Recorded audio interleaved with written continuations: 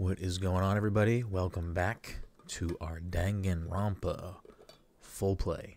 We are going to start chapter 3 today.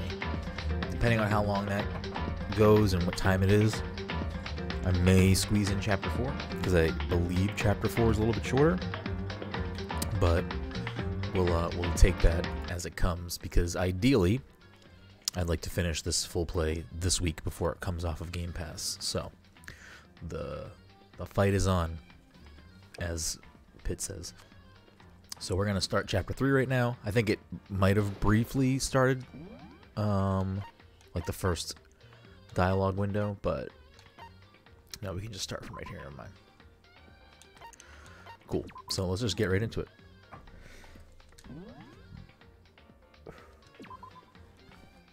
So, very intrigued to see how the rest of this plays out, because so far I've been enjoying it overall.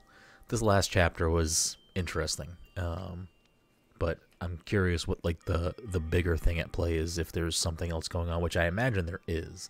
They just haven't really fully revealed that to us yet. I know I shouldn't cry, but I've had enough. I can't take it anymore. Getting out of here anytime soon, it's impossible. I can't let myself think about how much I want to get out of here. If I keep thinking like that, I might decide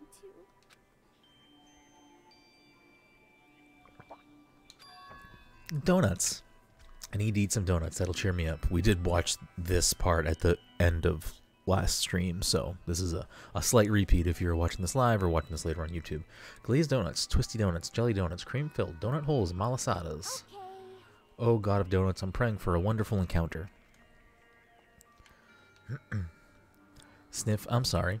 Please forgive me for breaking the nighttime rule, but right now, for me, donuts are absolutely necessary.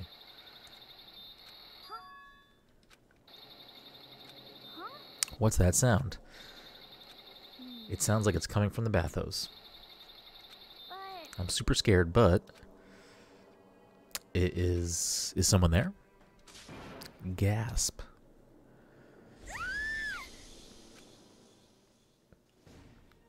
A next generation legend, stand tall, galactic hero.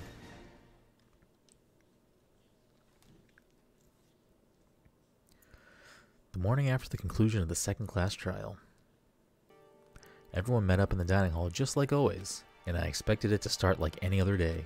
That's what I expected, but today's count kinda sucks, huh? Toko and Byakuya still refuse to show up, and I haven't seen Miss Asahina anywhere. She said her stomach was hurting, so she's taking it easy in her room for today. That is rather unusual for her. Normally she's so full of energy, which is exactly what makes me worry. So it's just the 7 of us then. It looks that way. How about that? It's time like this where the committee chairman needs to get things going with a bang.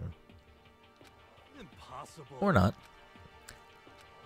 Taka hasn't said a word since everything that happened yesterday. One look at his face showed he hadn't slept a wink last night. It must be because of Mondo. The two of them became so close, and then he finds out Mondo killed Chihiro.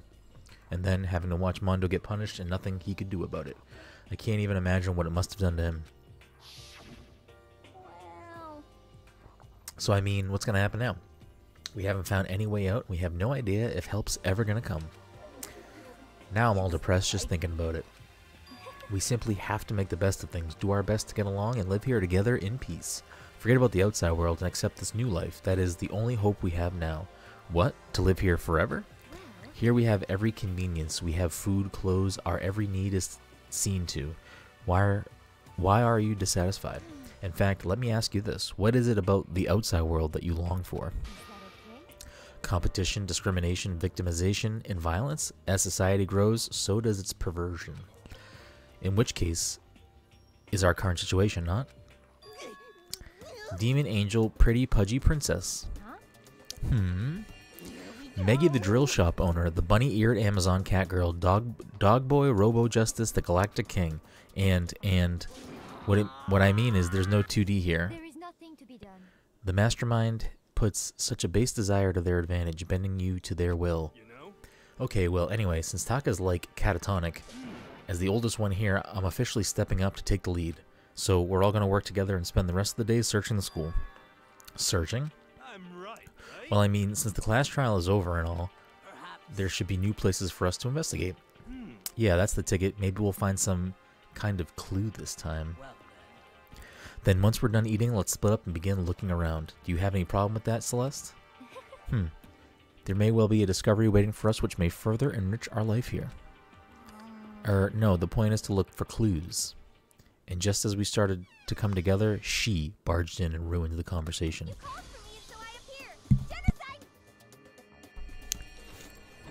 Nobody called for you. What the? How come it's Genocide Jill and not Toko? God, this place is just amazing. Finally, a place I can just be my murderous self. Which is why I've decided to stop holding back and spread my wings. No more hiding in a cave for me. Plus, I have another battle to fight. The whole killer with a split personality thing is so overdone. I gotta destroy that stereotype. I'll fight all day and all night to murder those totally slanderous cliches. But you are a killer with a split personality. If she wasn't here, my chances of survival would go up at least 10%. Come on, you gotta back me up here. Even the biggest stars need a little people to hold them up. Well, whatever else we do today, first we should eat. We can't do anything on an empty stomach. You're right, let's hurry up and eat so we can start our investigation. So we were forced to eat breakfast with a murderer, and after our much-needed but very annoying meal, we set to work looking around the school.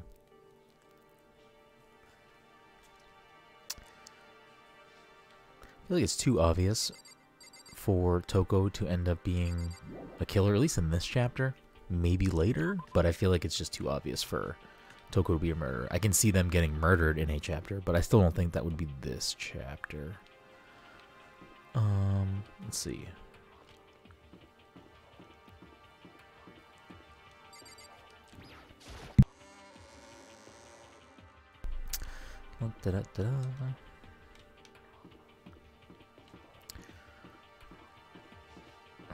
We do have some coins, so let's burn those now, just so that way, whatever social situations we find ourselves in, we may have the proper gifts, hopefully. Give it a shot. Yeah, 85. So, let's just take our chances of repeats.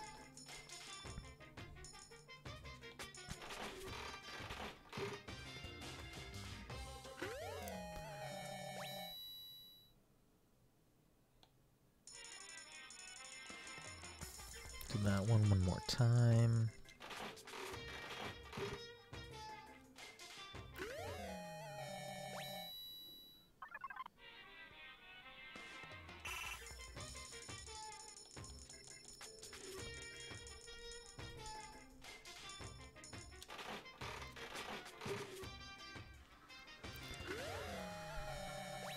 Got a camera.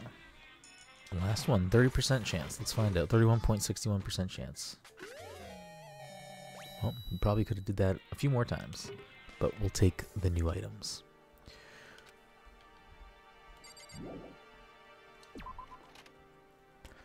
Alright, so let's go up. Wait, I can go in here now.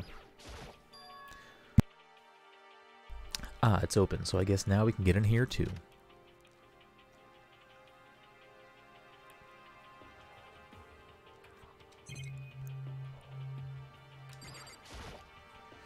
It's a normal trash can. There's nothing inside, so I don't really need to spend any more time thinking about it. Not even a coin, huh?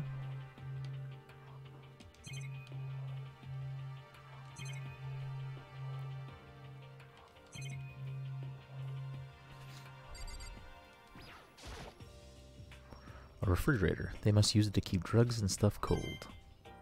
Okay. So this room is pointless for now.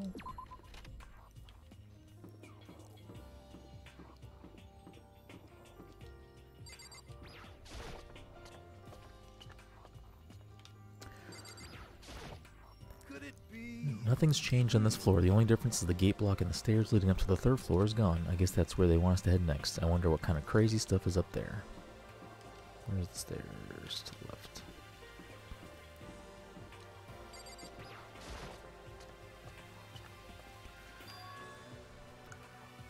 The third floor of Hope's Peak Academy. I wonder what we're going to find this time. What's up here? Alright, well, there's classrooms behind us. Let's just check these out.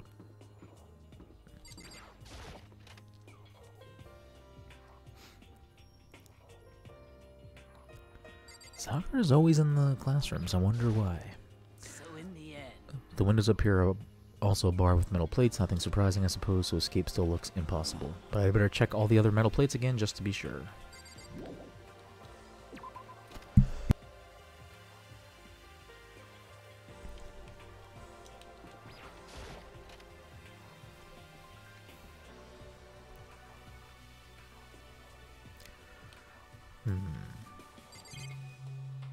Does not appear like there's anything new in here, so let's leave here, I guess.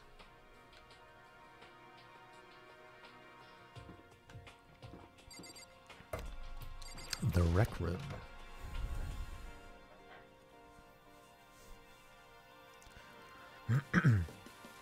So this is...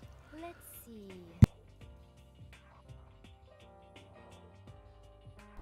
A recreation room, a place for students to come and relax. I never would have imagined a school having a place like this. Well, no normal school would. It has Othello, shogi, and even a dartboard and a pool table.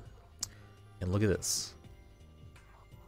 They have even provided us with a remarkable number of magazines. Isn't it wonderful? Those will certainly be helpful in keeping our boredom at bay. listen up. Hello there, allow me to expound. We've got fashion, motorcycles, martial arts, video games, baseball, science, all kinds of magazines. Oh, but nothing dirty. This is a school after all. If you need a quick fix, check out the swimsuit mags, and you will be adding to our collection as new issues come out. Sorry, no can do. Even if I wanted to, right now, magazines are kinda what? Watch out. Oops. Nothing. Never mind. No. Anyways, that's it for my expoundation. Bye-bye. What he just said, I know, right? It bothers me too. Life here would be that much nicer if you could add some new issues once in a while. How disappointing. Really? Let's see what we got. There's a copy of Othello here. I'm pretty bad at it though. I feel like the magazines deserve a check. There are all different kinds of magazines here on the shelf. They even have a bunch of monthly comics, but without getting regular updates, what's the point? This looks like some kind of bottle, but what the heck is it? Maybe it's just for decoration or something. I feel like we don't need to inspect everything in here. I guess we can just go.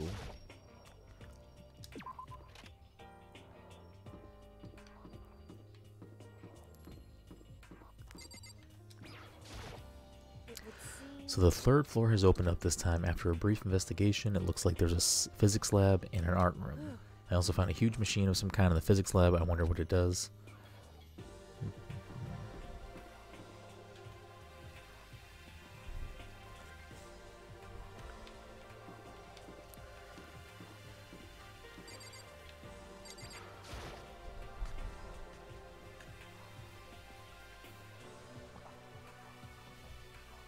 At first glance, this looks like any normal art room, but something about it seems off, or multiple somethings.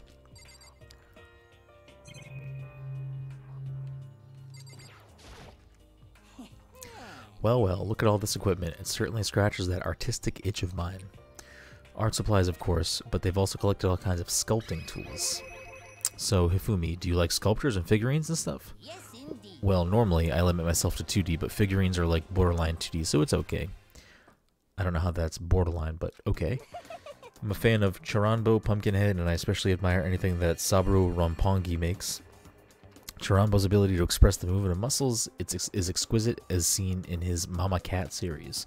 Pumpkinhead is like a little sculptor fairy, representing this century's greatest quality. Saburo Ronpongi, meanwhile, is known for his Mecha Museum series, which led to a worldwide tour. Truly, they can only be regarded as the Elite Four, but one of your elite is missing. You know nothing. Well, the Elite Three just sounds stupid, now doesn't it? Yes, indeed. Besides that, that empty seat rightly belongs to me.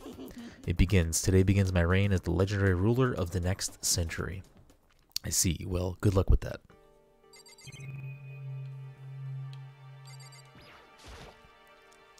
It's a Venus statue. Yep, definitely very art room-ish. Is this a statue of Monokuma? Who would ever want to make something like this? Still, the quality is surprising.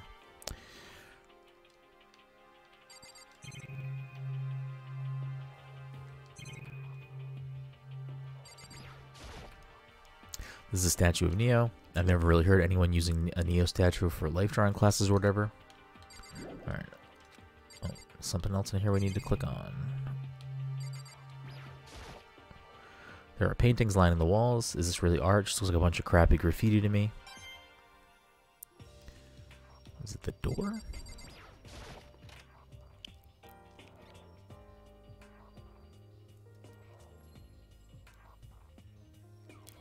This is the repository that's attached to the art room. It's used to store different artsy things.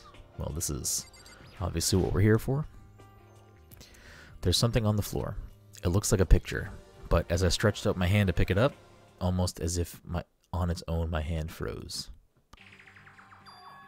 Huh? What I saw in the picture was Chihiro, Leon, and Mondo, and they were smiling. What is this? Questions started raising through my head, one after the other. Why is it only these three people? What are they doing together? How come they're smiling like that? When was it taken? Who took it? Where's the camera they used? How'd they get it developed?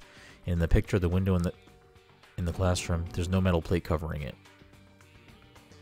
Which must mean wherever this picture was taken, it wasn't here at Hope's Peak. But there's no time to find an answer. All the questions floating around my head were quickly drowned out by... That's mine. Give it back. Monokuma appeared out of nowhere and snatched the photo, and any chance I had at answers evaporated. You peeked, didn't you? Well, they all had some pretty dazzling smiles, huh? They were definitely living their school life. It's like they ripped a page right out of the Book of Youth. What's going on with that picture, do you know? I'm not telling you nothing. Why can't you give me a straight answer? Never mind. I don't even know why I bothered asking. That is very interesting. A dolly, they must have used it to move all the statues around. Yeah, let's leave here. We clearly got what we needed.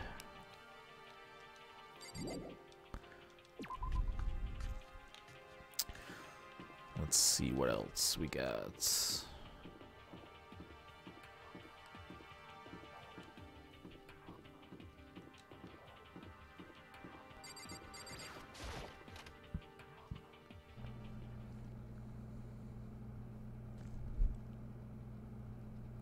This is the physics lab. It's less like a classroom, more like some kind of research institute.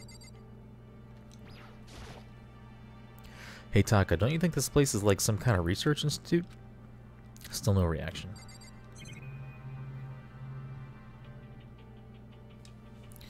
I gotta check this email real quick.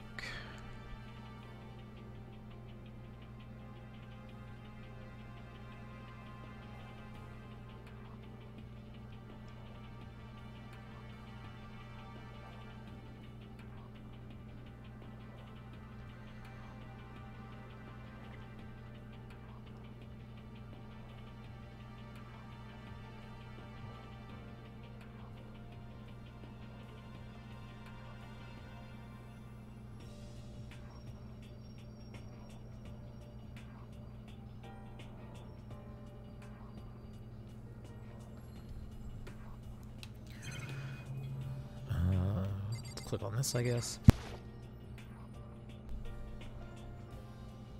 What's up with this ridiculously big machine?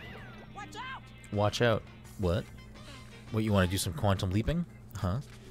That's a time machine. Pretty awesome, right? It was designed by a student right here at Hope's Peak. The ultimate physicist, although they don't go here anymore. A time machine? Seriously? So I can go back in time? Okay, then let me get in there. If I can go back to the past, then I can. This time I'll stop Mondo for sure. Oh, sorry, not possible. This particular time machine can only go back 1 minute. It comes in handy when you, like, leave your pizza bagels in the microwave 1 minute too long. 1 minute? You sound disappointed. But actually, I was lying about the whole thing. Anyway, there's no such thing as time machines. What? Honestly, it's just an air purifier. Air purifier? It can produce clean air no matter where you're at. With that thing, you could live on Mars. But what with the discombobulating gravity and deadly low temperatures, you probably don't want to live on Mars. Anyway, this machine is the reason you guys have all this delicious air, so don't go messing with it. You'll break it, and it's your butt. This huge thing is just an air purifier? And more than that? To go out of your way to say something you know will hurt someone who's already suffering? God damn you. I don't know if I believe that, but sure.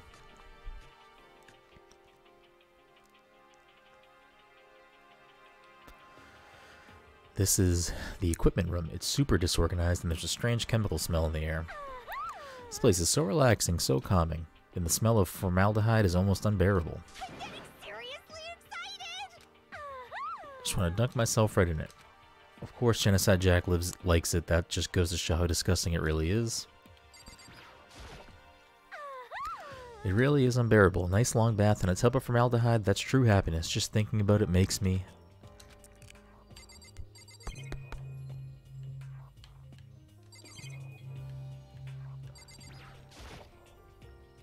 Pendulums, wheels, rail segments, all the equipment is scattered all over. They're all covered in dust too. They obviously haven't been used in a long time.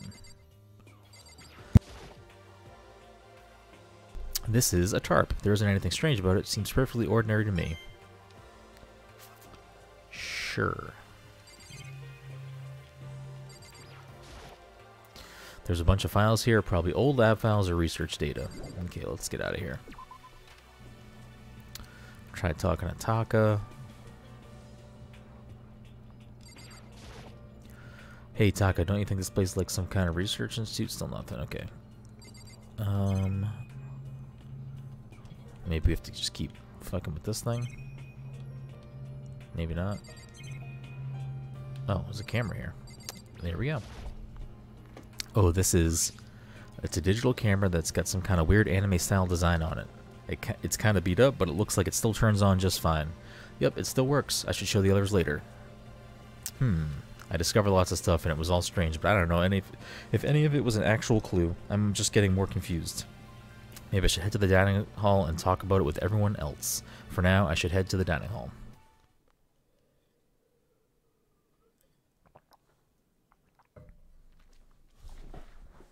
When I got back to the dining hall, the first thing I noticed was Hina. I tried to talk to her, but my voice was immediately drowned out by the others as they rushed into the dining hall. I thought she was sick or something. Everyone rushed past me and crowded around Hina. Being surrounded by everyone like that, Hina looked really uncomfortable. Are you feeling better already? Yeah, I ate a few donuts and that really helped a lot. You do love those donuts. But wasn't it your stomach that was hurting? Well, my stomach ache kind of made me hungry, so, you know. I guess my memory's kind of fuzzy lately. They say that a goldfish will eat however much food you give it, even if it's about to burst. Miss Asahina's pretty much the same, it looks like. Hey, you of all people don't have any room to talk. Anyway, I was worried about you. Sorry. Besides that, you... Geez, you're are huge. What the heck did you convince them to double up on milk production? Stay away from her, fiend. Anyway, first things first, we should talk about what we found, right, Taka? Right. Let's talk to this guy. Still nothing. Let's talk to Yasuhiro. Oh, I just remembered I saw Byakuya a little while ago. Where was he? You kind of scaring me. Where was he? He was in the locker room. He had a huge stack of books he must have got from the library. So that's where he was hiding. I won't let him get away from me. She just ran off. Is she okay? We should not concern ourselves with her. I mean, you probably should be slightly concerned by her. She's a murderer. There was a rather remarkable physics lab on the 3rd floor. In the middle of the room, there was a machine bigger than anything I've ever seen before. Oh yeah, apparently it's an air purifier. Huh? What's something like that doing here? Is the device really that big? I really don't get it. Okay. There is one piece of good news. There just so happens to be a rec room up on the 3rd floor. I have no doubt that our student life here will be even more enjoyable because of it. Will someone join me in a game of Othello sometime? I wasn't able to help much with the investigation, but I did make one discovery. It didn't have to be a donut-related discovery, did it? What does that even mean? Never mind, it's about the nurse's office, remember? There's one on the first floor, right? I remember, but it's locked. Actually, not anymore.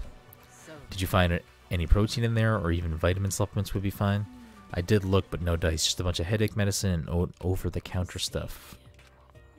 It is disappointing. Like, the end of the world is already here. I'm not sure if that's disappointing. I searched the entire third floor, but all the windows in the halls and the rooms were blocked off. I wish they'd just give this a rest already. For serious, give me back my bright blue skies. Just forget about it. You make it sound like I dropped a nickel or something. Just to be sure, I went from one end to the other, testing each metal plate. None of them budged. It would seem escape via the third floor is as impossible as we feared. I see.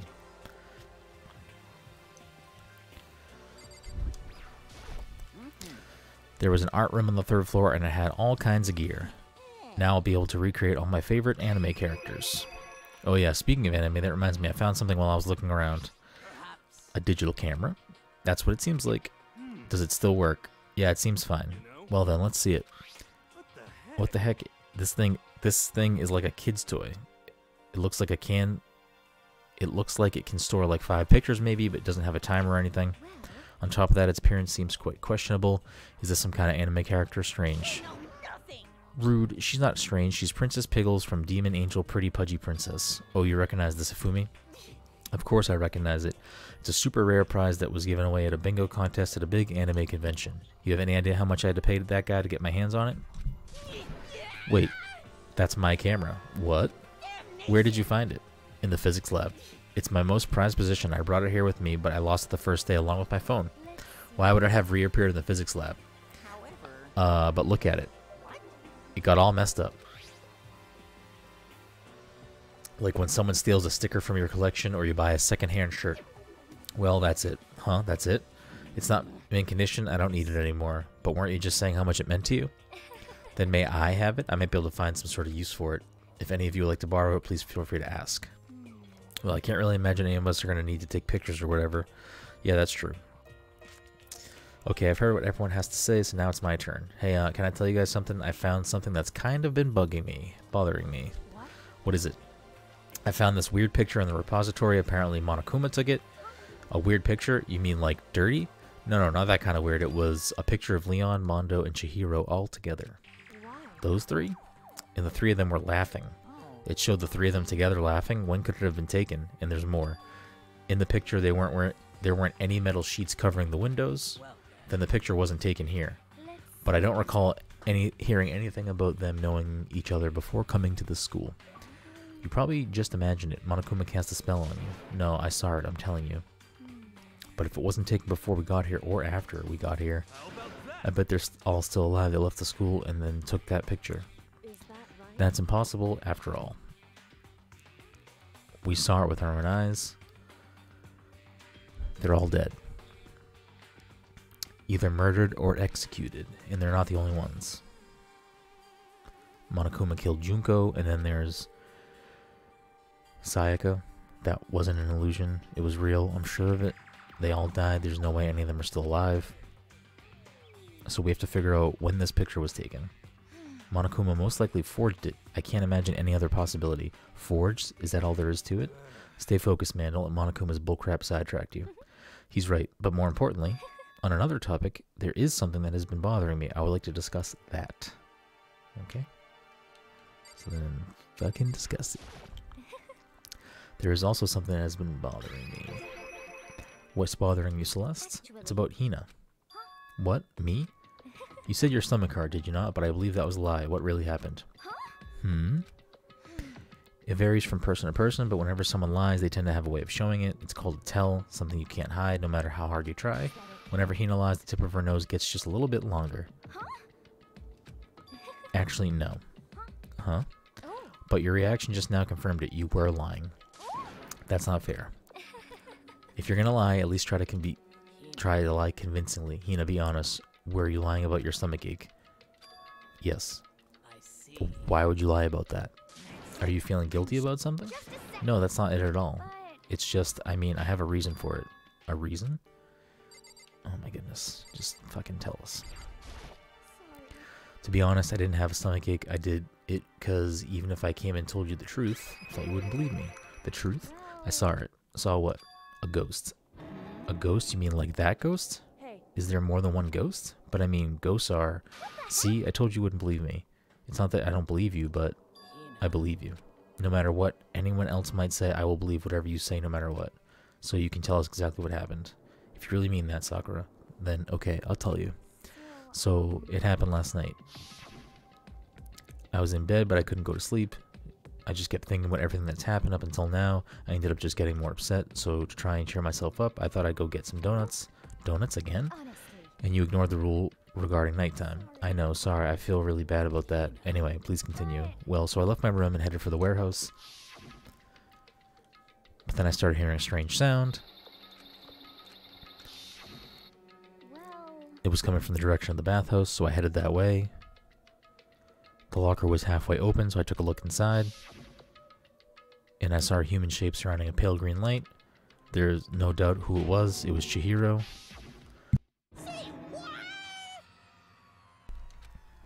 No way. A ghost? It's simply not possible. You must be mistaken. Just as in most cases of paranormal activity, it was born from your weakened mental state. Then all we have to do is go see for ourselves, right? Let's just go to the bathhouse and see what Hina saw. It is a waste of time. Maybe, but there's no harm in it, right? If we don't find anything, that'll be the end of it. You're gonna go try and see a ghost? Is that really a good idea? It might put a curse on you. You can wait here if you want. I don't want to be alone. Take me with you. What are you gonna do, Celeste? There is nothing to be done. I suppose I have no choice. How about you, Mr. Ishimaru? Are you gonna wait here? I guess that's a yes.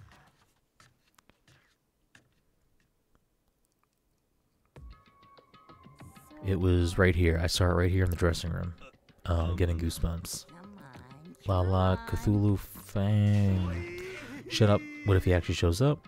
You know, where was it you saw Chihiro's ghost? Well, I heard a sound and then I opened the locker. I saw a kind of pale outline of Chihiro.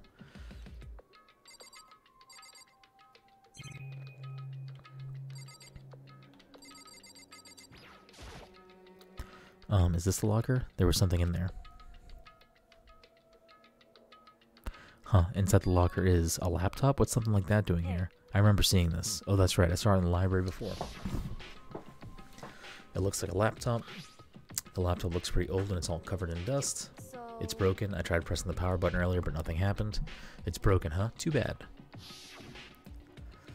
But how did the laptop get from the library to here? And I guess it's in sleep mode, but the power is definitely on, huh? But I thought it was broken. I would bet that Chihiro fixed it. After all, he was known as the ultimate programmer. More importantly, Hina, you said you saw a green light, yes? Surely you did not miss the light of the monitor for a ghost. I am surprised you were able to dress yourself in the morning. Oh man, if I had love's clueless girl's attribute, I would have fallen in love big time just now. I'm so glad I don't have it. Well, didn't really expect to find a freaking laptop inside a freaking locker, okay? It's okay, I mean, anyone can make a mistake like that. As a matter of fact, one time I thought I spotted a gray alien, but it turned out to be a tadpole. Don't compare what happened to me to one of your stupid delusions. Don't be mean, I was just trying to make you feel better. What if I get all depressed forever now? But listen, isn't this really strange? What's this laptop doing in here? Maybe someone hid it here. If that's the case, we found it pretty easy. Whoever put it here, I don't think they were trying to hide it from us. What do you mean? Haven't you noticed there's one difference between this room and all the others? There's a difference? There's no surveillance camera. Precisely. There's no camera in here, which means this is one spot where the mastermind is blind. So you're saying someone put the laptop here so the mastermind wouldn't know about it? And what Hina saw wasn't the ordinary glow of a computer screen. It was the figure of Chihiro's shining pale green. I think it would be best if we investigated this laptop in a little more detail. It's just like Kyoko said, the display isn't on, but the laptop definitely has power. So first of all, we have to wake it up, right? I started hitting random buttons on the keyboard, and the display instantly began to glow a pale green.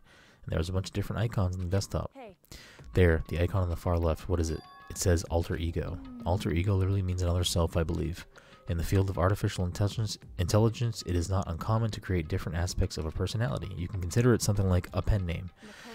Could you let me see it, Makoto? With that, Kyoko moved between me and the computer. She moved the cursor over the alter ego icon, and then she double-clicked it. The screen suddenly went dark, and then a voice spoke to us. Master, you're here.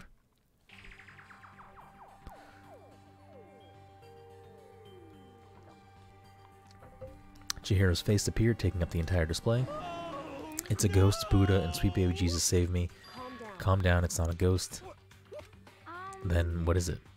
I'm sure if we just talk to it, we'll find out. Kyoko began to type, hands blurring across the keyboard. What are you? And then... Hello, nice to meet you. I'm Chihiro Fujisaki. I always get so embarrassed introducing myself. That voice, the tone, and everything. It's Chihiro. Alter Ego? I've heard about this kind of AI program, but I've never seen one for myself. AI program? It's how Chihiro earned his title of Ultimate Programmer. The AI lives in a computer, and by repeating different tasks, it gains knowledge and grows bit by bit. Apparently, Chihiro used a support vector machine and reinforcement learning to develop it. Eventually, he came up with a breakthrough in artificial intelligence design. Support vector machine, reinforcement learning. To put it simply, it's a learning method for computers. If you want to know more, just Google it, okay? But if this AI continues to grow, it will become more than just a piece of software to help people. Some say that an AI like this might someday replace people, and that is why it's called Alter Ego, a fine choice then, I must say. It can create memories, have thoughts, and grow up. The process isn't much different from how humans work. If you were to raise your own AI that way, it would make perfect sense to refer to it as your alter ego, a second perfect personality that can never forget or grow old. That's what Chihiro created. That's alter ego. Kyoko, how do you know so much about this? Anyway, so he fixed the broken laptop and put his own program on there. That is what this means, yes? Then he brought the machine to the dressing room where the mastermind would not be able to see it. But you know, all this about the master and whatnot, yes, yes. I believe I'm on fire. I thought you were only into 2D. This is the most excellent 2D possible. But he's a guy and also a computer program. Oh, that aspect is no problem. That aspect? Anyway, let's talk to him a little more. Kyoko typed away rhythmically. How much do you know about what's going on? Master only gave me a general idea, but I do know that things have become very grave. He found himself caught up without warning. Kyoko immediately shot out another question. Why are you here? Are you asking what Master had planned for me? Well, he wanted me to analyze the massive number of files stored in this laptop. I believe the files are related to the school, but the protection on them is surprisingly strong, so it's taking me a little longer than I thought.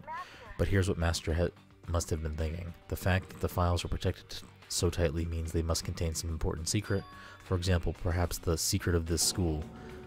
While I was busy struggling to make a sound, Kyoko pushed forward and asked her next question. How much longer until everything is unlocked? It's going to be a while, but I'm definitely going to do it, so you can just leave it to me. So because of how long it would take, he designed Alter Ego to handle the workload. Smart. It also means that the work remains uninterrupted even after his death. Once again, Kyoko typed quickly. Keep it up, but be careful not to let the mastermind notice you. Don't worry, I've got a secret plan already just in case. Actually, I can see what's going on using my built-in webcam, so if anyone suspicious shows up, I'll just scream for help real loud. It's a pretty basic plan, I have to say. That is fine during the day, but nighttime is a concern. Huh? Why? Have you forgotten? All our rooms are completely soundproof. Once we close our doors, he can scream as loud as he wants, but we won't hear a thing. Okay, then how about it? Once it's nighttime, we each take a turn guarding the dressing room. There's a good chance the mastermind would notice us all going in and out of the dressing room like that. Then what can we do? Once nighttime comes, I'll leave the door to my room open. Then there's no way I can miss Alter Ego yelling. But if you leave your door open all night, then there's a chance I may become a victim myself, I know. But I'm not as weak as you may think. I wouldn't go down without a fight, I assure you. There was an undeniable strength in her voice when she said that. She was totally confident she would be okay. That confidence was somewhat similar to Byakuya's tone, but at the same time different. Yeah, it had an entirely different feel for sure. Like someone who'd been dropped onto a battlefield versus someone who'd been born on a battlefield. I felt like that was the fundamental difference. I was pulled out of my thoughts by the voice suddenly emanating from the laptop. Would you mind if I asked a few questions? I haven't seen Master for a while. When you got here, I thought it was him, but is Master...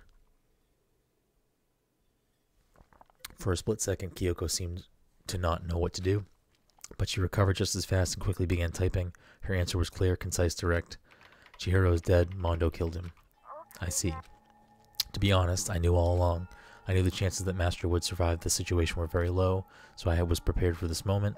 Somehow I feel kind of sorry for her. I can't even imagine how it must feel to lose your other self. It is a simple computer program. It does not have feelings.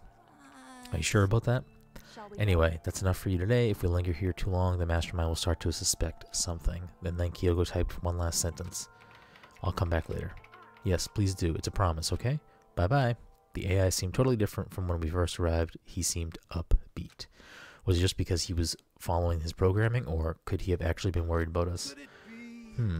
What's wrong, hero? Oh, nothing. I was just wondering if we might be able to get this laptop online. Then we could call for help from the outside. But this is just a dressing room. I don't think you can get online from here. Well, if we take it out of here and find somewhere that does have online access, that's way too dangerous. The mastermind would find out in no time. Oh yeah, true. This is no time for taking needless risk. For now, I'll monitor the progress of the file's analysis. I'm confident we'll uncover some kind of clue once it's finished. This feels like a detour more than anything else, but I suppose it can't be helped. Well, for now, all we can do is wait for Alter Ego to finish his work. So, should we get going? It's true. Indeed. Goodbye, we'll be back, I promise. Come on, Hifumi, let's go. Okay. And we all left the dressing room. As soon as we were out in the hall, Hina left out a joyful shout. Isn't it awesome? I ended up doing something totally awesome, right? And as if he'd been waiting for his cue, Hina has gained enough experience to level up. So what was this awesome something? Monokuma. You guys all seem in remarkably good spirits. Did something happen? No, nothing in particular. Oh, keeping secrets, no fair. I demand an exclusive interview. Denied, denied, super denied. Yeah, just because you demand something doesn't mean we have to do it. Do it? You mean like, do it? Wait, what? What do you mean, do it, do it? Ew, gross, you said do it. What? You said it first. We were just talking about going to the bathhouse. We have not had a chance to relax in some time. Huh? But unfortunately, the bathhouse is not divided into men and women sections. So we decided to do a rock, paper, scissors to decide which group would go first. Hina won the match for us, and that is why we were all so pleased. Yeah, that's right. Speaking of which, okay boys, why don't you go and head back to the dining room hall or something.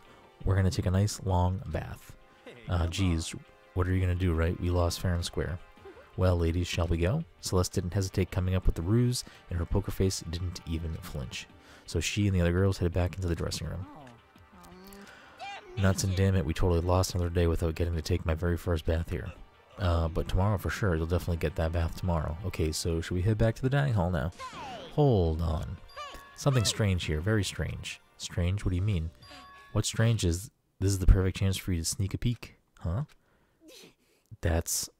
You're absolutely right. I thought you were all about the 2D. All of you need to shut up, sit down, and listen to what I have to say. An opportunity like this doesn't come along very often. It's the ideal setting of a man's fantasy. I was forced to ask myself, should I sneak into the bathhouse like Monokuma said, or just go quietly back into the dining hall? No, I can't do it. I can't treat the girls like that. Let's just head back to the dining hall. But what about your man's fantasy? I'm not sure a real man's fantasy should be about spying on girls and stuff. It should be more about your hopes or your dreams or of adventure or whatever. But anyway, I'm not going to spy on them. I see. I can't even describe my bitter disappointment. That primo fan service could have been yours. We headed back to the dining hall, leaving Monokuma standing there alone. But to be honest, even I was a little reluctant to turn down the offer.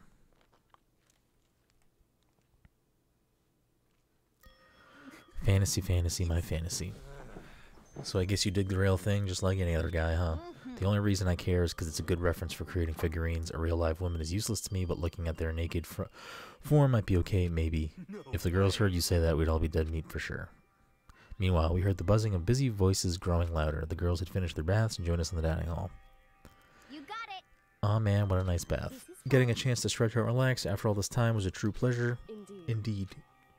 Normally, after a long bath, I like to make myself a nice protein coffee, but... Sorry, no time for that. That's what I figured. Huh? We were just saying in the bath how it was about time for you to get up to something. After seeing how happy we were, an evil little monster like you would never let that last for long. You're also terrible to me. Sniffle, sniffle. Everyone's so cold and even mean. Even after I got presents for you all. Presents? Oh, have I got your attention? Then let's head to the gym where your presence await. No questions, no dilly-dallying, get a move on, and everything will become clear. What is it? What are you scheming this time? He's probably going to repeat the same thing again, providing us with a motive to get things moving. Again? I don't want to. I don't want to do this anymore. Me either. I'm like totally traumatized. It's okay. We have alter ego. I'm sure he'll find something that'll help us. So for now, we have to just endure it, come what may.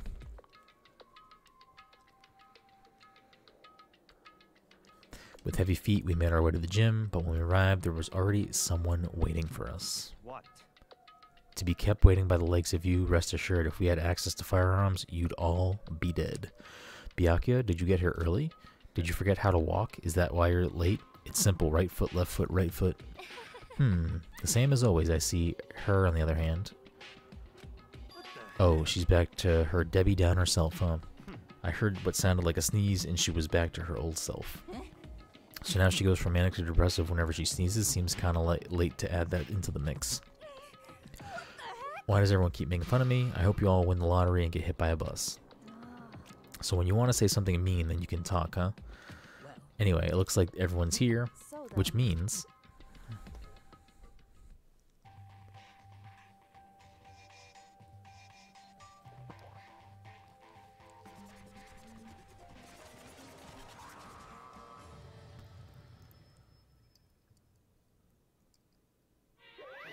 You guys? Looks like everyone's here, so let's get started.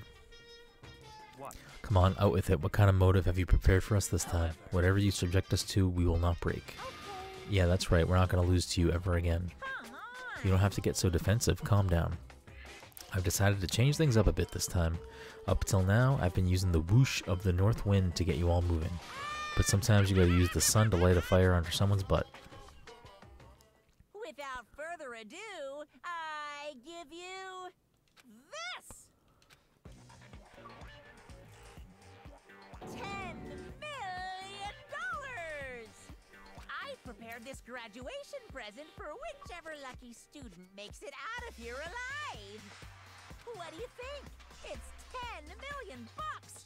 10 million smackaroos. It's like totally wowie, wow, am I right? So that's the motive you prepared, is it? $10 million it's not nearly enough. It's true. When it comes to motives, money certainly is the gold standard, so to speak, whether it's in a mystery novel or the real world. But there's no way we'd kill each other for money. She's right, you can't simply purchase a person's life. You can say 10 million or however much, I don't give a crap for serious. Yeah, they're alright. Whether it's 10 million or any other amount of money, no, not even just money, from now on, no matter what you do, we won't kill our friends. Come on, stop trying to act tough. The most important thing is to live a pure and moral communal life. Monokuma disappeared, leaving his words on stage along with the massive sums of money. There's nothing to worry about, right? Nobody would kill a friend for money, right? Have you so quickly forgotten the lesson from last time? You can't judge others by your own standard. Yeah, there might be someone here who's having money problems. Personally, I've earned over $1 million from my gambling efforts. My life is comfortable. Hifumi, what about you? I'm a super popular content creator. I don't have any problem making enough to buy my comics and DVDs. Then just stop. Pressing others about their personal finances is ugly. Ugly? Don't worry. Either way, whatever's going to happen will happen without warning. That is the nature of this game.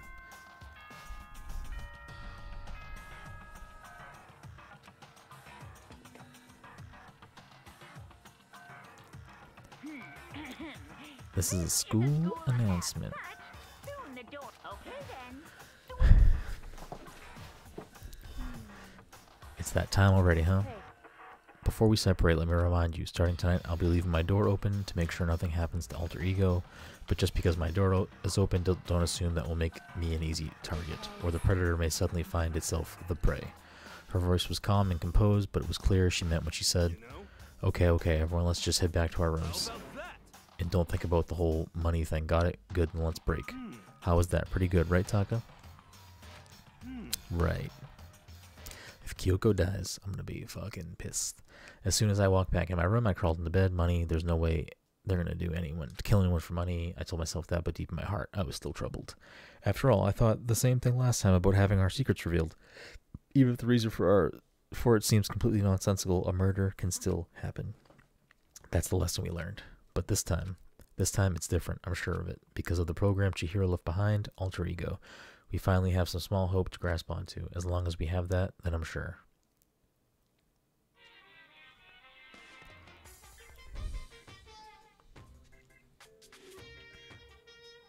Little kids have it so easy because they can put Lil in front of their name, and right off the bat, everyone thinks they're cute. Well, fine then. I want everyone to start calling me Lil Monokuma. See, just by adding that, my cuteness goes up by at least like 10%, right? Yeah, the world doesn't have nearly enough Lils. More Lils would lead to the salvation of the world. Just imagine, little arsonist, little war criminal, little destruction of the environment, little hit and run, little death tax, little Great Depression. Even the darkest subject can suddenly become brighter. Our dreams are expanding. Ding ding.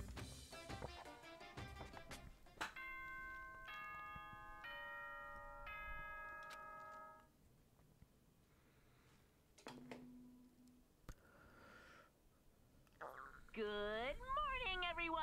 Get ready to greet. Alright, I guess I should head to the dining hall.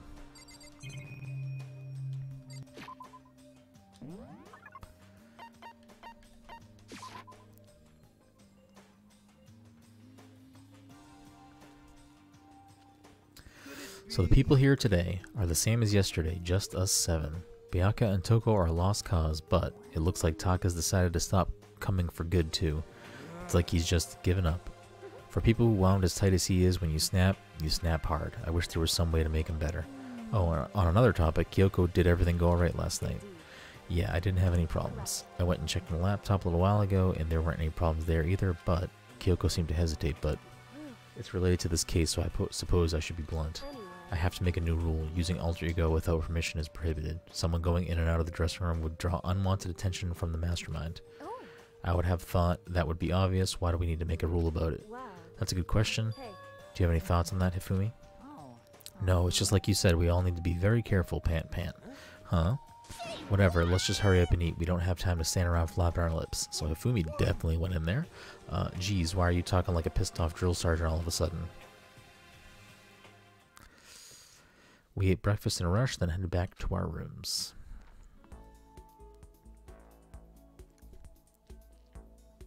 What should I do today? Let's go see Kyoko first.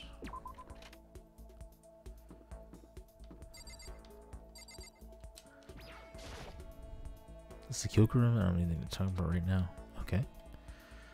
Isn't that what we're doing? Or are we just talking to people?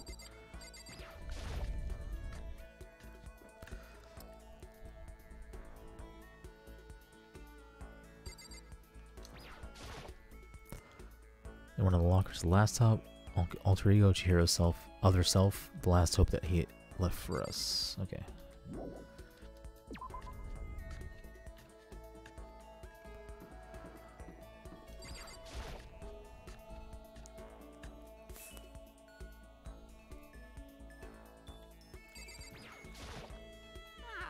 Mr. Neiji, funny meeting you here. A salute to you. Salute, I just saluted. Did you see? That was the Hifumi's ultimate salute. Sure, let's see what this idiot's up to. Cosplayers these days are totally ignorant of the origin, the history, the significance of their hobby, and if you don't know your history, you can never have a complete cosplay experience. So, Mr. Neiji, prepare for a gloriously detailed history of the cosplay world now in 1955. I listened to Hifumi's half-obsessed ranting for way too long. Hifumi and I grew a little closer today. Would you like to give Hifumi a present? Sure thing. Now, what would this guy like? Maybe a cola? Not that, probably. Oh,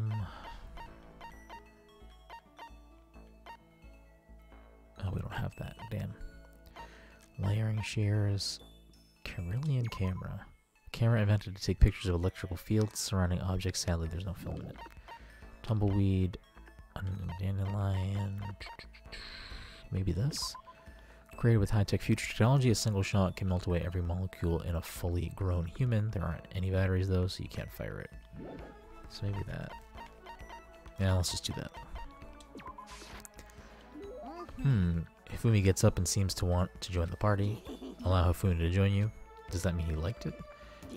I see quality in you, Mr. Neji, true quality, and that's why I've decided to present you my lecture on the nature of fan fiction. If you're going to be friends, you must be fully informed. I'll permit no fanfic bigotry whatsoever.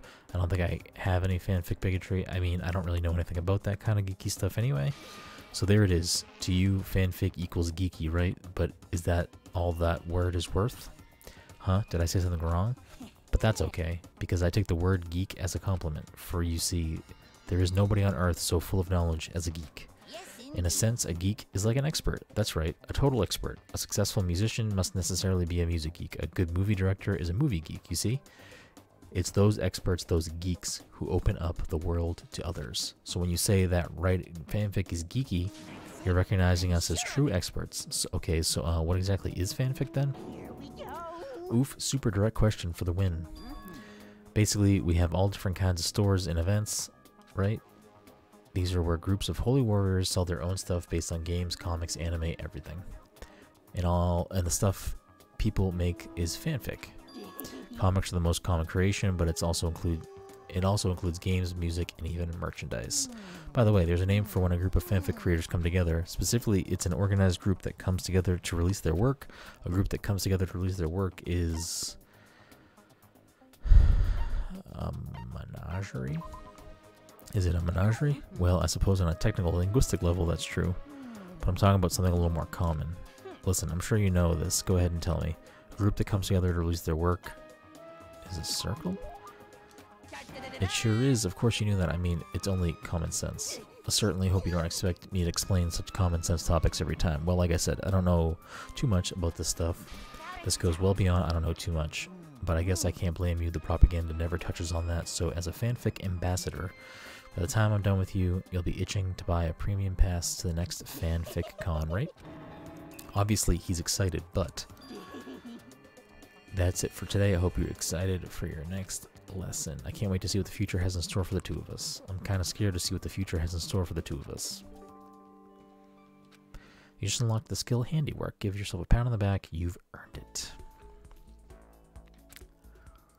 Alright, let's go find someone else to chat with.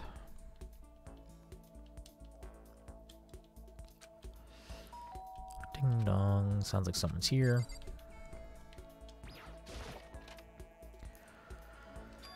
Taka. Is it true? Can I really see Chihiro? Huh? You mean alter ego? He's still alive? No, not quite. Let me see. I want to talk to him. Taka. The way he is now, there's no way I can explain what's going on to him. Kyoko said we're not allowed to use alter ego, but even so, I can't just leave him here like this. Okay, why don't we get going?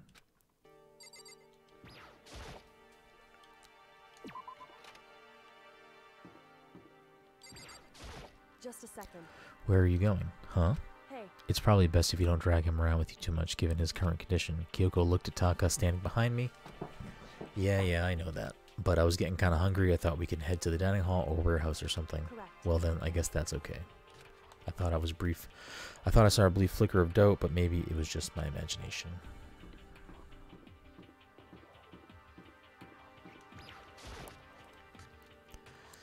This is a mistake.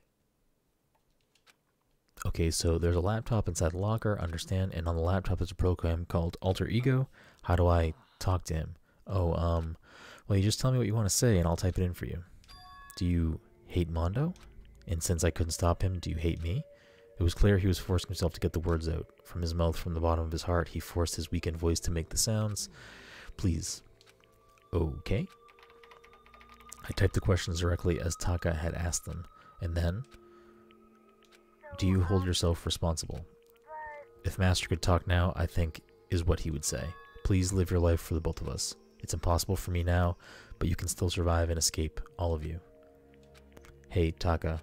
I was about to say more, but quickly closed my mouth. The one asking those questions is Taka, right? Analyzing all available data, that's the only conclusion I can come to. Master told me how close Taka and Mondo had become, so that must be why he feels responsible. The screen suddenly went dark, and what appeared next was...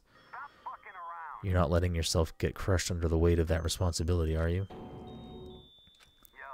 A man's only worth as much as the load he can carry. You get it right, bro?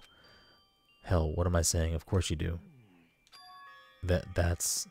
I'm sorry if I startled you. That was my attempt at a simulation using the data about Mondo that Master had given me. I figured if Taka was depressed, that's the kind of thing Mondo would have said to him. So you're just gonna stand there? Just wait for things to get better? Just take your time and get all depressed? Take the time to indulge your regrets? You might even start walking around again without realizing it. Sure, that kind of mediocre thinking might work for some people. What if I said it with that kind of condescending tone? Taka? It's starting to sink in, the way a bucket full of water sinks into a bone-dry sponge. Huh? Those words deep within my heart, they're inside of me. Taka? Who the fudge is Taka? Your eyes. Hey, don't worry about it. Guess I caused kind of a scene, huh? Shoot, man. And your voice? I'm a new me. I'm totally stuffed with a fighting spirit now, you dumb butt. Okay, Taka, just calm down. I am calm, and don't call me Taka. That's not my name anymore. I'm me. Me. Taka left out a bone-chilling howl and ran out of the room. Hey, Taka, hold on, and I took off after him, but someone stood in my way. As if tagging Taka out, she walked briskly into the dressing room. What do you think you're doing? Kyoko? Oh, no, see, this is just... Don't go around doing whatever you feel like. It causes problems, and not just for me, for everyone. Sorry. Correct. If you're really sorry, you'll get out of here now. Okay. Finally, I headed back to my room, embarrassed and sullen. Great job. But still, what was with Taka's sudden freakout? I'm seriously worried about him. Nighttime is here.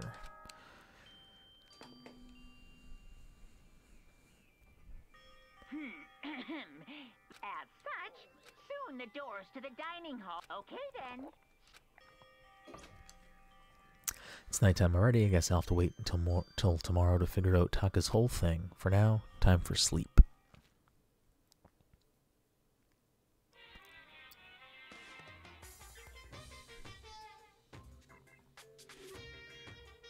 You want to know why I hate video games? You might not believe this, but I had a best friend once. Actually, he was my only friend, but unlike me, he had all kinds of friends. So me and him were at his house one day when a big group of guys showed up to hang out. They just bought the latest big budget video game. They sat there, lost in the game, passing the controller back and forth for hours, but not me. I just sat there watching. That's right, I just watched. That's wrong with that. I didn't care. Just by watching, I was able to nail down all my best strategies, even though I never actually played it. And I don't plan on playing it in the future either.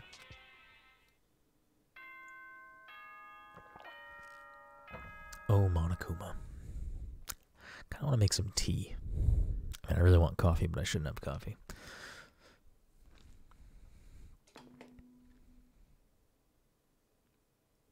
Good morning, everyone. Get ready. Alright, I need to hurry up and get to the dining hall. I need to tell everyone what happened with Taka yesterday. You mean let everyone know you took him to the fucking computer when you weren't supposed to? You idiot. Unless Taka committed a murder? Or got murdered? Yo, I've been waiting. Huh? Are you the only one here? Where's everyone else? They went on ahead. Went on ahead to where? We can talk about it later. For now, let's go take a bath. Bath?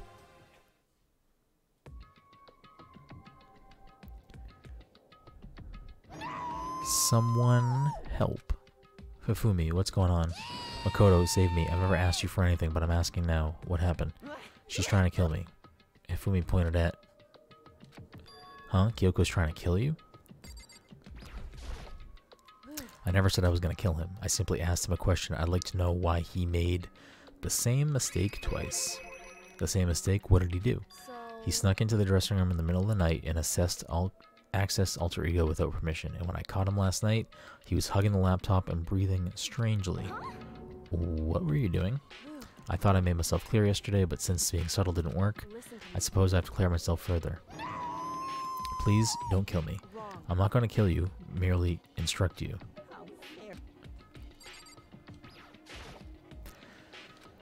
I just want to hear him explain himself. I think we all know what he was doing. Hifumi, could you tell me what happened? Well, I just was asking. Which was prohibited, was it not? I mean, you see, talking to her was just so much fun, and I just... Okay, time out. I can't believe I'm about to ask this, but... Ifumi, you're not gonna tell us you fell in love or something, are you? That I, the cold-blooded killing machine of the underworld, would never fall in love. That's...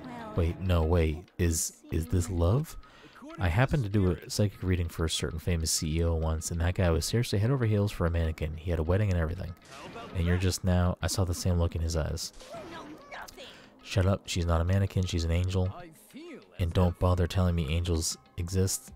What we have can't be defined as by your petty words. Yeah, you're totally in love. So how did things end up like this? Well, at the beginning, I just wanted to hear her say master one more time, but then I was poking around in her settings and stuff and saw she was a well-designed program, and it was like, how can I say, it was the first time I was ever able to talk like that with a normal girl. But she's definitely not a normal girl. Even when all we did was talk about my hobbies and stuff, she wasn't annoyed or disgusted or anything. Your stories are so interesting, Hifumi. Come on, tell me more. I want to learn everything you have to teach me. That's the first time a girl's ever said anything like that to me besides my mom, I mean. Your mom says stuff like that to you? That's kind of amazing all by itself. That's why I was just so happy. It was so much fun. And before I knew it, I found myself, you know, liking her. Her face, her personality, her voice, even her keyboard. Even the keyboard? I think you have misunderstood the situation, Fumi. Alter ego was not interested in who you were. It was interested in what you knew. It's an artificial intelligence. It exists to learn. Of course, it wanted to hear all the things it did not know. You are an expert in many things Chihiro could not have taught it about for what that is worth. Alter ego wants that information. That is all. I know. I mean, I do know that, but still. Are you saying it's totally hopeless? You gotta be freaking kidding me. Hey, you jerks. I'm sitting here listening to you guys jibber jabber on about whatever. Oh, Taka, you're back. Who the hell is Taka? You. Listen up. Me. Got it? Yeah, you're who? Don't bullcrap me. Isn't it obvious? I'm Kyoko. I'm Kiyotaka and Mondo, so like Kiondo, I guess. I'm gonna stick a banana up your tailpipe. What the heck kind of fusion is this? What's happening to you, Taka? Actually, I told everyone what happened the day before. So because of what Alter Ego said to him, are you sure it's Alter Ego's fault? Maybe Mondo's ghost showed up and possessed him? Ghost? No, there's no such thing. What are y'all whining about? Come on. God, you're all really cheesing me off. Hey, Hifumi. Yes? I don't know what you're thinking, but bro belongs to me. Huh? Alter Ego, he's an exact copy of the one who gave me my soul back, and I'm not gonna let anyone else have him ever again, fudging idiot. I'm afraid I can't allow that. What? I can't withdraw. Mr. Ishimaru, since I have this opportunity, let me say this right now. Destiny has bound me and her together in the Gordian knot of true love. Well, me and him have been melded together in the white-hot heat of friendship. Hey, come on, guys. Moron, talk down to me and I'll ram my fist right into all 4 of your vital points. Well, I punch at the speed of sound and I don't have my arm hair, so there's no drag. Knock it off, both of you. This doesn't belong to any one person. Chihiro left him all to all of us. We can use him to finally gain access to vital clues. Kyoko's right. If anyone dares disturb our peace any further, they'll have to deal with me. Until Alter Ego has finished his work, don't do anything weird. Have I made myself clear? I can't hear you. Yes. Got it. Okay then, let's get out of here. We can't afford to linger too longer. Too much longer. Too long. Are you sure it's okay to let them off with a warning? Indeed. Yes, I have a plan. It'll be fine. After watching Hifumi and Taka leave dejected, we all went back to our rooms. It's still morning, but because of everything that's happened, I'm tired already. Well, anyway, I just have to pull myself together. So what should I do for the rest of my day?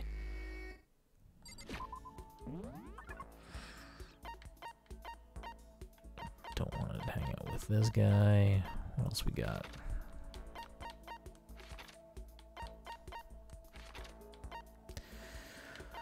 Physics lab, Hope's Peak, 3rd floor. Don't want to talk to them. I kind of want to talk to either Hina or Kyoko. Let's see what Kyoko has to say.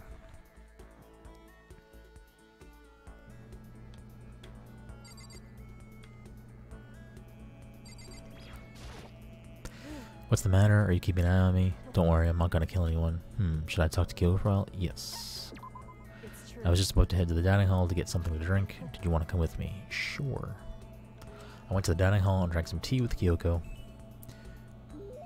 Kyoko and I grew a little closer today. Would you like to give Kyoko a present? Yes. What would you like to give her? I don't know. A basic seasoning produced from the evaporation of seawater also uses it as a preservative. I have no idea. A brand name diamond popular used engagement rings, although this one's just an imitation.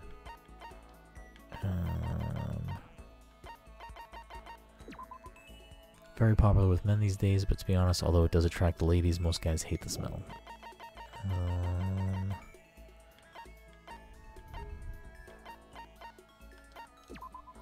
Since Hope's Peak Academy doesn't have a barber, the students are responsible for cutting their own hair.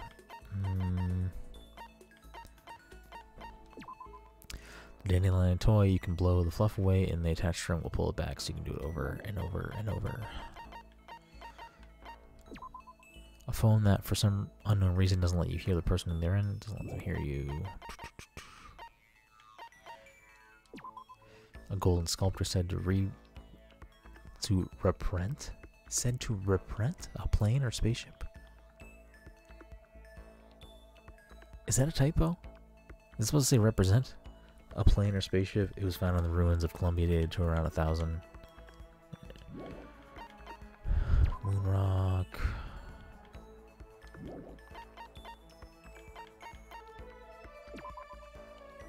A mature game designed for the fun plane, which allows you to become a massive god handing out divine punishment to puny mortals. Available only at the Posh Maiden Road, which is geared toward female fanfic fans. Please take it the next time you go. The second button. The button from a school uniform, which increases in value as graduation approaches. In few cases, reservations are necessary. Someone's graduation album. A Hope Peak graduation album that someone left behind. The signature pages are all completely blank. Water flute. Bojobo dolls. Made from the seeds and coconuts fiber used in Buddhist prayers. You determine your wish based on your position of the arms and legs. Meteorite arrowhead. An arrowhead discovered in some ancient ruins fashioned from a meteorite. They say that getting pierced by it will give you the power to see demons.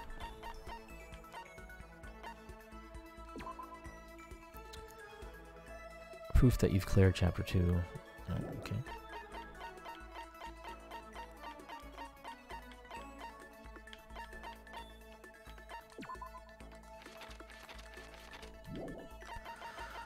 I don't know. Let's give it a ring and see what happens. We get 2 of them. Correct. Are you sure about this? Sorry. Does that mean she liked it? Probably not. I still have some time. Feel like I'm wasting my time. Let's see. Who should we talk to? Kitchen. Let's talk to Fumi. We have the swimsuit. Or sorry, Hina. The key is not the will to win. Everybody has that. It's the will to prepare to win. That's impossible. Important. That's a quote from the famous basketball coach Bobby Knight. So it's like we have to work hard, you know? Shout out to Tina. Yes. I was thinking of going to the pool for a quick dip. You should come with me. I went for a swim with Hina.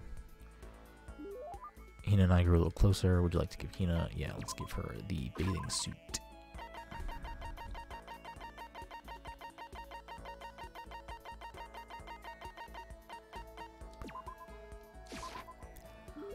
What? I can keep this, right? Yay, ultra stoked. Seeing Hina so pleased with something I gave her makes me happy. Oh man, what's up? I'm getting totally fired up. What? How come? How come doesn't matter. Now that I'm revved up, I need to get it out. Let's race. I don't think that's a good idea. I wouldn't stand a chance anyway. That's right. Really? Well, I don't mind a solo run. Well, hold on. You always seem excited, Hina. What's your deal? Huh, hey, are you making fun of me? No, just impressed. Really. I used to know this one guy, he was always like, Hina, you're like a super spaz. Super spaz? Yeah. Yeah, like he'd see me wearing shorts in winter and he'd say stuff like that. But if you lose to the cold like that, then it just means you weren't dedicated enough. Wow, you just did stuff like that and didn't get sick? Getting sick is for the weak. If you're really dedicated, winter means even lighter clothes. It's all a part of your training. Training, huh? So like, are you the type who gets sick easy? Actually, yeah. See, you're soft, you need more training. Okay. Okay, I've got the perfect remedy to keep someone like you fit as a fiddle, huh? What kind of remedy? Actually, I do this myself every morning. You just strip down to your waist, then take a dry towel and start rubbing your own bare skin. I call it, what do I call it again? A way to keep healthy by stripping down and rubbing a towel across your skin. Let's take a shot at this.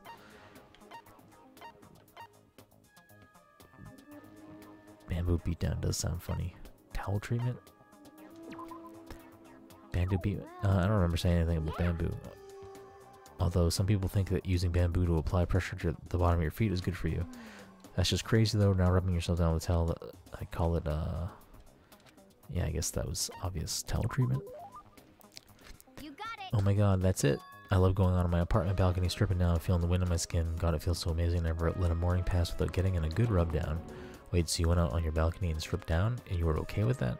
You should give it a try if you haven't got your health, you haven't got anything. I'd hate to see you catch cold or something. Okay.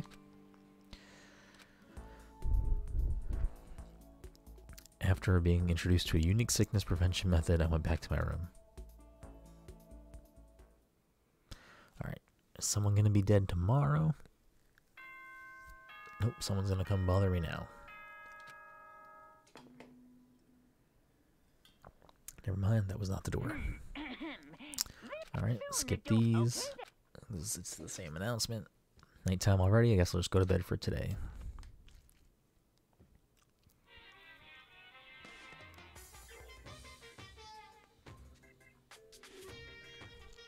Happy New Day. I'm the kind of guy, I don't want to celebrate a new year, I want to celebrate the dawn of every new day, because every new day deserves celebrating, so Happy New Day. Someone is definitely dead today.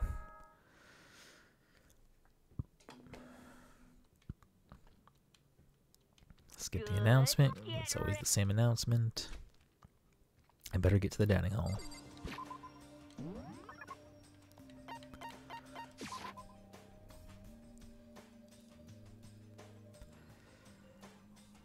People are missing again. Taka and Kyoko are not here today. Kyoko's still on guard duty probably. I have no idea about Taka. May as well just forget about that guy. You don't have to get so mad. They're rivals in love. What are they gonna do? Don't put me on the same level as that virgin. I might catch his virginity. Nah, my guess is you're already infected. Wait, can you really catch it? Stop being vulgar. Let's eat breakfast. But as soon as my hands approach my food... Oh boy. That voice. The doors to the dining hall exploded open and a figure appeared. So it's you, Genocide Jack, and don't bother asking why I arrived at the same time. The answer should be obvious. I'll give you a hint. I'm wearing red lingerie today. I don't think anyone wanted to know. Hold on a second, you. Huh? What's your top power level, like 30? You start on big on top to try and look thinner down south. Look at your melons, you're seriously gargantuan. Do you dunk up in milk every night or something? You're starting to freak me out. If you lay a finger on Hina, I will show you no mercy. So, what do you want? Surely you're not here to join us for breakfast. Of course not. I came to hear a story. A story? A story that nobody's bothered to tell me yet. Are you talking about alter ego? Sorry, but we can't talk about that right now. Why not? Because of certain circumstances. Up till now, you haven't given a crap about anything, and now you're all concerned. I don't buy it. I've just made a decision. When we get out of here, I'm not going to feed your body. I'm going to feed your body to the vultures. What kind of messed up dictator are you? But isn't this a democracy, or would you exclude those who don't fit into your tyrannical majority? That's not what we're doing. Well, whatever. If nothing else, tell me what's going on with Taka. When I saw him yesterday, I happened to notice something seemed off, so I was curious. Taka has become utterly useless. Celeste, you don't have to say it like that. Did his spirit collapse or something? Was he unable to withstand this environment? Those men who clothe themselves in the cheap fabric of justice are often the first to fall. But perhaps that will make things all the more interesting. Interesting? Let me leave you with a bit of advice. Don't come to rely on false camaraderie, or you'll reap its bitter reward. That's why you came to give us that amazing advice? It seems I'm unwelcome here, then I will grant your desire and remove myself. Yeah, let's get out of here. You don't need to come with me. You don't have to play hard to get, Master. You can just play hard. That doesn't make any sense. Byakuya started slowly back out of the room. He started picking up speed and soon was sprinting out of the dining hall.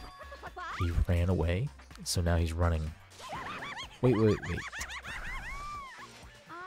So at the end there, what was that all about? Just now, Byakuya was like, maybe he's like that mean guy who starts acting different or getting flustered when things change? Guess so. Those of us left in the dining hall finished our breakfast, then we went back to our rooms.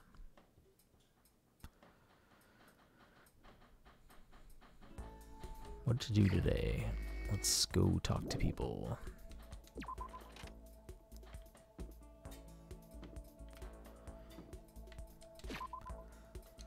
Alright, who's down here?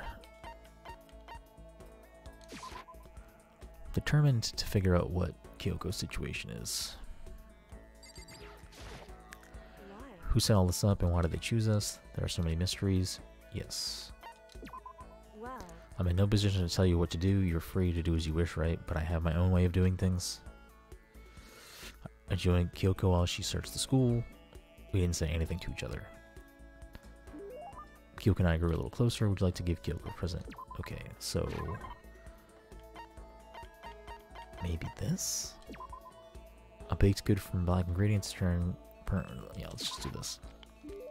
This is something you don't see too often. Do you mind if I keep it? I like to take a closer look at it. Does that mean she liked it? Quiet as ever. I guess she doesn't like to waste her words. Hey, Kyoko. If you're expecting a conversation, don't. There's no need for it. But I mean, don't you think talking is important? I feel like if we're going to get out of here, we all need to be on the same page. And to do that, we need to get to know each other. You could certainly make the argument that forming friendships may help prevent killings. But are you asking for some kind of deep connection, huh? You could just be deceiving us, pretending to be everyone's friend so you can gather information. No, that's not. Well then, let's do a quick test, shall we? A test? If you're as gung-ho on friendships as you claim, this should be an easy question. Okay, so I just have to answer your question, is that it? Are you ready? You consider Hina one of your friends, yes? If that's true, what is her ultimate ability? That's an easy one. Hina's ultimate ability, she's training for the Olympics, she's swimming. Hina's the ultimate swimming pro, of course. Well asked and answered. Then your pleas of camaraderie are true, and of course, yes, of course. Such a foolishly open person as you could never lie, everyone would know right away. Again, with that foolishly open stuff. Okay, then as promised, what would you like to know about me? Let's see. What school did you used to go to before you came here? Before I came here? I guess I was living abroad. Abroad? Well, was it an exchange program, or did your parents work overseas or something? My parents, I suppose? Wow, the question marks. Anyway, okay, so she was living abroad because of her dad's job? So what kind of work does he do? For foreign government, top secret clearance? More question marks? Okay, so he does top secret work for other governments? All I can think of is assassin? I kept up my end of the deal. This should be enough, right? I'm leaving now. She left without even waiting for a reply. She's full of mystery. And hearing what she had to say just added even more mystery on top of everything. Kyoko's report card has been updated. Once we're all done, I headed back to my room for a little while.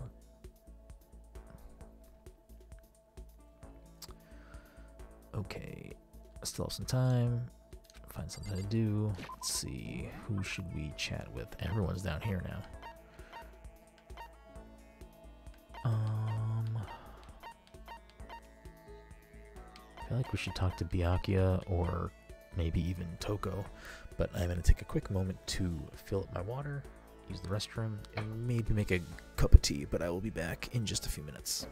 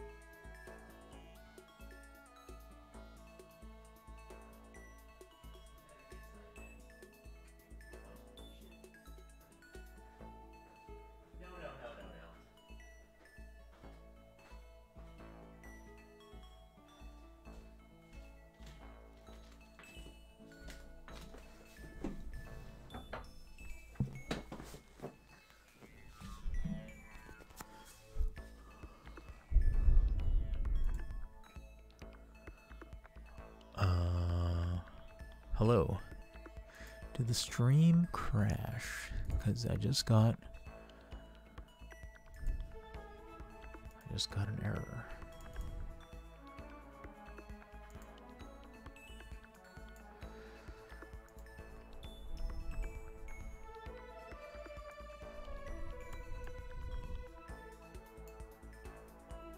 Let me just double check that this is still running. Hola.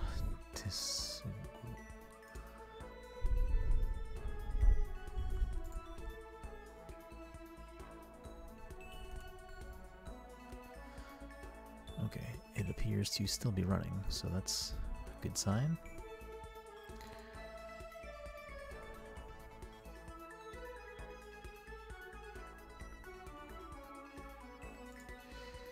Alright, back to business. Let's go talk to Murder Lady.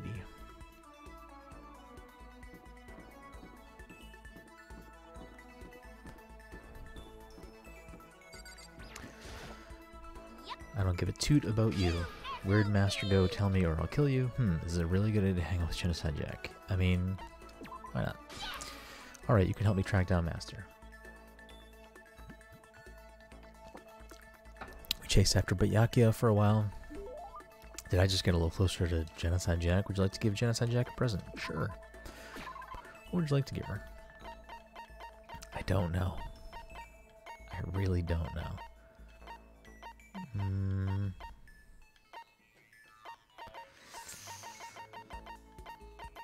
Oh, she doesn't like scissors. Specialized set of scissors used to create advanced styling designs. You've got till I'm done laughing and get rid of that filth. I think I made her mad. She probably thinks worse of me now. Okay. Well, there's that. There's something by the door.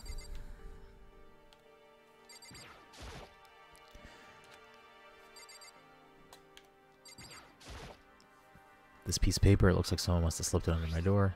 Meet in the dining hall. The handwriting is really good. But to want meet up so suddenly, who wrote it and why? What's the point of calling me out like this? I'm kind of nervous, but there's no way I can't check it out now.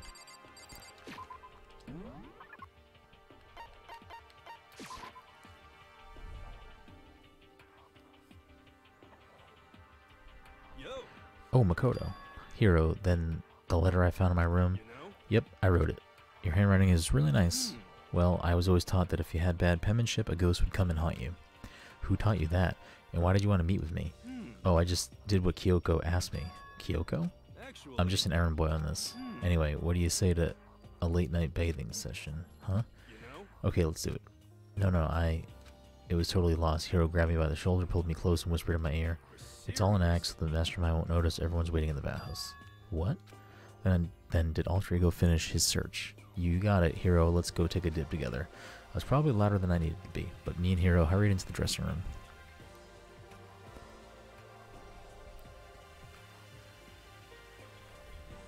As soon as I got to the dressing room, an angry voice echoed out. Hey you, how long were you going to keep us waiting? Taka's irritated voice pierced the air as he started pointedly at his wristwatch. It's almost 10 o'clock, you know that? Bedtime for all the good boys and all the blah blah. You know what I mean. Shut up. What'd you say? You want me to make you cry, little girl? Taka, he seems to be even worse off than I'd heard. Well, maybe it's a good thing. Maybe he's finally starting to grow a personality. What? You got a lot of poop falling out of that mouth of yours, you know that? How rude. A maggot like you has no right to speak that way to our heaven-sent master. Are you going back to your normal gloomy self? I can hardly keep track at this point.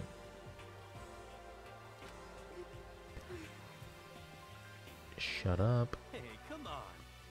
Well, anyway, everyone here alright? Then my messenger duty is complete. Hey. You wanted us all to meet here, right, Kyoko? So what are we doing here? How about that? Isn't it obvious? It's gotta have something to do with Alter Ego, right? That's right. Yeah, totally. Did he finally find a clue? What is it? A way out? The mastermind's true identity?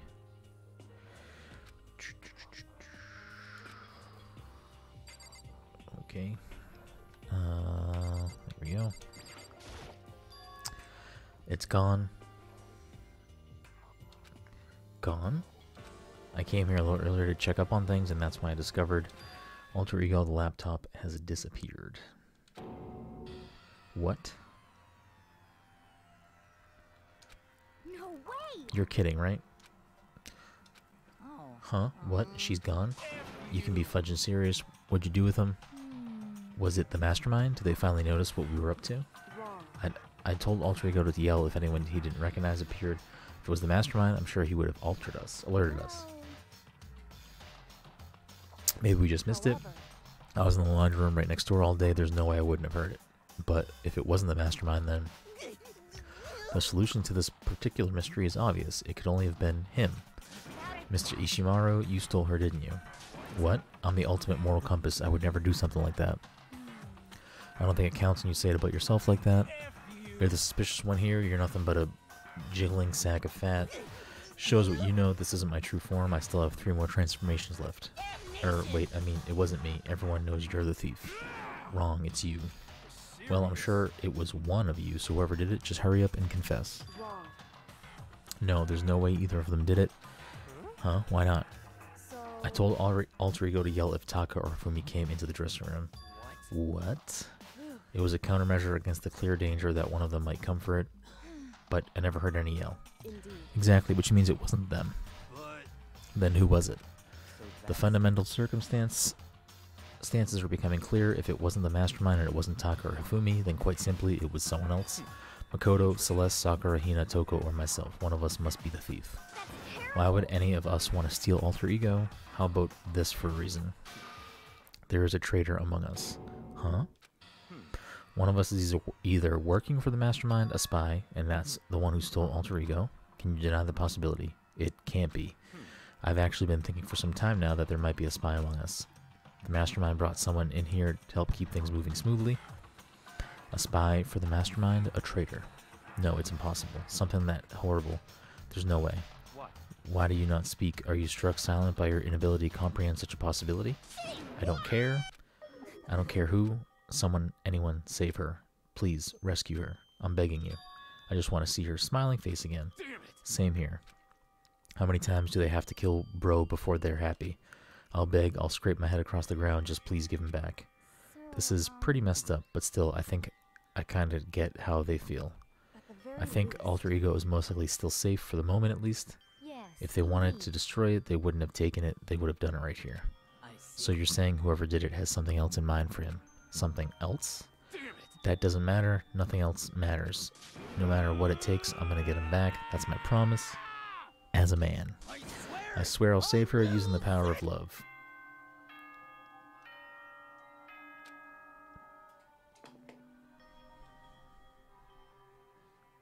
This is a school as such. Soon the doors to the okay then. Sweet dream. It's nighttime. There is nothing to It is unfortunate, but we will have to leave the search for tomorrow. For now, everyone get some sleep. How can you be so casual? We don't have time to wait around. What good are you? If you're too tired, you will be much more effective after a good night's sleep. Who gives a crap about effective? We're talking about our feelings here. Anything we can do at night brings a high chance of the mastermind noticing us. Celeste is right. We should begin our investigation tomorrow morning. What do you think, Makoto?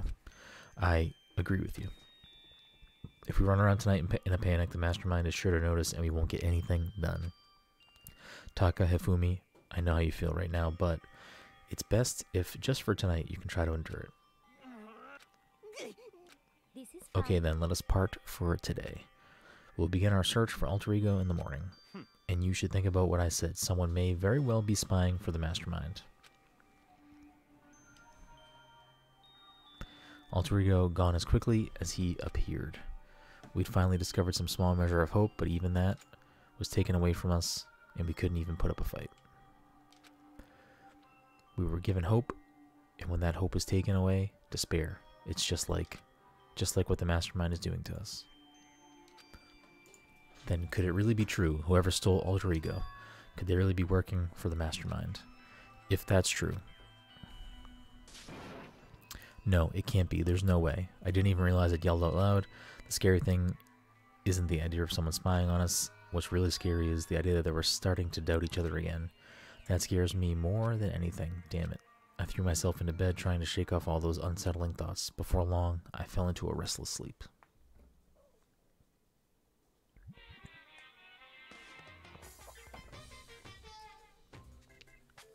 Murder is a word whose definition changes with time, with place, with society. If murder is evidence of abnormality, then all of the history's greatest heroes must have been abnormal. Sometimes the murders that people forgive are way more abnormal than the ones they don't.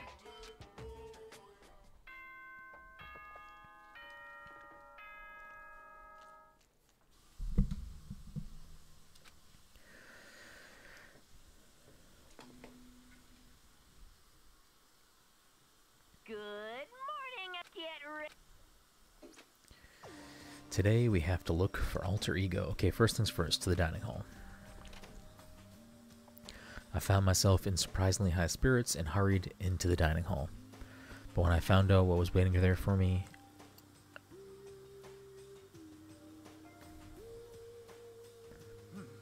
is this it? What happened to the others? Aren't they coming? There were only 3 people in the dining hall, Sakura, Hina, and Kyoko. So including me, only 4 people? God, this is why I hate people who take their sweet time with everything. Anyway, let's wait a little while longer for the others. So we decided to wait in case anyone else showed up, but no matter how long we waited. So it's 8 o'clock, we've been waiting here a full hour. Why haven't the others come? Hiro and Celeste have never missed a day until now. And what I'm really worried about is Hifumi and Taka. They were more eager than anyone to look for alter ego, and they're not here. Something must have happened, huh? I was careless, I was too distracted by alter ego, but Monokuma gave us a motive. There was no way something wouldn't happen eventually. Monokuma's motive. 10. I've prepared the... What do you think? It's like... Don't tell me someone did something for money. That's what I wanted to say, but I didn't bother. I already understood. I understood, and I hated that I did. You can never really know another person completely. Anything can happen here, and you can't consider it strange. Not really. Hey. We need to go look for the people who never showed up. Okay, let's go track them down. Without another word, we left the dining hall. Hey. We can cover more ground if we split up. Sakura, you go check the dorms. Make sure to check all of our rooms. Makoto, you check the first floor of the school. Meanwhile, I'll check the second floor. Okay, then I guess I'll check the third floor. Anyway. Don't take any risks. If anything happens, call for help right away. But I really hope nothing happens. So do I.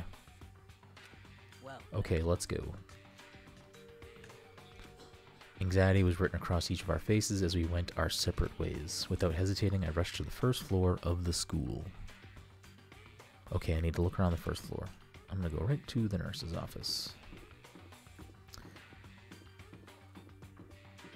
I wonder if Taka and Hifumi are gonna both be dead.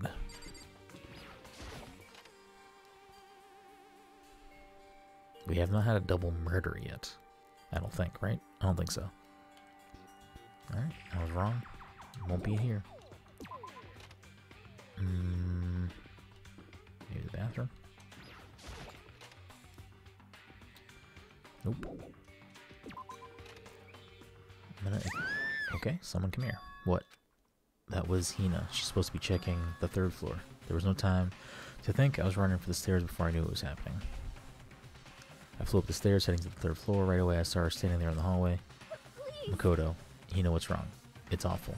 The rec room door was open, and when I looked inside, I saw... What did you see? I better get the others right. I'm gonna go get them. You go ahead, Makoto. Before I could say anything, she was rushing downstairs. The rec room, what did she see in there? By this point, I was used to acting without thinking, so without thinking, I leapt into the rec room. The first thing I saw when I got to the rec room was... It was Celeste, and she was hurt.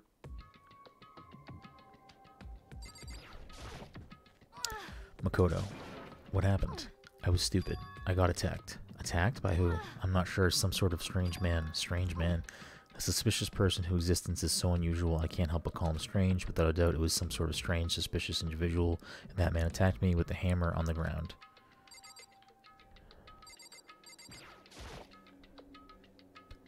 What is this? It's some kind of wooden hammer or something? Pretty strange design. There's something written on the head. Justice hammer. That is the hammer he attacked me with. I barely managed to avoid the blow, but I stumbled and fell. I now curse my lack of daily exercise. So you were attacked with this? Justice hammer 1. Makoto Celeste. I found Sakura. Celeste, what on earth happened here? Apparently she was attacked by some kind of strange man. A strange man? Tell us everything you remember, Celeste. Be as detailed as you can. Well, it all happened earlier this morning. I woke up a little before 7. Nighttime was not yet over, but I knew it was about to end, so I decided it would be okay if I decided to take a little stroll around the first floor. I understand how that was a mistake. Anyway, that is where I first saw the strange man. I was immediately wary of him. He was obviously suspicious, so I decided to follow after him in secret. As I followed him, I saw him go into the rec room. I tried to peek through the gap in the door, which is where when he noticed me, and that's when you were attacked. It happened after 7 a.m., just after nighttime had ended, so if it happened just after 7 o'clock, then that was just about an hour ago, right when we were all meeting in the dining hall. The attack caused me to lose consciousness, which would mean I was unconscious for about an hour. Well, I'm just glad you weren't hurt too badly. That is because I begged and groveled for my life. You did? I told him I would do anything if he spared me. I offered to lick his boots, whatever it took, so you were willing to throw away all your pride. It is a necessary skill for survival. Anyway, the important thing is now we get to go search for the suspicious individual. If we do not hurry, this could become a serious problem. Celeste, what do you mean a serious problem? When I looked into the rec room, I saw that the suspicious man was not alone. He had with him Hifumi. Hifumi? After he attacked me, he dragged Hifumi away. You mean Hifumi was kidnapped? Shouldn't we start looking for him then? Listen, Celeste, did anything in particular stand out about this strange guy? Did anything stand out? Well, rather than trying to explain it, it would probably be faster if I simply showed you. Show us? This is Hifumi's hand-me-down, his digital camera. You don't mean I was able to photograph the suspicious individual without him realizing it? Seriously, let's see it. I would tell you to not be shocked, but I fear it would do you no good.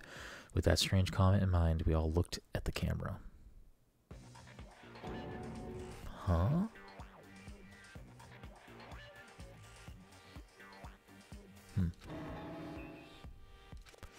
Well, you were definitely right about the strange part. Their face is totally covered. Is that a robot costume? As I said, a very strange and suspicious individual, yes.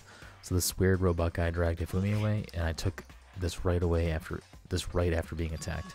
In other words, a full hour ago, which is why if we don't hurry, it could become a serious problem.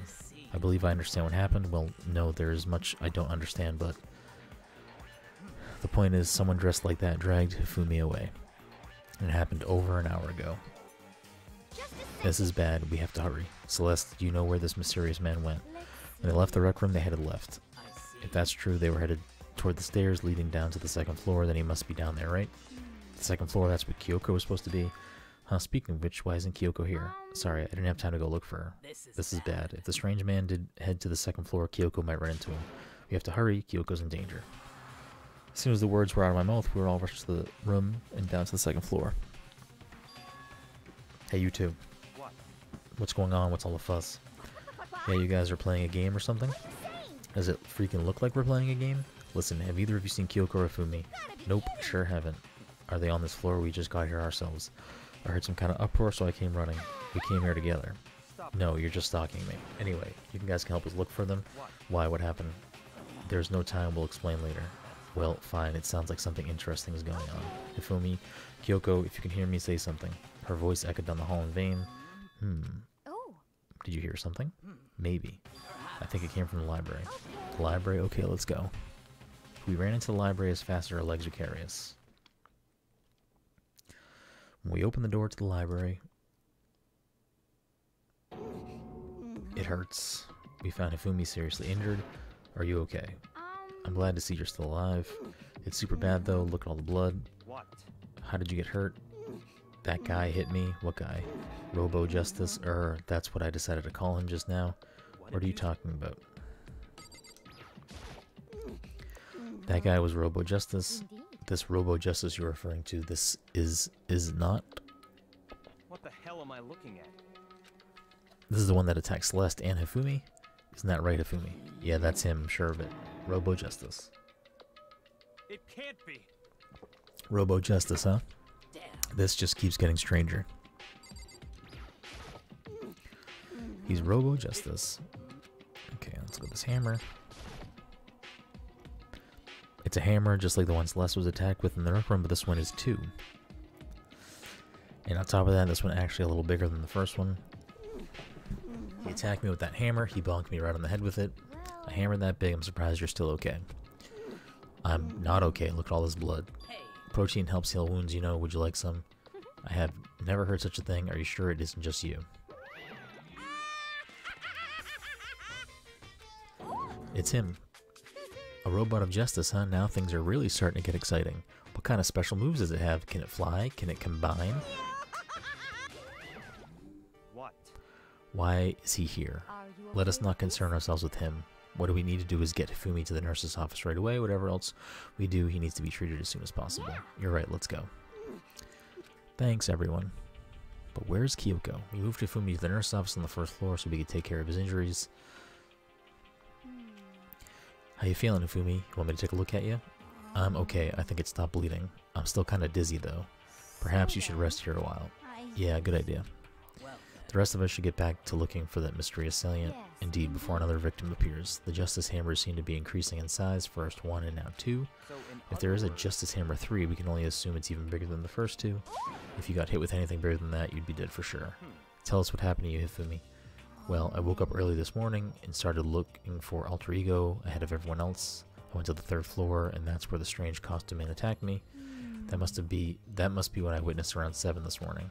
After that, he dragged me into the library, and whack, down came the hammer. That must have been 30 or 40 minutes ago.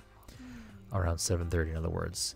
We would have still been in the dining hall, which means Hina, Sakura, and I were together, and Kyoko was still with us. So we all have alibis.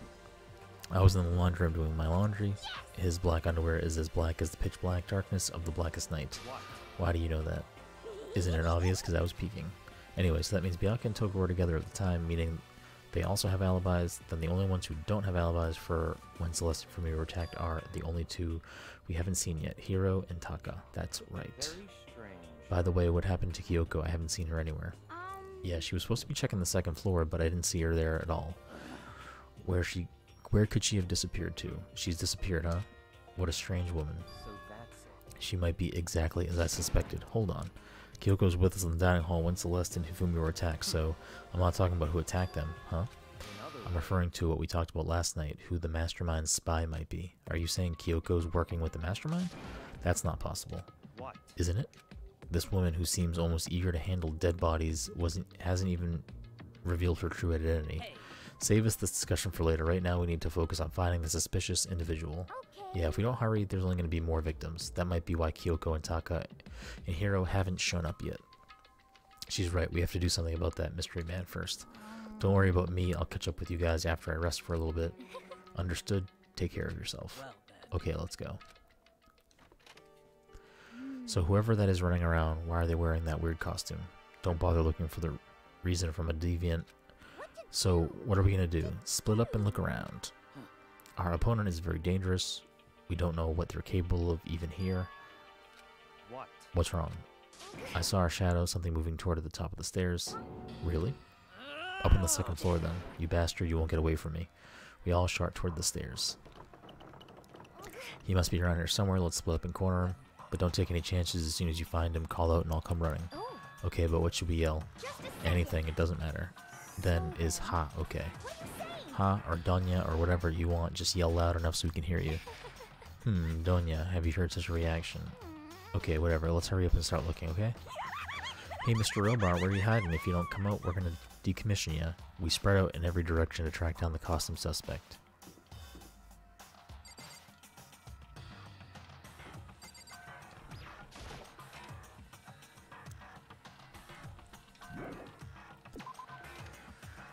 Let's see. Oh, okay, that was fast. That strange cry, that had to be Celeste. It came from the floor above. She's on the 3rd floor. I sprinted to the 3rd floor. Over here, everyone. Everyone who heard the scream came running. Celeste, what's wrong? That was a rather intense scream for someone like you. I saw him, the strange costume man. He ran off as soon as I screamed. I was blocking the stairs, so he headed further down into the hallway and disappeared. He must be down this hall. Come on, let's go. What is it now? Huh? Who?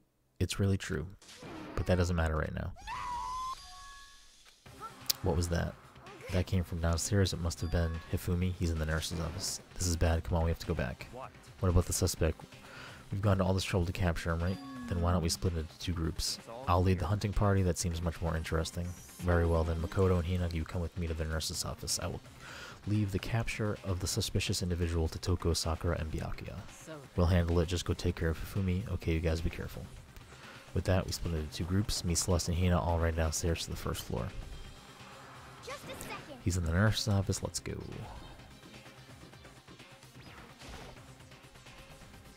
We stormed to the nurse's office, and what greeted us was a world of dripping crimson.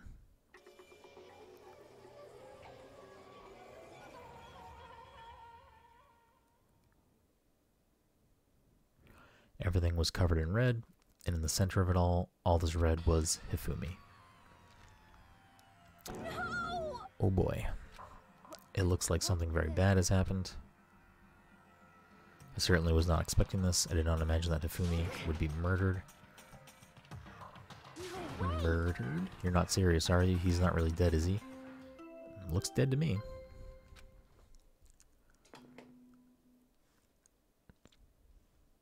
A body has been discovered after a certain amount of time, which you may use What the? That was the body discovery announcement. The body discovery announcement. When 3 or more people discover a body after a murder, that's what plays. And since we just heard it, that means it must mean Hifumi, someone killed him. One of us. One of us? And look at that. When Celeste said that, she pointed to something. Something on the floor. Something that had also been on the floor after the last 2 surprise attacks. Another hammer. Justice Hammer 3. And it's even bigger than the other 2. Just as I suspected, 1 strike from that, you are finished. Then the killer. There can be no doubt the suspicious individual, going by that, what Hifumi called him, the culprit must be Robo Justice. Whoever's hiding that costume is one that killed Hifumi. But wait, you saw him on the 3rd floor, right, running back into the hall, so how did he end up in the nurse's office? You're not saying that, like, they teleported or something, right? We can figure that part out later. Right now we have to tell the others. You're right. Then shall we go? Hina, snap out of it. Are you okay, Hina? Sorry, I'm not sure I can move right now. I'm feeling kinda... This is a problem. We can't just leave Hina here alone. Okay, then I'll go get everyone. You stay here with Hina. Very well. I'll leave it to you then. Okay, I'll be back soon. I tried to sound confident and upbeat, but I still hadn't stopped trembling from what I'd just been through. Everyone else is deserting the 3rd floor. I have to hurry. Another body on the 3rd floor? This is where everyone was chasing after the suspicious individual. Where was he headed? Down the hall.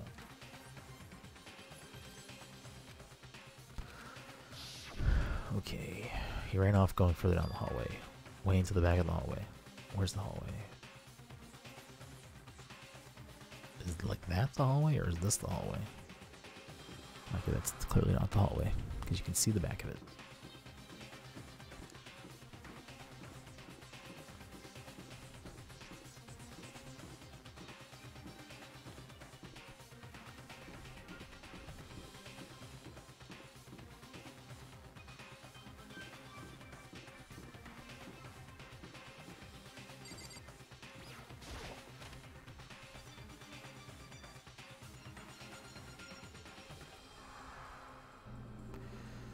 As far as I can tell, there's nobody here, but still, I feel some kind of presence. Yeah, I'm sure I can feel someone's presence. This presence, is it coming from over there in the back?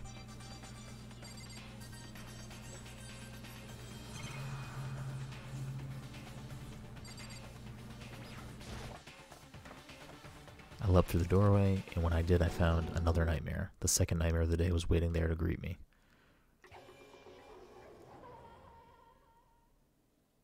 Interesting. Okay. There, in a pool of his own blood, was Taka, dead.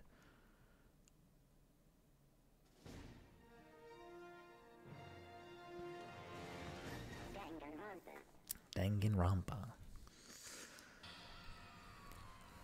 Hifumi's body discovered in the nurse's office.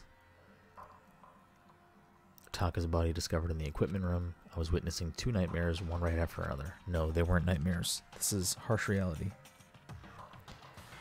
The true nightmare is the reality I have to face every day, but still.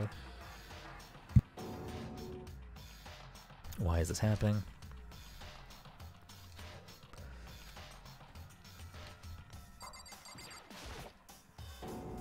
Toko. Don't tell me Toko too. Relax, she just passed out when she saw the blood. The blood? Oh yeah, that's right. When Toko is Toko, she has a fear of blood. We tried everything to get her to wake up, but no luck. Just leave her be for now. It's like he said, I should just leave her alone for now. Oh, there's an even bigger hammer. Another hammer. Now it's just as hammer 4, and it's even bigger than before. Is that suspicious individual responsible for killing Taka too? But why is it just as hammer 4? Huh? What do you mean? Celeste was attacked by 1 and Hifumi 2, but this time it was 4. What happened to number 3? What's the matter? Well, when you mentioned just as hammer number 3, you reminded me. Oh, with it, do you know something? Actually, Taka's not the only one that's been killed. Hifumi's dead too. What? Hey! Hifumi's been killed? Yeah. Which is why you came to get us. Then we better go check it out. Of course, come on. So Sakura, Byakuya, and I are rushed out of the physics lab. But as soon as we were out of the physics lab... Celeste, aren't you supposed to be waiting in the nurse's office? Something has come up. Yeah, I heard Hifumi is dead, right? Well, that is not all. It is gone. Huh? What's gone? It has disappeared. Disappeared? Hifumi's body has disappeared. What? What are you talking about? It's disappeared. Don't be ridiculous. Come on. Are you serious? What? What the heck is happening here? Everyone back to the nurse's office. I practically leapt on the stairs, losing my balance. I reached the nurse's office completely out of breath. I couldn't believe my eyes. Hifumi's body was here just a few minutes earlier. It's just disappeared. Me and Celeste went to the bathroom, but we were only gone for like a minute, and then when we got back, this must be the work of the culprit. They must have come and carried the body away. They must really be enjoying this, enjoying the sight of us standing around frightened and confused. We're all gonna die here. We're gonna die just like those guys did. I don't believe this. I don't believe a body would just disappear. First, there were 2 murders, and now one of the bodies has been taken. This is unnatural. Hold on, what do you mean 2 murders? Taka's been killed. We found him in the equipment room. It can't be. Taka too? It can't be. It can't be. No. Hina, calm down.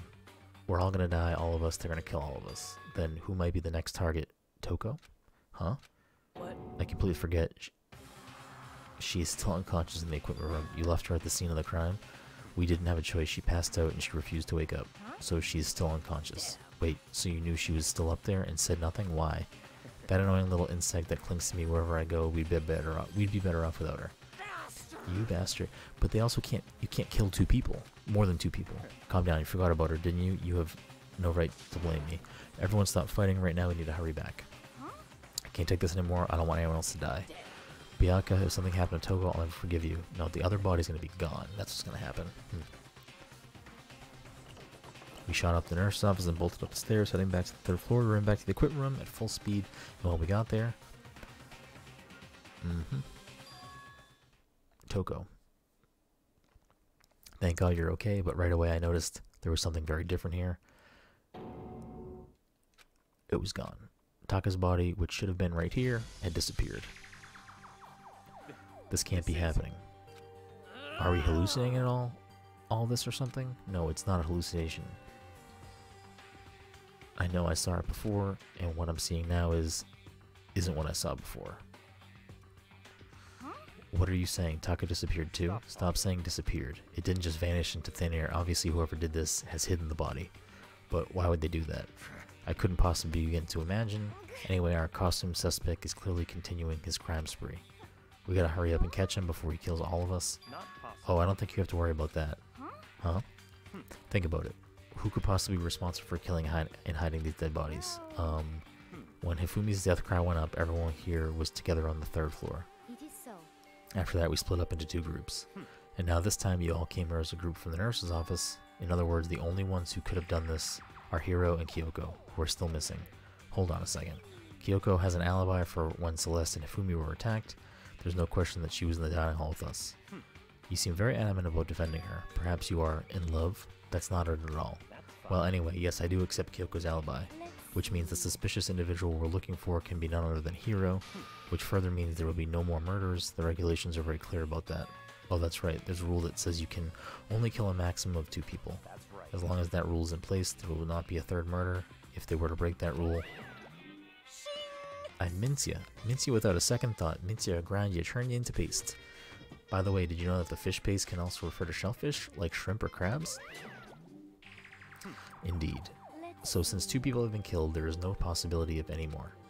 You knew that from the beginning, didn't you, Byakuya? Which means you knew Tako was never in danger. I still meant it when I said we'd be better off without her, though. Anyway, with that in mind, you can now relax and search for the 2 missing bodies. The 2 missing bodies. The 2 people who have been killed and their bodies have been hidden. The only one without an alibi, the only one who could have done it is Hiro. But is he really the killer? And what about Kyoko? If she's not involved in this case, where did she go? Hey Makoto, what's the matter? Oh, nothing. Whatever, we need to find those bodies, or our little narrative here can't move forward. Very well, then let us split up and begin searching. But there's no need to be afraid, no more murders will take place during this case. I know that, I mean, I think I do, but if you're still nervous, I'll come with you. Okay, thank you. No need to thank me. Then let's get moving. Yell if you find anything. Byakuya left the equipment room, followed by the others. I have to try and find the 2 missing bodies. Okay, where would it make sense for them to be? I'm gonna guess art room, maybe? Well, I mean, I guess we can just clear each room as we go down, but I'm gonna go art room first, because there was a focus on this room in the first part of this chapter, so... I don't need to read that wall thing again. Let's talk to Hina. Where could 2 bodies have disappeared to? We need to search the bodies that have disappeared. What happens after that? What happens after that is class trial. Rattle, rattle, rattle, huh? The door must be locked. Interesting. Holly, it was locked before, right? No, it was not locked before. Interesting. Okay. So that's all cleared.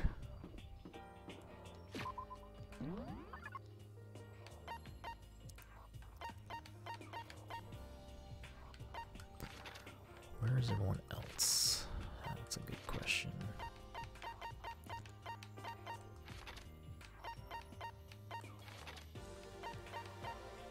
Okay.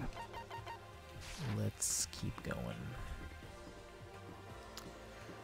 Check the rec room.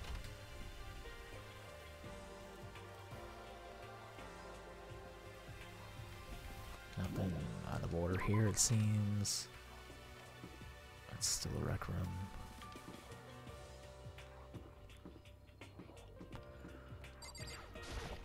Check these classrooms real quick.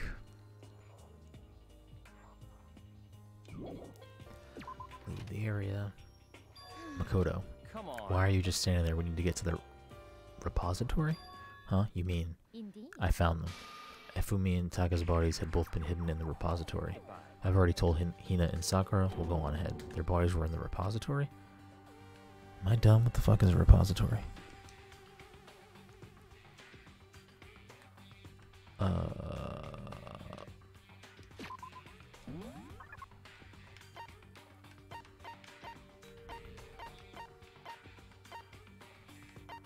Oh, okay.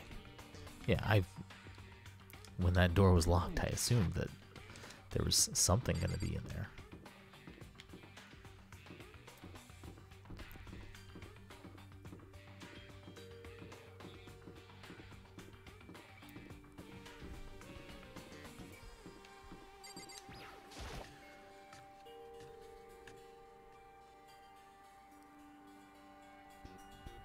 Are the bodies here somewhere? Up ahead is the repository, the doorknob turned. I guess it's unlocked. Then I have no choice but to go inside. So I opened the door, and when I entered, I saw...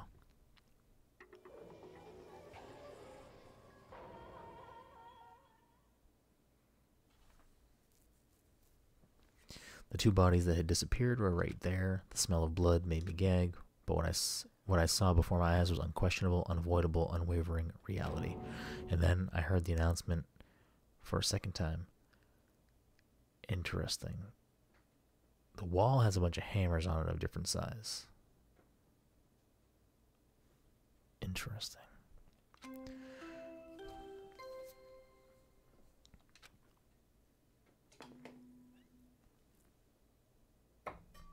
A body has been discovered. After a certain amount of time. And so here we are. Without further ado, let me give you all the next Monokuma file.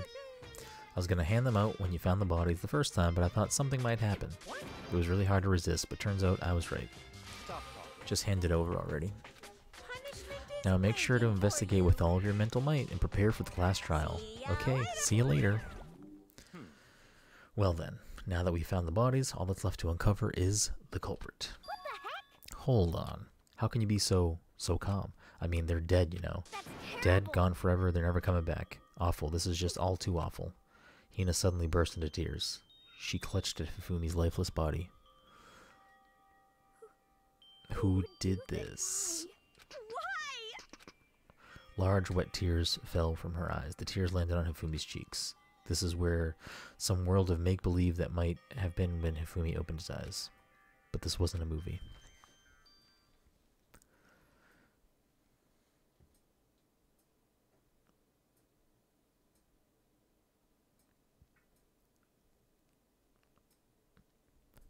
This wasn't... He's alive again? Where am I? Cold. So cold. Is winter coming? Hifumi, wake up! Huh? That's right. I remember now. Hope's Peak. Come on, you gotta wake up! I remember everything before I met you all. I met you all. His memories are all bleeding together. He has nothing useful to offer us. The light, it's reaching out to me like the tail of a comet. Hey, Hifumi! Who was it? Who attacked you? Who tried to kill you? Who killed me? That's right. I remember their name. Yasu. Yasu. Oh.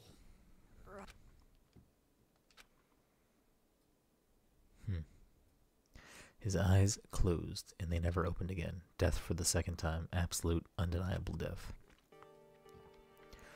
No matter how many more of Hina's tears splashed his face, there was no second miracle, and reality set in again.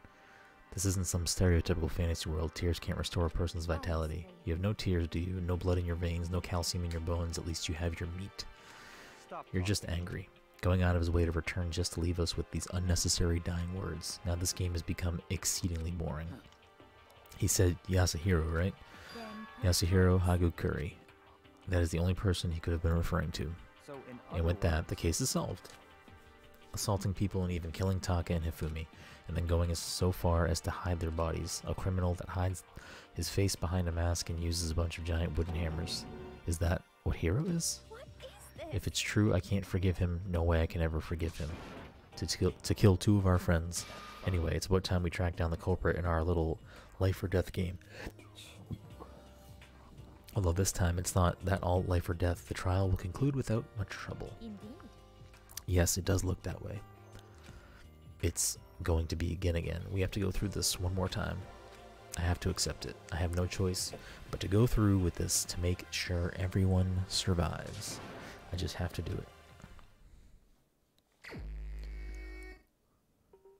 First, I'd better check the Monokuma file. The victims were Hifumi, Yamada, and Kiyotaka Ishimaru. The cause of death for each was a blow to the head. It is thought that they were both killed with a similar weapon. That's it. It's pretty strange. We get way less information this time than before. That is no problem. After all, the events of this case unfolded before our very eyes. We should know more about what happened than the Monokuma file could anyway. Maybe. There's something else that's bothering me. Someone else has been missing for quite a while. Are you talking about Kyoko? Without a doubt, she has an alibi for when Celeste and Hifumi were attacked, but what if the killer wasn't acting alone? What if they had an accomplice? An accomplice? An accomplice? What are you doing here? Don't be rude, I'm here to answer your question. What question? You're talking about accomplices, right?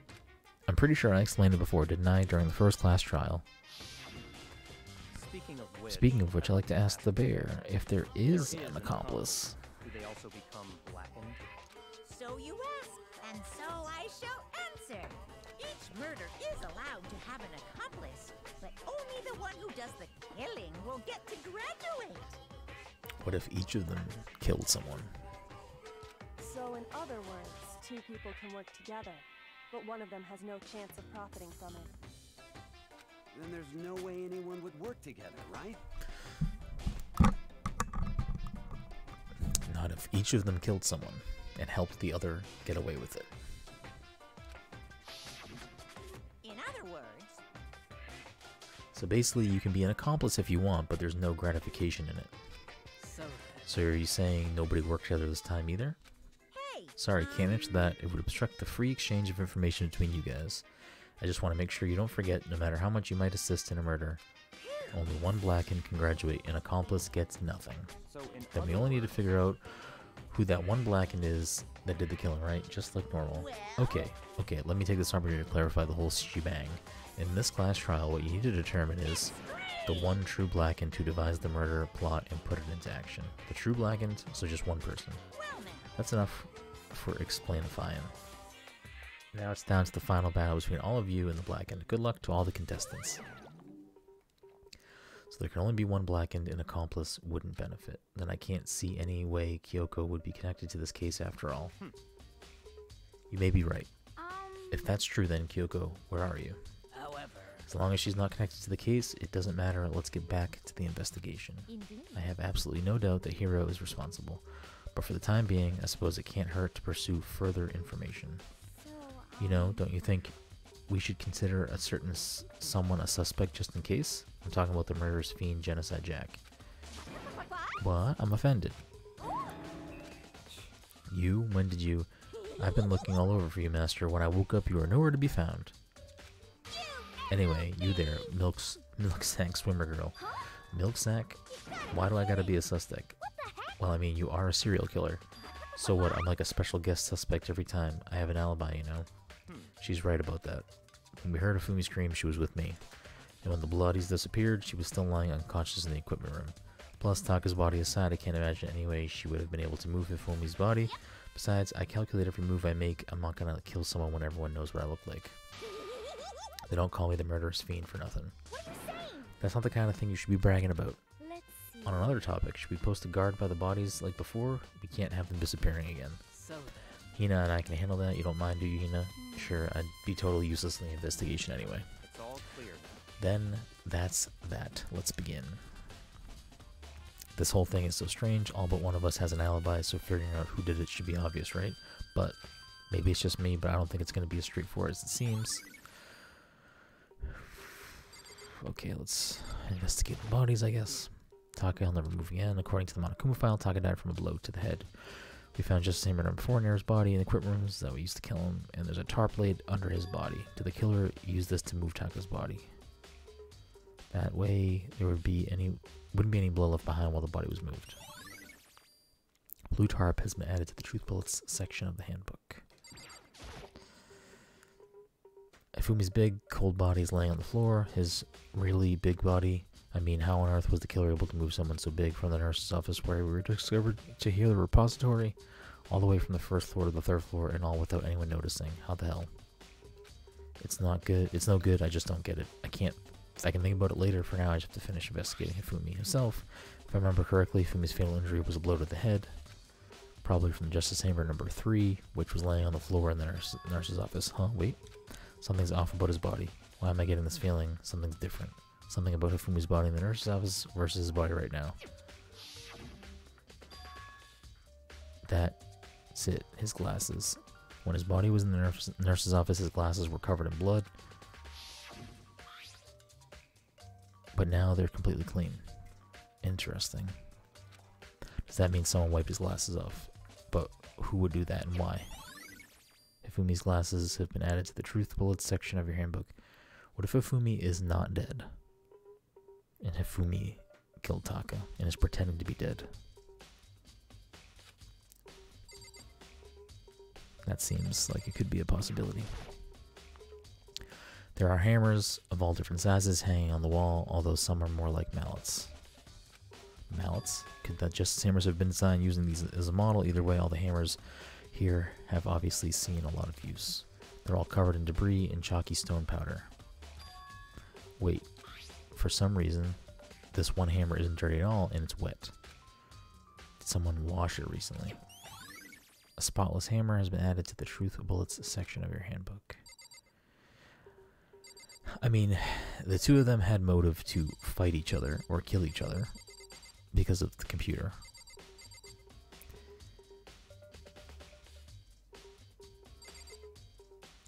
The glasses is definitely a something. He did talk about how he liked to sculpt, so he could have made the sculpture of Robo Justice as like a decoy for the truth. I think there's a chance that Hifumi might be alive and he is the murderer. Byaka, do you think Hiro really did it? I don't see how anyone could think otherwise. When the attacks, murders, and disappearances all happened, every one of us had an alibi. And the last thing Hifumi said when he died, he said Hiro's name. Then there was no room to suspect anyone else. Okay, but if he did do it, why would he hide his identity with that weird costume? Maybe he thought that no matter what happened, he'd be safe as long as his face was covered, because he's the fool of the century, you see. I mean, he is kind of dumb, but do you really think that's enough to explain it? I feel like there's a clue hiding in there somewhere. And is that it? That's all that bothers you about the case?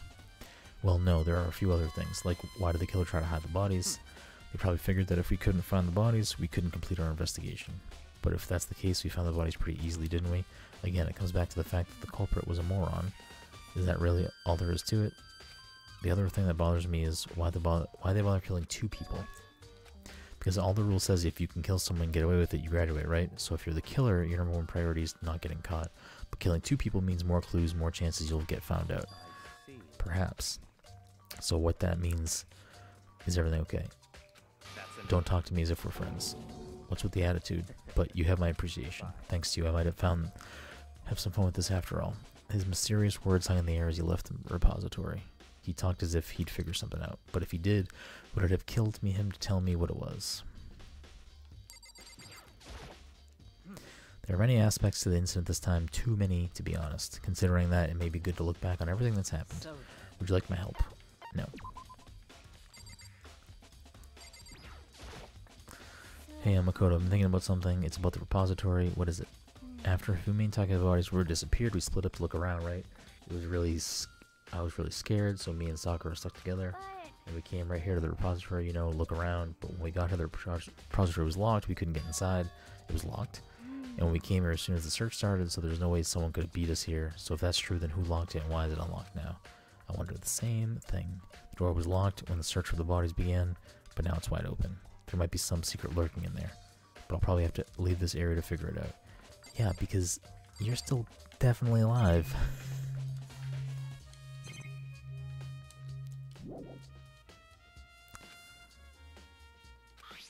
There's definitely a lock on the door, but it can only be locked from the inside repository.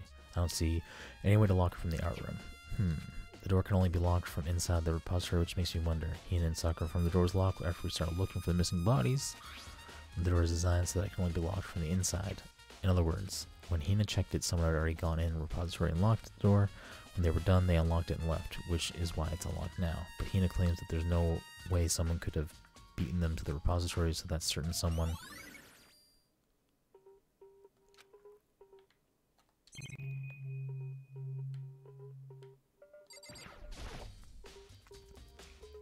Dolly doesn't have a handle. I saw this in the art room before. I guess it's used to move statues around. It's kind of awkward, but if you bend down, it's not too hard to use. Huh? But wait. Wasn't this in the equipment room when we found Taka's body? and look at the wheel. There's a blood stain on it. So if there's blood on the wheel of the dolly that was moved from the equipment room to the repository, what's the explanation for that? There's going to be a clue around here somewhere. Maybe I should check somewhere else. There are some places I already know about. First, the nurse house where Fumi was found. Then the equipment room where Taka was found.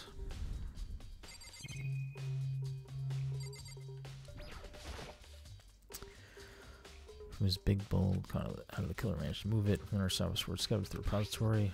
Oh, we already know all those things.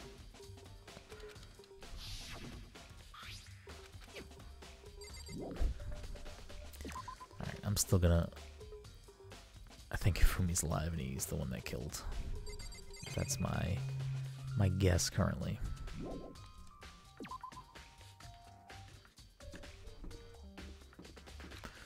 Guess we'll go double check the repository or the equipment room.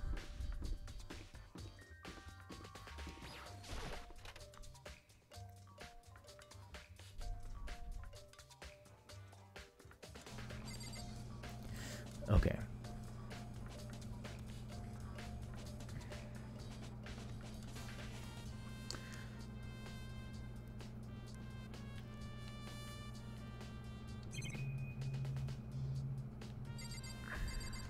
So my guess is maybe he knocked out the other two, and that's why they're still not around. And he knocked them out to force them to be suspects? I don't know. Oh, this tarp. I feel like I've seen this somewhere before, and just recently too. I was sleeping right here when the killer carried the body away. I'm super pissed I missed such an ultimate rare event. I mean, there's clearly fucking tire marks right there, wheel marks. Some kind of tire mark going through the pool, blood in the middle of the road that reminds me of the dolly in the repository. There's blood on its tire. Could that have come from here? Which could mean that Taka's body was moved from the equipment room to the repository using the dolly. Both rooms are on the 3rd floor, so that should definitely have been possible. Equipment room bloodstain has been added to the truth bullets section. But even if the dolly was used to move Taka's body, what about Fumi? Fumi's body was in the nurse house on the 1st floor. Even with the dolly, there's no way to get it up to the 3rd floor.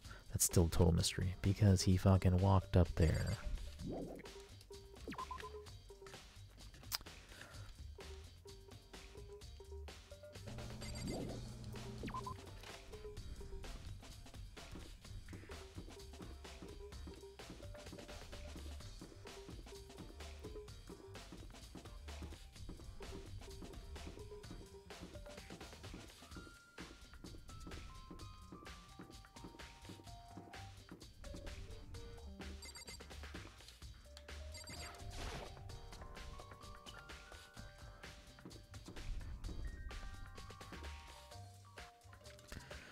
Guess we'll check the library real quick, even though I don't think there's going to be anything in here.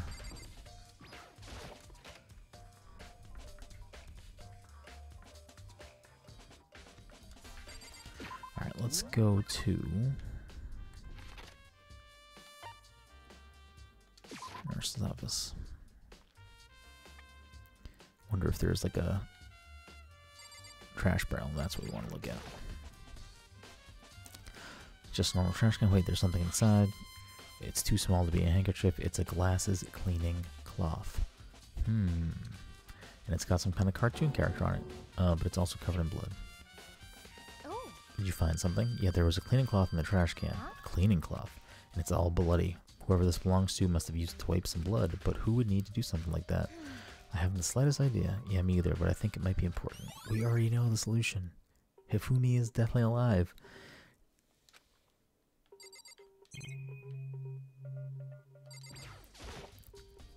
What are you investigating, Celeste? I'm not investigating anything, precisely speaking. I'm simply going around seeing if Hiro might be hiding somewhere. What about you? Oh, you know, I'm just checking this and that. The main thing on my mind is how someone could have moved Hifumi's body. How Hifumi was moved, huh? When it disappeared, you were supposed to be in the nurse's office, right? Yes. Correct. Hina was not feeling well, so I stayed behind to look after her, but she seemed to be getting worse. So I took her to the bathroom. And when you got back, the body was gone. We could not have been gone for more than a minute or two, though. Yeah, Hina said the same thing. So then the killer was able to get in and move Hifumi's body in the short amount of time. It would seem so. To carry off someone as big as Hifumi in only a couple of minutes is, I can't think of anything less than impossible. So let's count. I'll check here just in case, but I don't think it'll be anything. There's a bunch of blood packets in here for blood transfusions, I guess. It doesn't help me though, not, I'm not a vampire. No, there's fake blood. Fake blood. Or blood that he used to make it seem like he got murdered.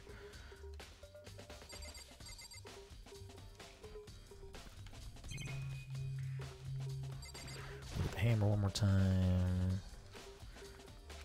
Okay, we gotta find one of the missing people at least. So this is where you were. I've been looking for you. You have. I wanted to thank you for what you did. Not that you meant to, but you ended up making this little game of ours very interesting indeed.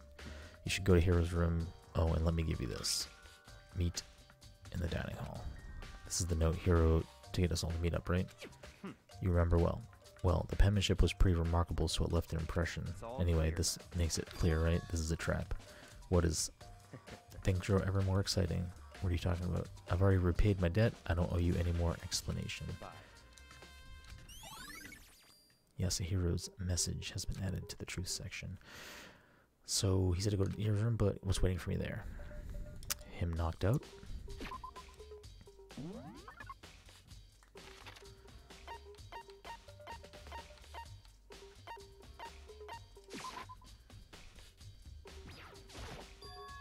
The door is unlocked. I guess I can go inside. Bianca said to go look. It might not be a great idea, but I'm going to take the plunge.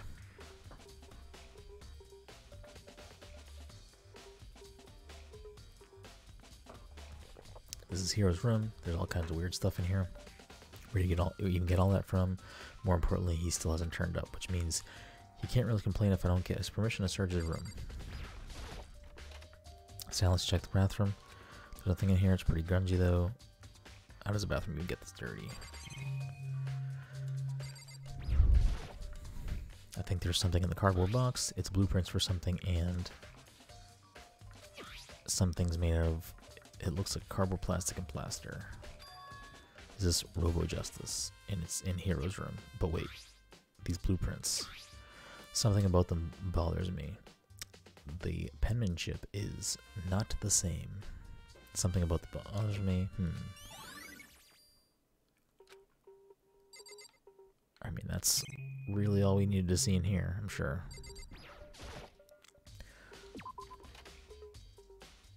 Makoto, big news, what's wrong?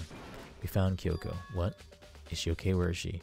Wait, I wasn't done, there's more big news. Robo-Justice showed up too. Robo-Justice? It's Hero wearing the costume. Anyway, as soon as you can, head to the pool on the second floor. So I think Hero and Kyoko turn up at the same time. Anyway, I have to head to the pool. I ran up to the second floor as fast as I could.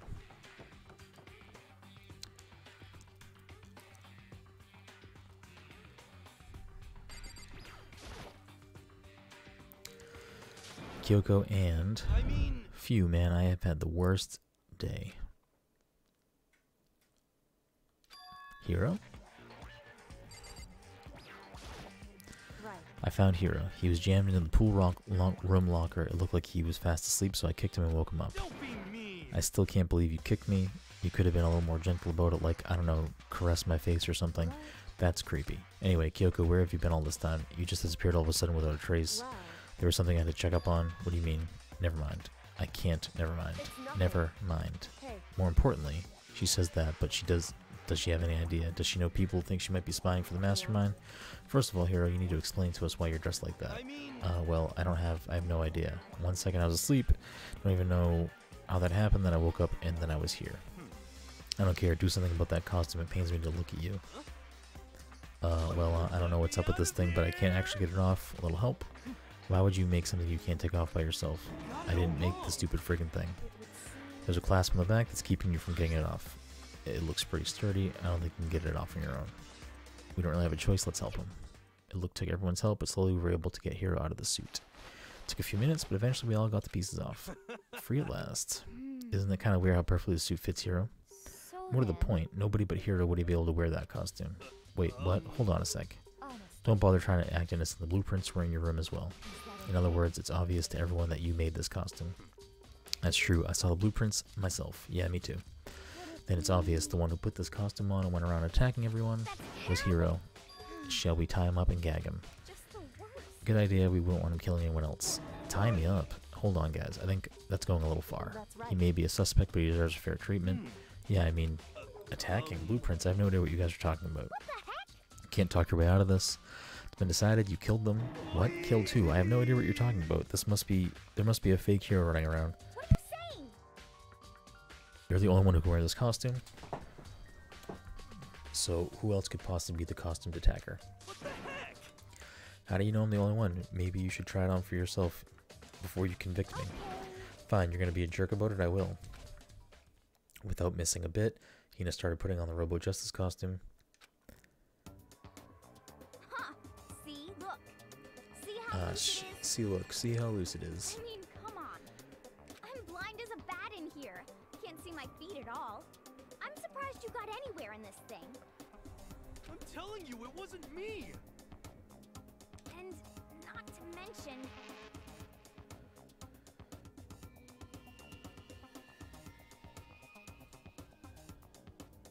You totally can't bend at the waist. Seems like a pretty obvious oversight.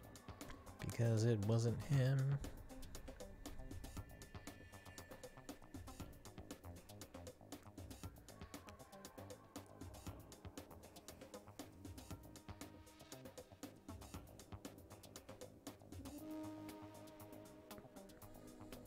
That's not a very nice thing to say.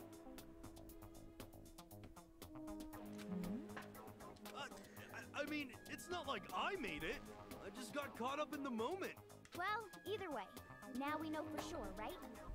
I mean, it seems pretty clear that nobody but Hero could have fit into this dumb costume. In a huff, Hina took the suit back off again.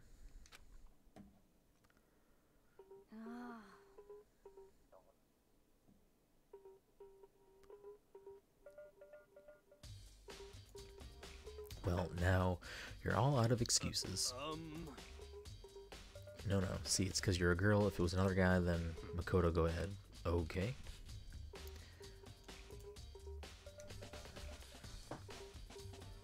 Against my will, I picked up the pieces off the floor and tried putting them on. It's no good. The arms are too long. There's no way I can wear this. See, I told you it was impossible. You are absolutely right. It seems like this costume was made to fit Hero's body exactly. Then there's another costume. They must have one that looks the same, but it fits them. If you insist on this line of defense, then show us some evidence. Evidence? You claim there's another suit, yes, then you must find it and show it to us. What the heck? Who cares? Hero's the only one without an alibi during this whole thing anyway, which is how we know it was him. I mean, is that really true? I have no idea what's been happening. Could someone, like, tell me? Robo Justice costume has been added. If you don't tell me what's going on, how am I supposed to understand? I think I figured out that someone's been killed, right? Hey Makoto, who was it? Well, 2 people were killed, Taka and Hifumi. 2 people? Why are you freaking out? You did it. I did not. Wait, hold on. If those 2 are the ones that were killed, that's it. I know who did it. You may as well tell us then. Taka and Hifumi were fighting over Alter Ego, right? Which means Alter Ego and our Chihiro must have done it. Correct.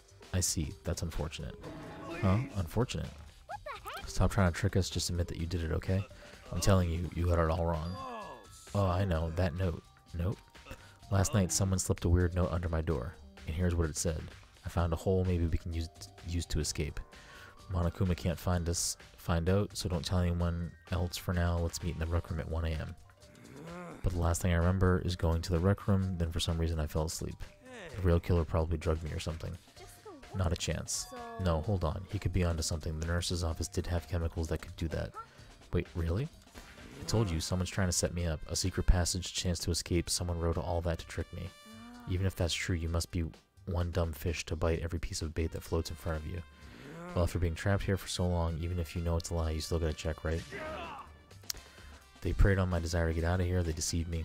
I still don't buy it. Well, you should buy it. Okay, then show us that note. With pleasure. I have it right here in my pocket. Looks like I lost it. Yeah, sure. Please, you gotta believe me. I wouldn't hurt a fly. As I said before, if you want us to believe you, you must produce evidence. Can you show us the note? I have no particular issue with that. You can claim. But if you want us to believe you, give us a reason. What the heck? For serious? Yes, a hero's account has been added to the Truth Bullets section.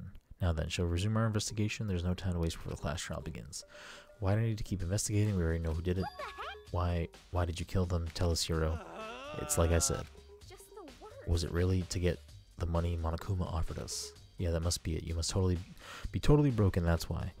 What? That's a false accusation. Someone help me. Just be thankful we haven't bound and gagged you. If you have time to yell and carry on, you have time to search for your evidence, right? You're right. I need to look for the second suit and that note. Feet don't fail me now. I guess I'd better get back to guard duty. I was gonna ask Toko or Genocide Jack to switch with me. But if she and Sakura got into a fight, we'd have a catastrophe on our hands. Well, bye. One by one, everyone peeled away. Makoto, did you have a second? Uh-huh. I want you to help me with the investigation. It looks like I got a late start on this one, so I need to make up some ground. Sure, I might help him, but can you promise me something? Later, when we have time, will you tell me why you disappeared? Why is that? No. You reject me so simply. Anyway, I need your help. You don't mind, do you? Okay. shall we go? Thanks. Now then, shall we? Hey, So Makoto, first I'd like to examine the corpses. I can't believe I'm hearing that from a girl the same age as me. correct. Dead bodies don't lie, you know. They tell the truth far more easily than the living. Hey, Why don't you agree? How am I supposed to answer? Anyway, we have to hurry before the class trial begins again. Yeah, you're right. Okay, then show me where the bodies are. They're in the repository. Then I guess we should head that way for now. Okay, so if there's stuff in the nurse's office to make someone pass out, then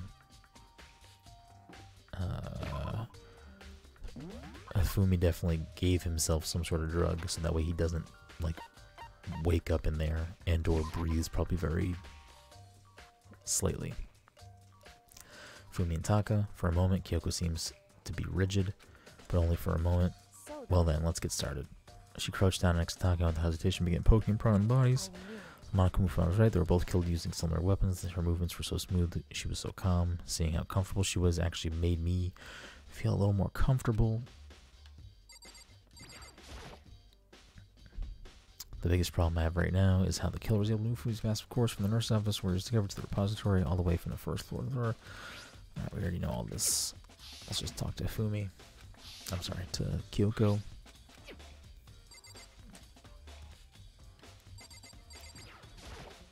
I see. Makoto, I found something. You did? Hey, You remember the wristwatch Taka always wore on his left hand? He did. whew, You're so oblivious to the people around you. Do you just like other people that much? No, that's not it. Anyway, so you said he had a watch. so Take a look. It's broken. You can see the hands aren't moving right. It's almost likely broke when he had his encounter with his assailant. If you notice, the hands were just frozen just past 6 o'clock. So that would mean the watch was broken sometime just after 6. that's right. But last night, Taka's watch definitely wasn't broken. Hey, you, how long are you going to keep us waiting? Taka's voice pierced the air as he stared pointedly at his wristwatch. It's almost 10 o'clock. You know, bedtime. In other words, So if it worked at 10 last night, it couldn't have been broken at 6 p.m., meaning it must have happened at 6 this morning. Broken wristwatch added to the thing, and that's not all. Look at Taka's left hand. He appears to be gripping something. You're right, there's something white in here. It's going to be a note telling him to meet in the equipment room. because Rigor mortis is already set in. Boys are better suited to this kind of manual labor, right? Okay. As much as I didn't want to, I grasped Taka's cold hand. The ice cold hand was nearly enough to cause my heart to stop beating. After some effort, I was finally able to free the object from his tightly-clenched fist. Piece of paper. hey, Was that all he had in his hand? Yeah, that's it. Just a little scrap of paper. It doesn't seem like much of a clue, does it? is that I right? wonder about that. Kyoko then turned to Fumi's body. So then, Let's check Fumi's body now. Perhaps he'll have just a few clues of his own.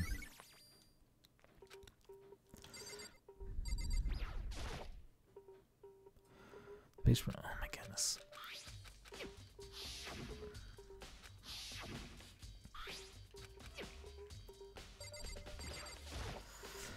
So did you find anything? I did, more than I expected, to be honest. Look at this.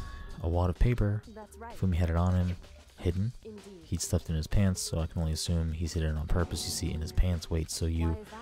It was just his pants, not like his socks or something. I don't know what that means. Hey, Anyway, let's take a look at the paper. Go ahead, Makoto, open it up. When I think of how stuff down his pants, it's like, it better be important. If Fumi, I'll never forgive you for this. A note. I found a hole maybe we can use to escape. He is the killer. Monokuma can't find out, so don't tell anyone else for now. Let's meet in the equipment room at 6. so That sounds very familiar. That's it. It's the same thing Hiro said. Then he was telling the truth. however, forever. Although it's not exactly the same, is it? Last night someone slipped a weird note on my door. Yep, I told you to go to the rec room. Time is different. Hero told us his note said to meet at 1. But the note Hero for me said to meet at 6. Is that Hold on, just because the movie had the note doesn't mean it wasn't meant for him, huh? so? Part of it had to be torn off, right? I think there's likely some meaning there. There's some meaning to part of it being ripped. Could you maybe explain it a little more? Think carefully. Hey, Why would he have been clutching the scrap paper so tightly? I have no idea. so then. What if it wasn't just a scrap paper when he was holding it? What if it was something more important? And how would something important like that become a mere scrap of paper? That's what we need to answer. Hey, While I write it, I should tell you one other thing. The 2 victims this time definitely had their e-handbooks on them. So the handbooks have nothing to do with how the murders were carried out. Not that there was any reason to think they were connected to the killings in the first place. So you're saying I don't have to think about handbooks this time, right? is that right? If you don't have to think about them at all, I wouldn't have gone on my way to mention it. All I said is that they weren't used to help carry out the murders.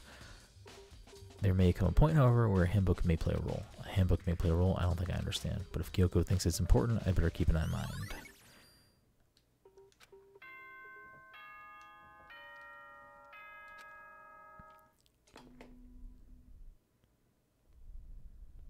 Are you excited?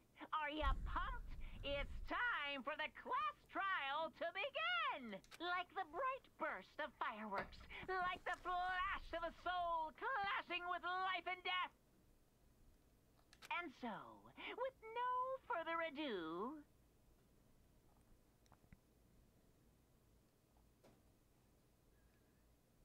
everyone please meet at the usual spot. Make your way to the red door on the first floor of the school. See you soon.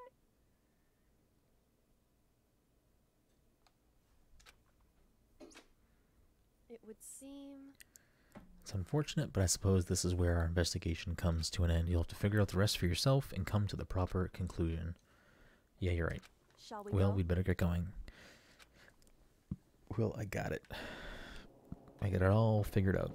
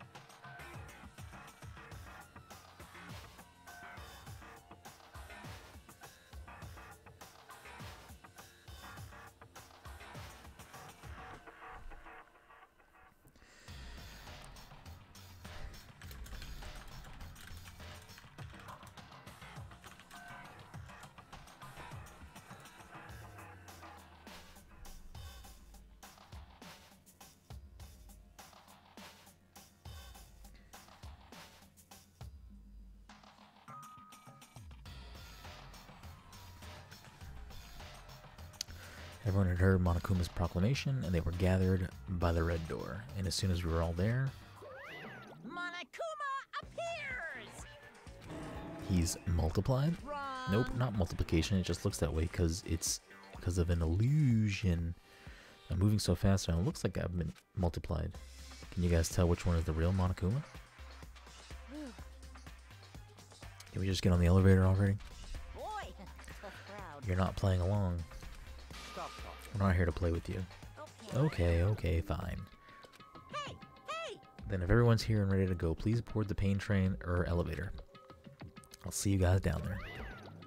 Let's go. Okay then, shall we? Hold on, I'm not mentally prepared yet. You'll never be mentally prepared. You can't run away anymore, hero. You're gonna pay for your sins. I told you already, I didn't do it. For serious. That reminds me, did you ever find the other costume or the note? Well, no, but how unfortunate. Then it would seem we have our culprit. Hey, This isn't the place to talk about it. Save your accusations for when we get to the courtroom. That's right. She's right. Let's get down there first. Then the story can really begin. Yeah, good idea. That's right. I have to. I have to do it. I can't let whoever killed Tafumi and Taka get away with it. For everyone who's still alive, and for the two that lost their lives.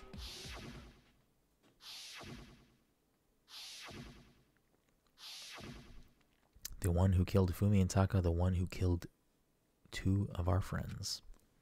The killer is someone right here. Incorrect. Hey, Story begins when we get down there. Alright. Let's begin the trial, and I'm going to get a quick bathroom break, and then we're going to bang this out. I took one last deep breath and exhaled slowly. I began to walk toward the elevator. Once everyone was aboard,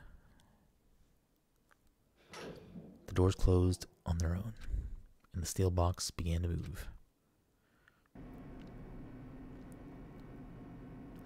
The clunking of the elevator kept us company as we fell further and further down. There was no going back. Until we settled all this, we couldn't go anywhere. I'm not sure how long it was before the elevator finally came to a stop. The elevator doors slid open, opening up onto a cruel fate.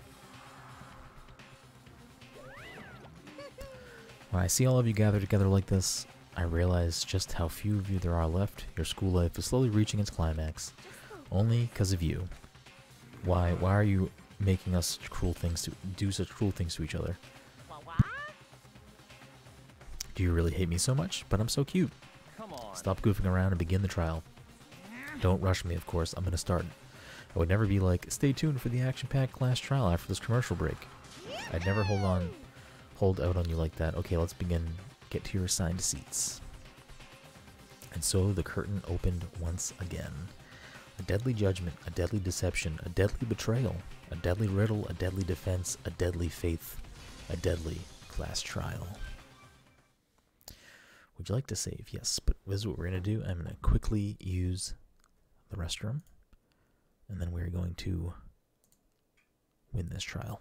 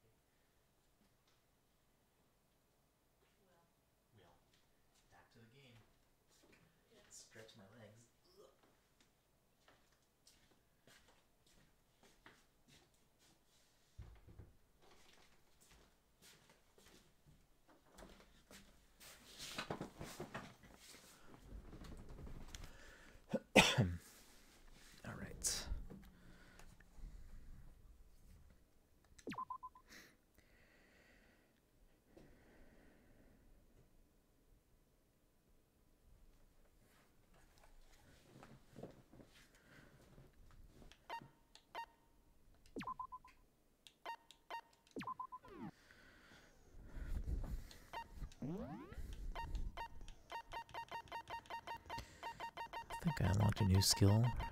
Maybe not. Oh, I did. Handiwork. Allows you to reload 2 bullets at once, effectively during the bullet time battle.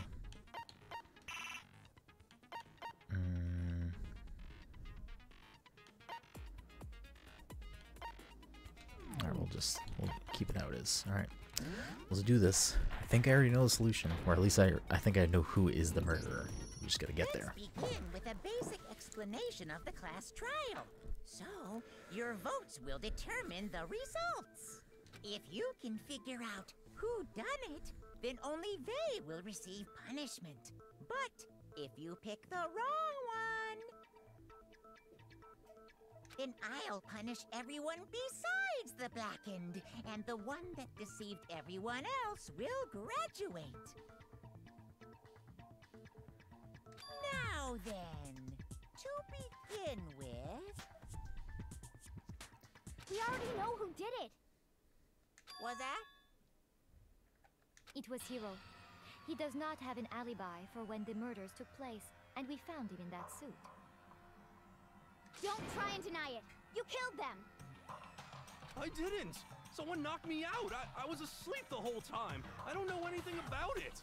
Shut your murdering mouth, murderer! Who are you calling a murderer? I am sorry to say, Hiro, but we do have evidence.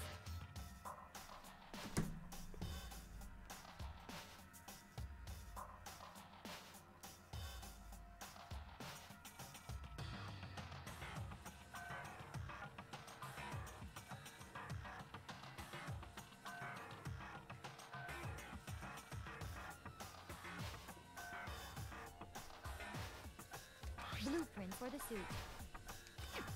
Parts we assume were used to build it, and all of it was found in your room. You have to admit, the evidence is quite compelling. It points to you as having created the suit and wearing it while committing crime after crime. How many times do I have to tell you? I don't know. I don't know. I don't know.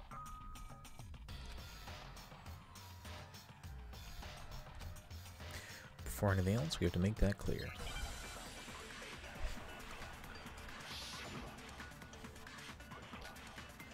Yasuhiro's message. Everything we found in your room. The blueprints, the suit parts, they are all proof enough that you are the culprit. I don't know anything about this. It's not true. It's a conspiracy. Hiro, why? No. Just hold on a second. I mean, looking at the blueprints, the handwriting is awfully messy, if I remember that right. Heroes is... Everything we found in your room. The blueprints, the suit parts, they are that you are the culprit. Oh, crap. I don't know, it's not true. It's a Hiro, why? No! Just hold on a second! Everything we found, the blueprints, the suit parts. No, it's wrong.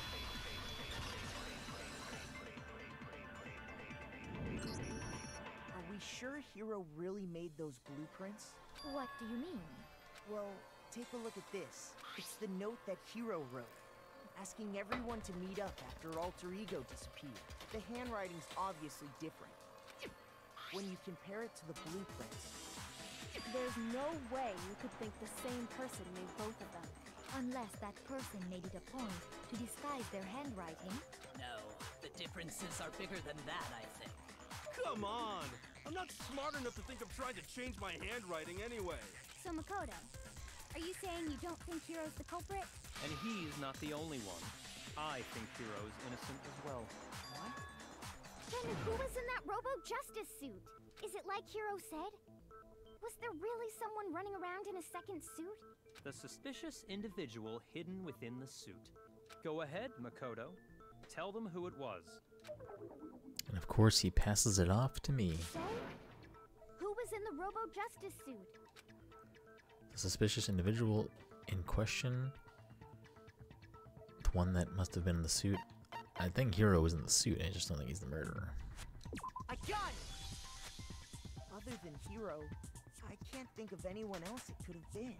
Obviously, he was the one in that particular suit. And we never found any kind of second suit. Then there can be no doubt. Hiro is the prime suspect. That doesn't make any sense. You just said Hiro didn't do it. It makes perfect sense. Hiro was the suspicious individual in the suit, but he's not the culprit. So what you're saying is... That's right. The culprit in this case has nothing to do with being in the Robo-Justice suit. What? Now that's a bold assumption. And what reason do you have to make such a statement? You do have a reason, yes? Of course. But before we get to that, there's something else we need to clarify first. So let's get that out of the way. Hey, stop trying to boss us around! All things have a proper order. So what is it? What needs to be clarified? We must clarify the method of transportation for Taka's lifeless body. It would seem that his corpse was moved using certain particular items. Makoto, can you tell us what they were? The things that were used to move Taka's body, they must have been...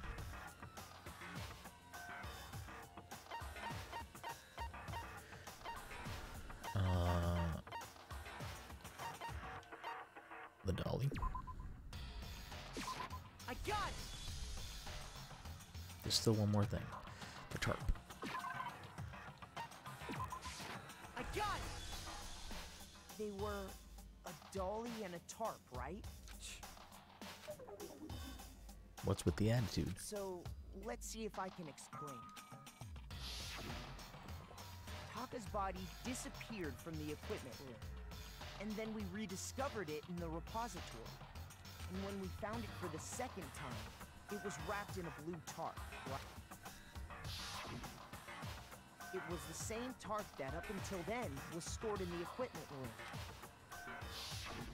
So the killer must have seen it there, and decided to use it when they moved Taka's body. That way, they wouldn't leave any bloodstains while they were moving it. Okay, that explains the tarp. And the dolly? Same thing. I'm sure the dolly was in the equipment room when we first found Taka's body there. But when the body disappeared, so did the dolly. Later, when Taka's body reappeared in the repository, so did the dolly. And blood on the wheel. In other words, you think they used the dolly to move the body, am I right? But are you sure you are not mistaken? Huh? Are you absolutely positive the dolly was in the equipment room when we found Taka's body? That dolly was made specifically for moving large objects between the repository and the art room. It would be very strange indeed to discover it had made its way to the equipment room. Is it not possible that it was in the repository all along, and you simply didn't realize it? She's raised an objection. How do you respond? There is no shame in being wrong. Nobody expects much from you anyway. We have all accepted the fact that you rarely understand what is going on around you. Wow, I've never had anyone sound so nice while being so mean. Maybe I can change her mind. If I can just explain to them why the dolly must have been moved from the equipment room to the repository. A new element has been added to the bullet. Oh my goodness. Let's talk about reloading. Starting with this next bullet time battle, we're going to add one more ingredient to the recipe. On the bottom of the screen underneath the tempo marker, you'll see your ammo count. Up until now, there hasn't really been a limit on how you destroy your opponent's statements. But from now on, just locking on and pressing the Y button won't be enough to handle them. Now it will cost you 1 bullet to destroy a single remark. Once you run out of bullets, you can't destroy any more statements, no matter how locked on you are. However, you can reload by pressing the X button. Just like locking on, you'll have to press the X button in time with the tempo marker. Basically, just remember that the X button from now has a functioning along with the A button and Y buttons. It will automatically reload at the start of fever time and your ammo will not decrease. But if your action difficulty is set to gentle, you won't have to reload at all, in which case you can ignore everything I just said. Well then, good luck and have fun. The moment of truth. You have it wrong. I cannot agree. You are a fool. So pathetic. Lies will get you nowhere. Do your worst. You miserable wretch. Miss. I cannot agree. You are a fool. your worst. You have it wrong. I cannot agree. You are a fool. So Oh my goodness. lies will get you nowhere. Do your worst. You miserable wretch. I cannot agree. I cannot agree. This should prove it.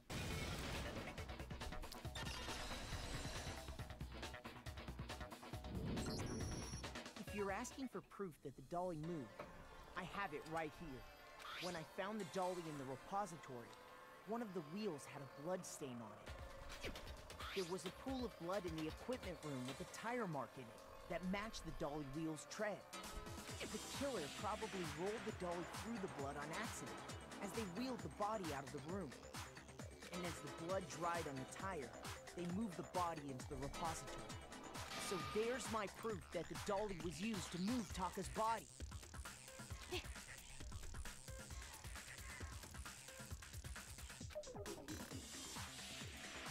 Jesus, let's really hate me that much. Anyway, that was just something we had to get out of the way.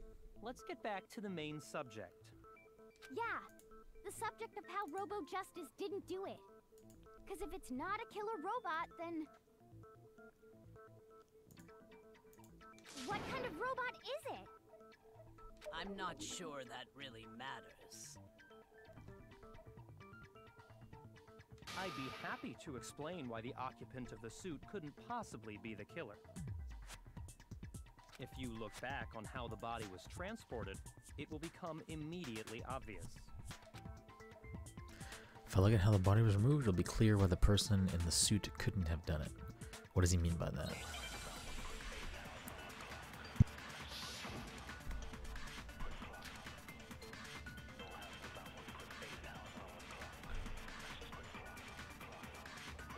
As we know, Taka was killed in the equipment room. And from there, the body was moved to the repository, correct? Yeah, the culprit wrapped the body in then loaded it onto the dolly and wheeled it off, right? Now, keep in mind that the dolly doesn't have a... Well, yeah, but even with that, all you'd have to do is bend over. Then you could push the dolly no problem. Crap. So the killer is part of the body. If you accept, then you must realize that who... Sorry, I don't think I realized Can't bend over in the suit. As we know, Taka was killed, and from there, the... Yeah, the culprit then loaded it on... Now, keep in mind that the... Well, yeah, but even with all you have to do is bend over. No, it's wrong.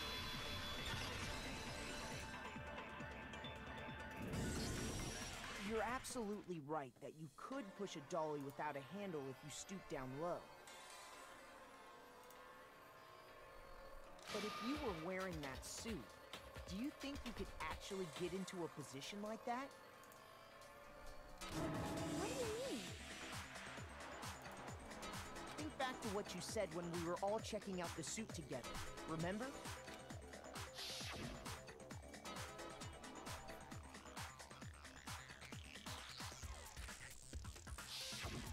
When you're in that suit, not only can you not see your feet, but you can't even bend at the waist. Am I right about that? Now that you mention it, yeah. It seems like it'd be awfully hard to push. Well, what's to stop you from simply pushing the dolly with your feet? When you can't even see your feet? You really think someone could kick the dolly all that way? Yeah, it'd be totally impossible. Not that I can say for sure myself. On top of that, if you were wearing such a rigid, cumbersome suit, it's very unlikely you would have the dexterity to go about wrapping the body in a tarp. Well, I mean, isn't that just a matter of taking off the suit when you're ready to move the body? There's absolutely no chance the costume is taken off from the body because you can't take it off by yourself. I don't think taking off the suit was an option. If you remember...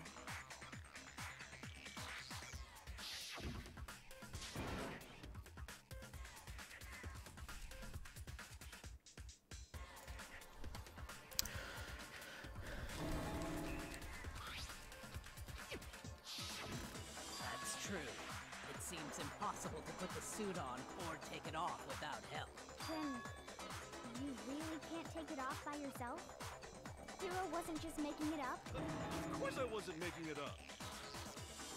If he could have gotten it off by himself, I don't think he would have let us see him wearing it. Showing up in the suit was basically an invitation for everyone to suspect it.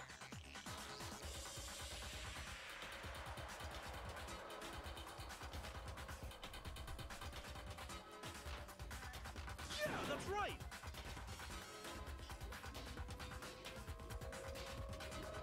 So, it's really, really true that Robo-Justice couldn't have moved the dolly?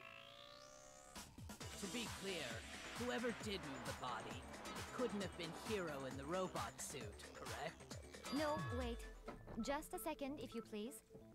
Have you forgotten about the picture that I took? You all got a good look at it, did you not? The image of Hifumi being dragged away by Robo-Justice? If whoever was in that suit is not the culprit, how do you explain that?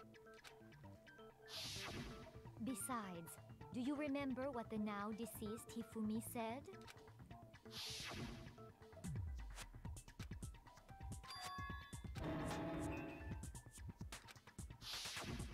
So long as those facts exist, the proper conclusion is beyond question. The individual inside the suit and the culprit are one and the same. It was Hero, without a doubt.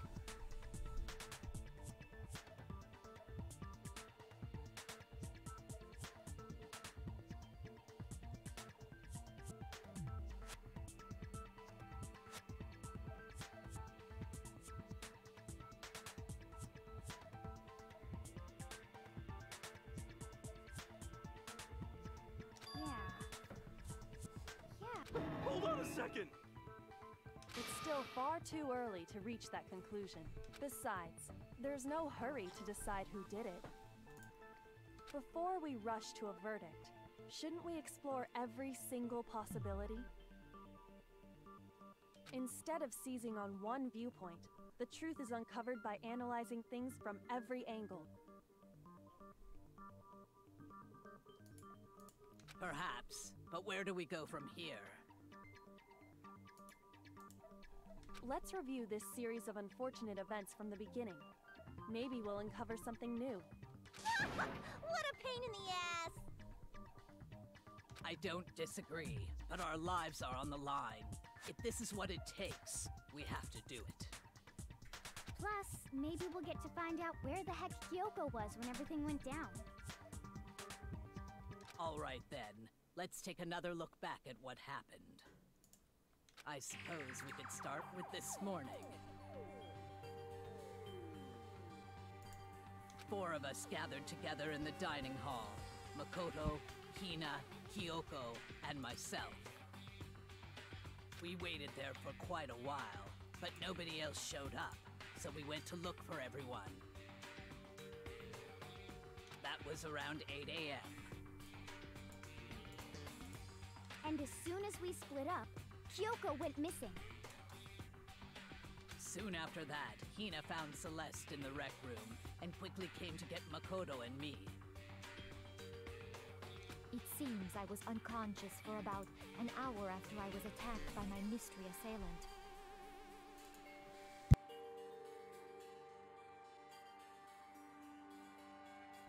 I know it was an hour because I remember being attacked a little after 7.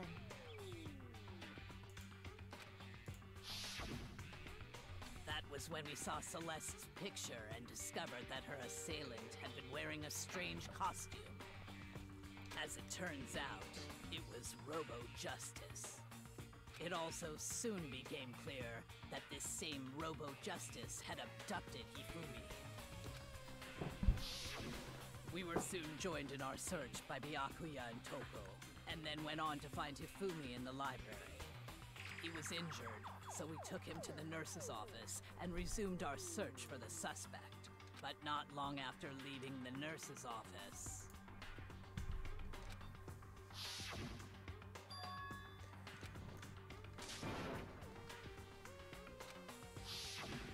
When Celeste told us that, we decided to split up and search the second floor.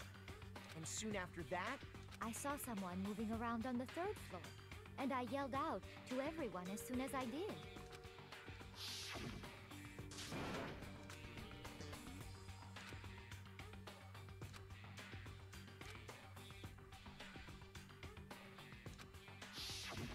and then...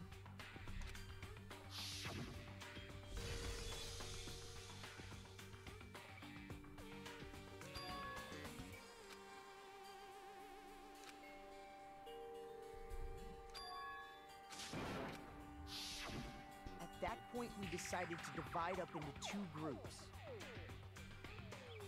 Celeste, Hina, and I went back to the nurse's office,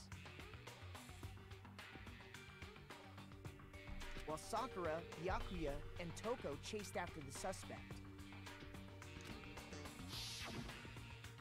When we got back to the nurse's office, we found Hifumi, dead.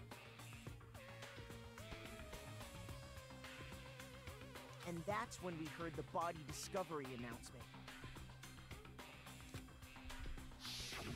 I left Celeste and Hina there and headed back to the 3rd floor to let the others know what had happened. Meanwhile, we had just discovered Taka's body in the equipment room. We must have found both bodies at almost exactly the same time, because we heard the same announcement not long after we discovered his body. And that's when I told you guys about Hifumi. Then the 3 of us headed for the nurse's office. But right after we left the physics lab, we ran into Celeste, who'd arrived after us, and she told us something very surprising.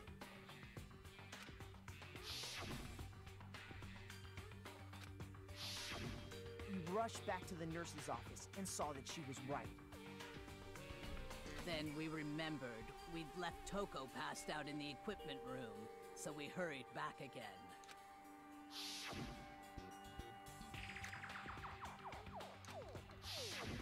But when we got there, a lot of recapping in this trial, and we know the answer. Oh, I didn't mean to skip all that. Whoops.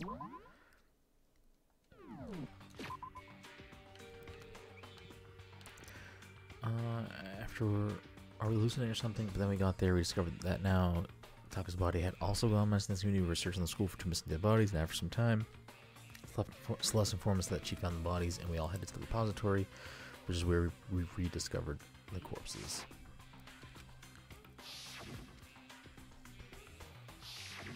I think that about covers it. Celeste is super involved with this. Even though I don't think Celeste is the killer. It's just weird because she seems super involved. The whole thing sounds exceptionally complicated. It certainly seems to me that these are not a simple series of connected events. Okay, well, if that's true, then what?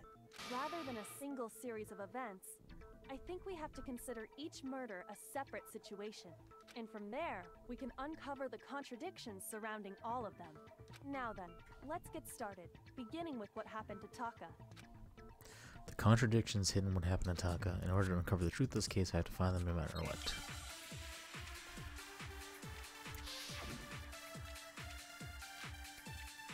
Monokuma file number 3. So, regarding Taka's death, I wonder if he died before Hifumi, or perhaps it was after? We already know what order they were killed in. Taka came last. No, incorrect. What makes you say that? Because of the numbering of the Justice Hammers. It's true that Hifumi was killed with Justice Hammer 3, while Taka's death came from a swing of Justice Hammer 4. See? So it's obvious Taka came after. So, I wonder if, or perhaps it was, we already know what Taka came last. Oh my goodness. What makes you say? Because of the number. It's true that he flew while Taka's death. See? So it's obvious Taka came after. So, I wonder if he, or perhaps it was after. We already know what order they were killed in. Taka came last. What makes you say that? Because of the numbering of the Justice Hammers. Oh my goodness. Shoot. Alright. The watch is what refutes this. I just need already to. know what order they were killed in. Taka came last. What makes you say that? Because of the numbering of the Justice Hammers. It's true that Hifumi was Killed with just while Huh? Taka's death. See? So it's obvious Taka came after. So, I wonder if he, or perhaps it was after. We already know what order they were killed in. Shoot! I need to think about one more time. There must be a contradiction there somewhere. Huh? So, regarding Taka's, I wonder if he died before perhaps it was after. We already know what order they were killed in. Taka came last. What makes you say that? Because of the numbering of the Justice Hammers. I don't understand. Shoot! So, look, I wonder if he, or perhaps it was. We already know what order they. Taka came last. What They're makes not you a- say that? Because of the numbering of the Justice Hammers. It's true that Hifumi was Killed with while Taka's death. See? So it's obvious Taka came after. Justice Hammers were numbered, but were they really used in that order? No. so, regarding Taka's death, I wonder if he died, or perhaps it was after. We already know what order they were killed in. Taka came last. How do I? How do I? Oh, am I? Do I have different bullets? No, I don't. How do I?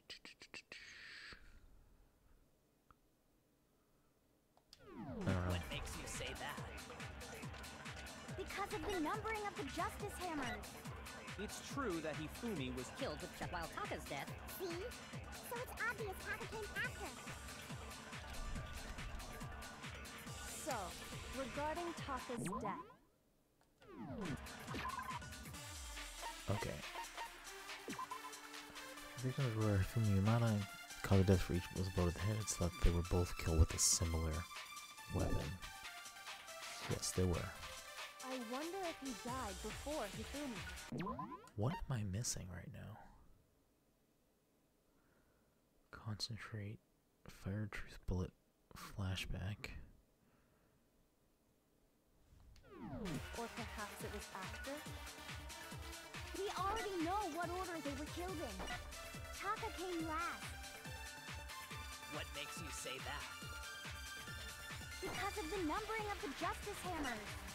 It's true that Hifumi was killed with Justice Hammer 3, while Taka's death Came from a swing. See? So it's obvious Taka came after. Alright, I have to absorb one of these things. Died, or perhaps it was after. We already know what order they were killed. Taka came last. What makes you say that? Because of the numbering of the Justice Hammers. No, it's wrong.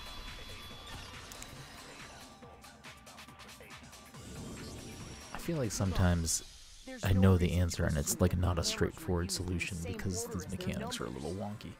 Hold- If anything, that's just another way the killer tried to disguise their actions. So you're saying the culprit wanted us to think the hammers were used in order, but in reality, Taka was killed before Hifumi? Okay then, let's see the proof. The watch. The watch.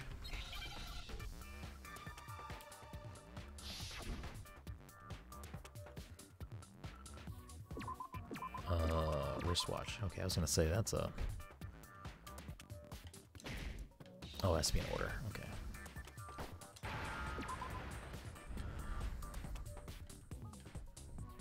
Give me an S. Give me an A.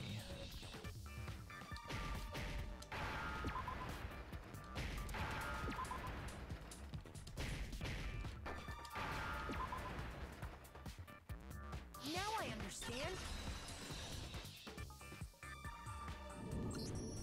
I've got it. Taka's wristwatch. See? Look. It broke with the hands pointing just past 6 o'clock. It must have gotten broken when he was attacked by the killer. Because as of last night, Yep, we know this part. Taka's irritated voice pierced the air as he stared, pointing at his wristwatch. We know all this. So if it wasn't broken after 6 last night, then he must have been attacked around 6 this morning. And that would be his official time of death. But if that's true, then he was killed well before Hifumi. And before Celeste was attacked this morning, which happened around 7. That's right. Taka was killed before any of the other incidents took place. That simple fact slipped past all of us. We made the wrong assumption about the order of events, all because of those justice hammers. That's exactly why the culprit wrote the numbers on each hammer and had them increase in size. That way, when we saw how they were used in each incident, we'd easily make that wrong assumption. Now, if Taka was killed around 6, then everyone's alibis for his murder go out the window. Because when he was killed, we hadn't met up in the dining hall yet. That may be true in the case of Taka's murder, but all of our alibis still hold true for Hifumi's death. That's right. With him, at least, we're all safe.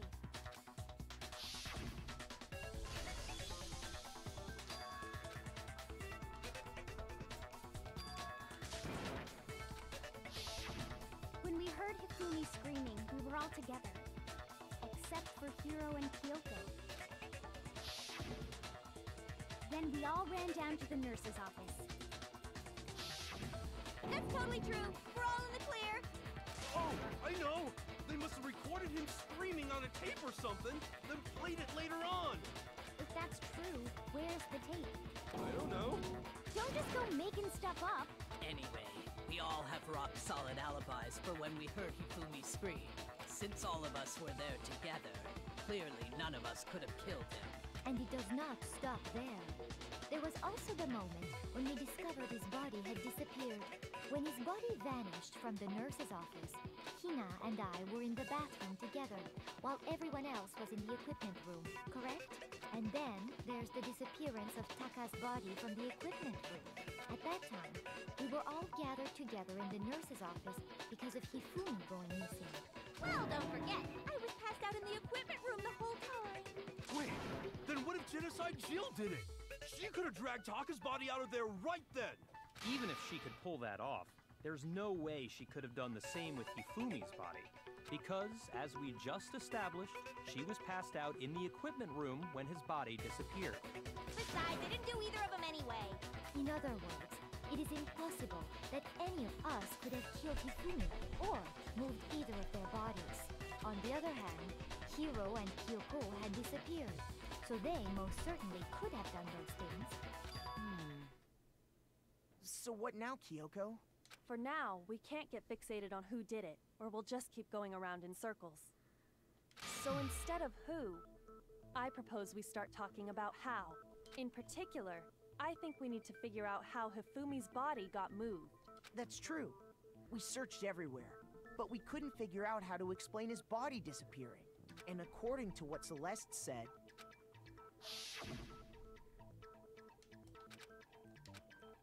Couldn't have been gone for more than a minute. Apparently disappeared in the 1 minute her and Hina took their eyes off of it. But to carry that much weight from the first floor up to the 3rd in that short amount of time? Oh man, yeah! There's no way! It'd be impossible! Well, what if I told you there was a way to make the impossible possible? What? How? If the dead body were to move itself. There it is. The dead body moved on its own? No! Not another... I don't think it has anything to do with the occult. I think what she's implying is, we thought Hifumi was dead, but perhaps in reality he was still alive. He was alive? Are you saying Hifumi wasn't carried out of the nurse's office, but simply walked out on his own? Yep. But I mean, we found his body. He was dead. Perhaps he was simply playing dead. That it isn't possible. Is it really possible? Yes.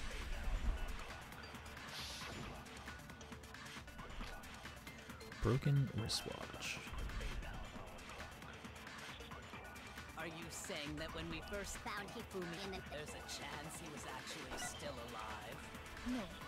It is impossible. Hifumi was dead. And you know that how? Surely you heard the body discovery announcement. Hifumi's dead body had been found. And that is why the announcement was made. Are we really so sure about that? Maybe the announcement was intended to signal someone else's discovery. I'm sure the body discovery announcement was only made once. But Hifumi and Taka bodies were discovered at almost exactly the same time. Are you saying that when we first found Hifumi in the nurse's office, there's a chance he was actually still alive? Yes. No, it is impossible. Hifumi was dead, without a doubt. And you know that how? Surely you heard the body discovery announcement, along with the rest of us. Hifumi's dead body had been found. And that is why the announcement was made. Are we really so? Maybe the announcement was intended to signal someone else's discovery. I'm sure the body announcement discovery was only made once, but Hifumi and Taka's bodies were discovered at almost exactly the same time. Are you saying that when we first found Hifumi in the nurse's office, there's a chance he was actually still alive? No, it is impossible. Hifumi was dead, without a doubt. And you know that how? Surely you heard the body discovery announcement, along with the rest of us. Hifumi's dead body had been found. What? Shoot!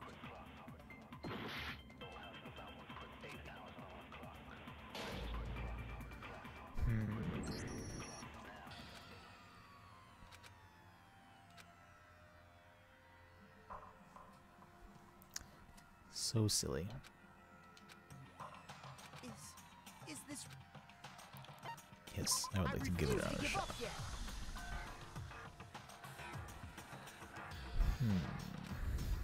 Okay.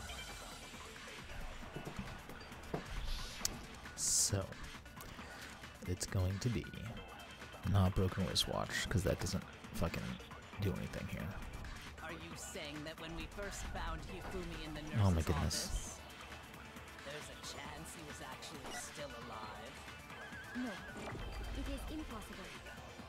Hifumi was dead, without a... And you know that how? Surely you heard the body discovery announcement. Hifumi's dead body had been found. Shoot! Are you saying that when we first found there's a chance he was actually still alive? No, it is impossible. Hifumi was dead, and you know that surely you heard the body discovery. Hifumi's dead body had been found. And that is why the announcement... Are we really so? Maybe the announcement was intended to signal someone else's discovery. Are you saying that when we first found Hifumi in the nurse's office,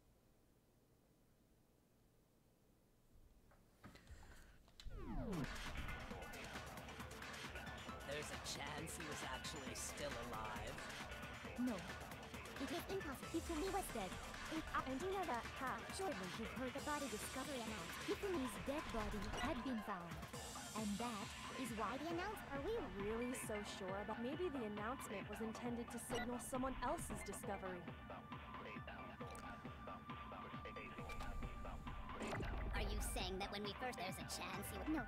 Hifumi was dead, and you know that surely you heard the body Hifumi's dead body, and that is... Are we really so sure about... Maybe the announcement was intended to signal someone else's discovery. Are you saying that when we first found Hifumi in the nurse's, there's a chance he was actually still alive? No, it is impossible. Hifumi was dead, and you know that how? Surely you heard the body discovery announcement. Hifumi's dead body had been found. No, it's wrong!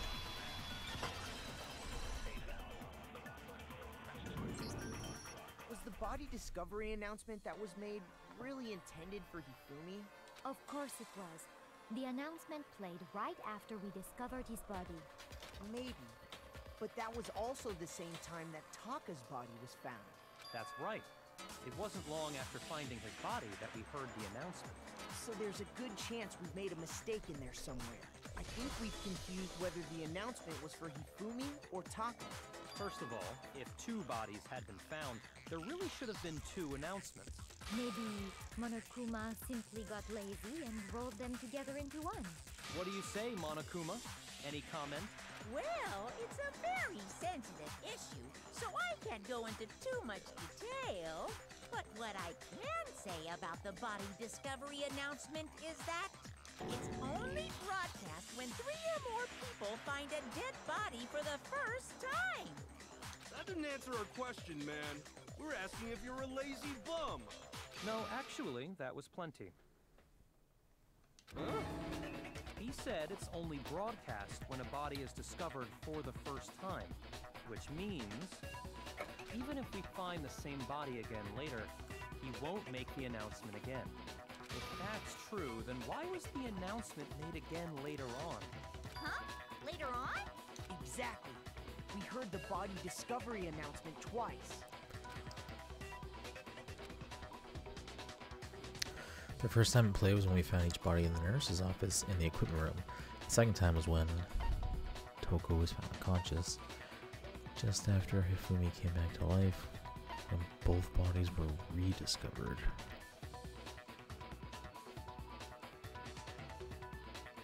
I got it! We heard it a second time in the repository, when we rediscovered the 2 bodies.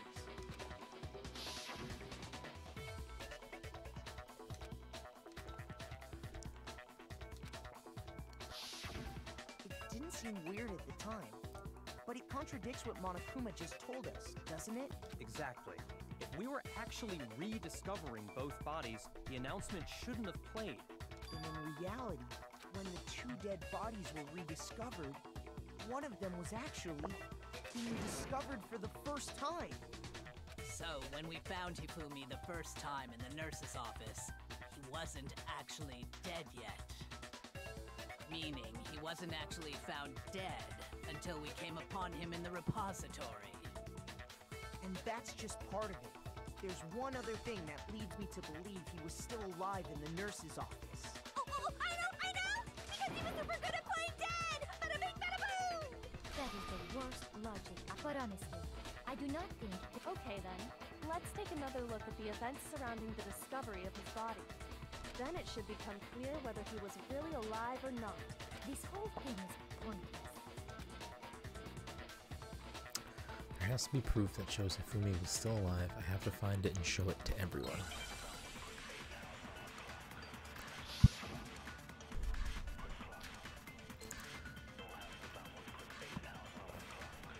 Well, here's one thing we do know. The first time we found Hifumi's body was confirmed. Well, means his body disappeared. And the next time we saw it was in the... But when you compare his body before being moved, and his body other than the change in how it was positioned, there was no notable difference. No, that's wrong!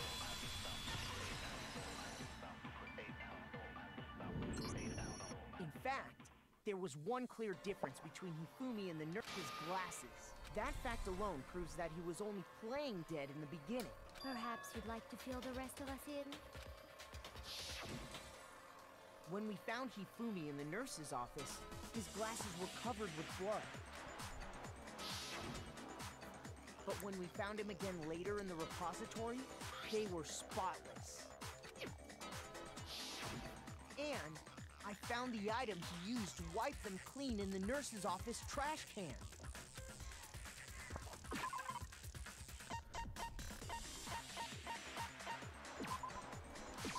I got it! It was a glasses cleaning cloth featuring a certain cartoon mascot.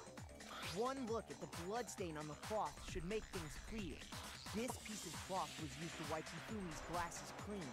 And the mascot on the cloth is the same one that's on the digital camera, right?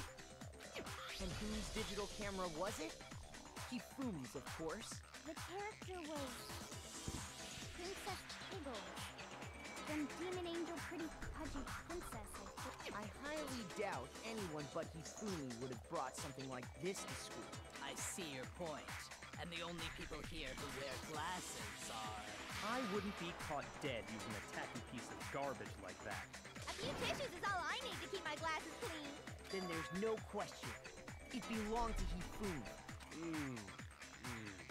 What I'm saying is, the blood on his glasses was wiped away using his own glasses cleaning cloth. Even if that is true, it does not mean he wiped the blood off himself. But who would benefit from a clean pair of glasses other than the glasses owner? That's a good point.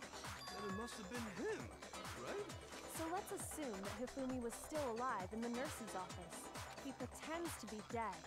Then when he's alone, he wipes his glasses clean so he can see. Then he stands up and walks out on his own 2 feet.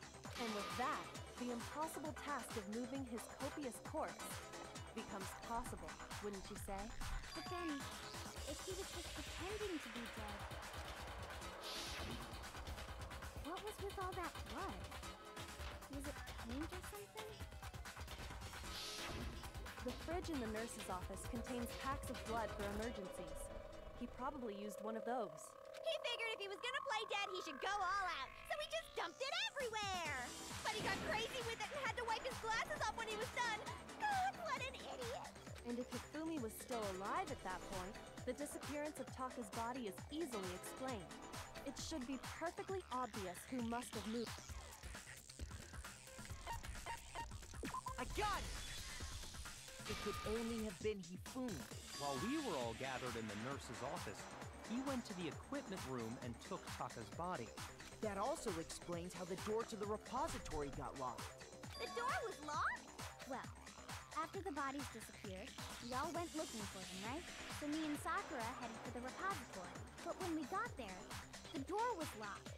And the repository door can only be locked from the inside. Which means, when Hina and Sakura got to the repository, someone was already inside. And it could only have been Hifumi, who just finished stashing Taka's body there. He convinced us all he was dead, and when he saw his chance, he dragged Taka's body to the repository. So, Hifumi wasn't just another victim in this case. He was one of the assailants. But that means he took part in the murders. I just can't believe it. If you're having trouble, would you like me to show you one more piece of evidence? There's more? Oh, absolutely. The single biggest fact pointing to his involvement has yet to be revealed. You know what I'm talking about, right, Makoto? The item he took off of Taka's lifeless body?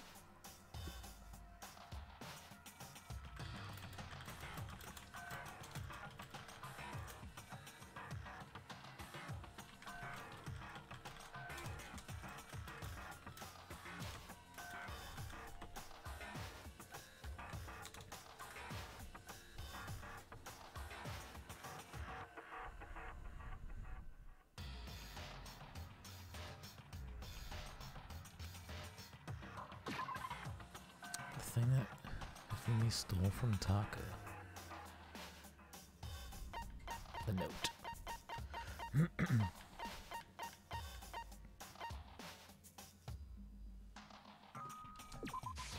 I got it! You're talking about the note Hifumi had hidden away, aren't you?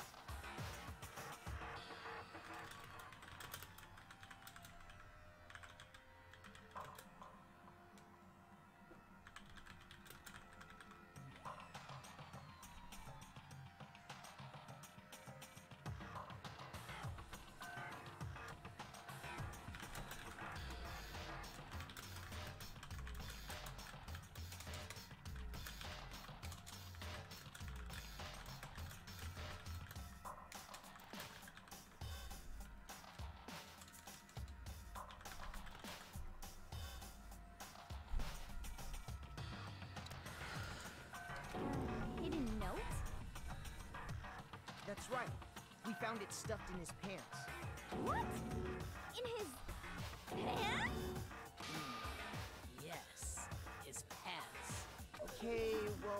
forget about the pants for now. Take a look at what the note says.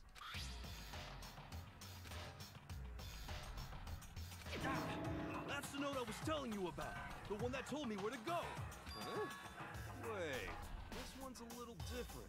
Monokuma can't find out, so don't tell anyone else for now. Let's meet in the rec room at 1 a.m. I see. Then this note isn't the same one Hiro got. It's not the same? In other words, the killer got in touch with another person besides Hiro. And that person could only have been...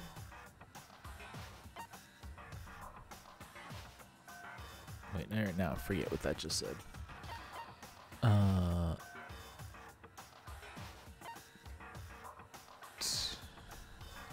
got it! That's right! Taka! The killer used this note to draw out Taka and murder him. Hello? Over here! Objection! Objection! I don't really understand what's going on, but Hifumi had that letter, right? So whoever wrote it wasn't drawing out TikTok, they were drawing out Hubby! Just to be clear, TikTok is Taka and Huffy is Hifumi, right? Ugh! Yes! Why must you ruin it every time?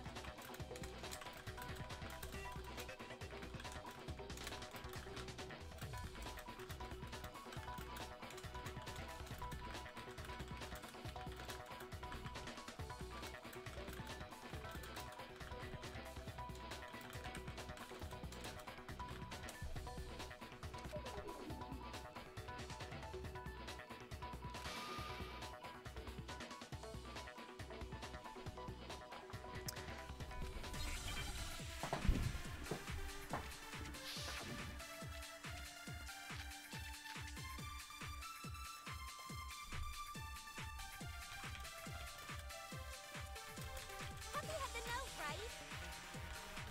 Then the person it was intended for must have been Huffy! But remember what the note said. What time did it say to me? 6 a.m. The time doesn't matter! The note has nothing to do with TikTok!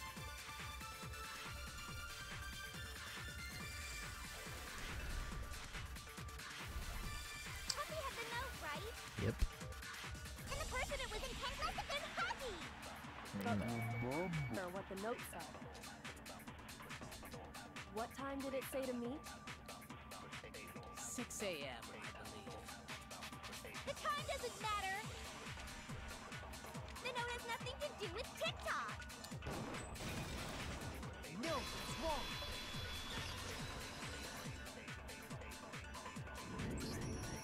No, there absolutely is a connection. What the hell are you talking about?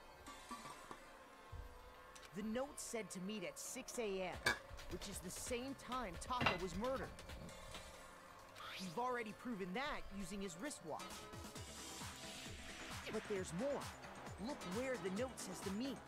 The equipment room, right? Which is where Taka was killed. I see. So, Taka was murdered at both the time and place written in the note. I think that should be plenty to show that this note was definitely meant for Taka. Well, when you put it like that... No further objections! Then someone used that note to trick Taka. Just the same as me. The culprit really is a cold-blooded monster. It's very obvious who this found is. a way out. But if they gave the note to Taka, what was Hifumi doing with it? Trying to dispose of the evidence. Down his pants, no less! Most likely. Hifumi stole it off Taka's corpse after he died. Huh? He stole it? Where's your proof? Go ahead, show us. The scrap of paper.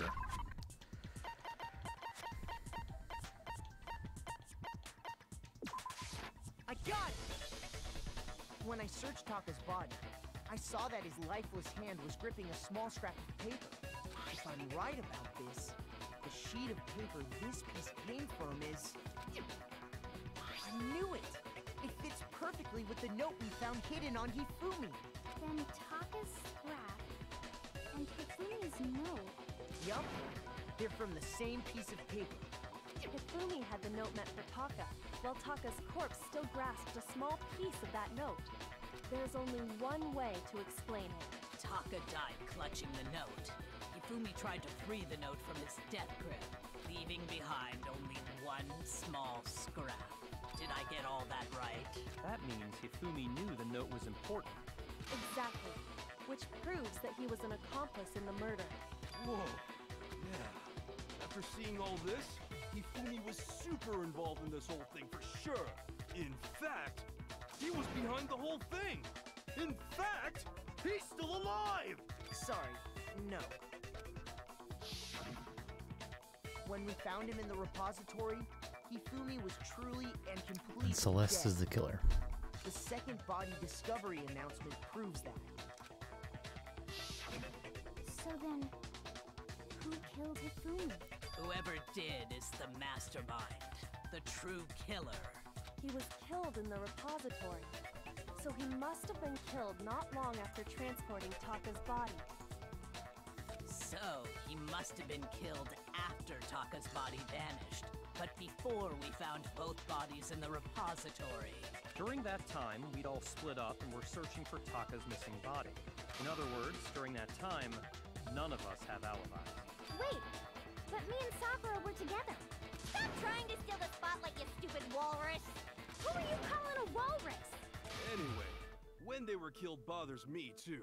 But there's something that's been bothering me even more. And what might that be? The weapon they used to kill Hifumi. The weapon? Yeah, because I mean, according to the Monokuma file, the way Taka and Hifumi were killed was almost the same, with them having similar fractures and all. But Justice Hammer 3 and 4 were still laying around in the nurse's office and equipment room, right? So if Hifumi was killed in the repository, the culprit would have had to grab one of the hammers, kill Hifumi, then put the hammer back where they found it. But wouldn't that be seriously risky for him?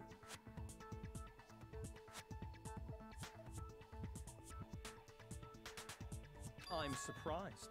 It seems there's some semblance of a brain knocking around that skull of yours after all. Hell yeah, it's packed in there good and tight. He's right, though. I don't understand it either. The Monokuma file makes it clear that they were killed using similar instruments. But if the hammers were already laying around those other rooms... So the question is, how could the culprit have gotten their hands on either of the hammers? Personally, I haven't a clue. So which hammer was used to attack Celeste? Number 1 or number 2? Those were accounted for in other rooms too. And I don't think either one is big enough to kill someone. Then... Is it not possible they used a different weapon? I don't think it is possible. They were both killed with the same kind of thing, right? So then, what was used to kill Hifumi?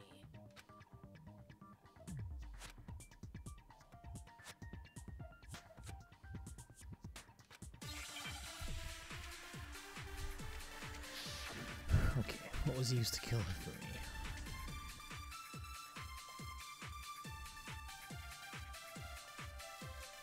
What was used to kill Hifumi? Was it Justice Hammer 3? Maybe Justice Hammer 4? Well, whatever it was, there's one thing we have to figure out. How was the culprit able to move around so free? How did nobody witness them carrying it? Sounds like a Justice Hammer 5 is about to make its appearance! Shoot! What was used to kill Hifumi?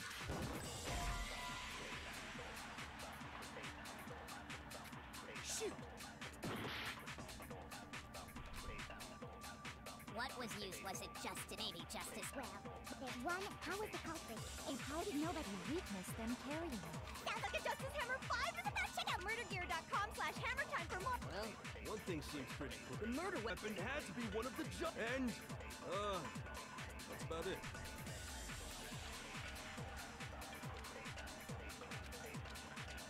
What was useless. Was it Justice Hammer 3? Maybe Justice Hammer 4.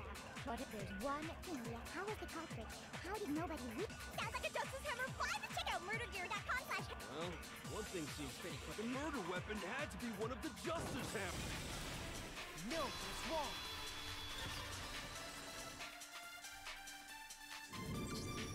The murder weapon wasn't a justice hammer at all. No. But, seriously? A different weapon? Specifically, a hammer from the repository. Now, all the hammers in the repository were covered in flecks of grit and debris.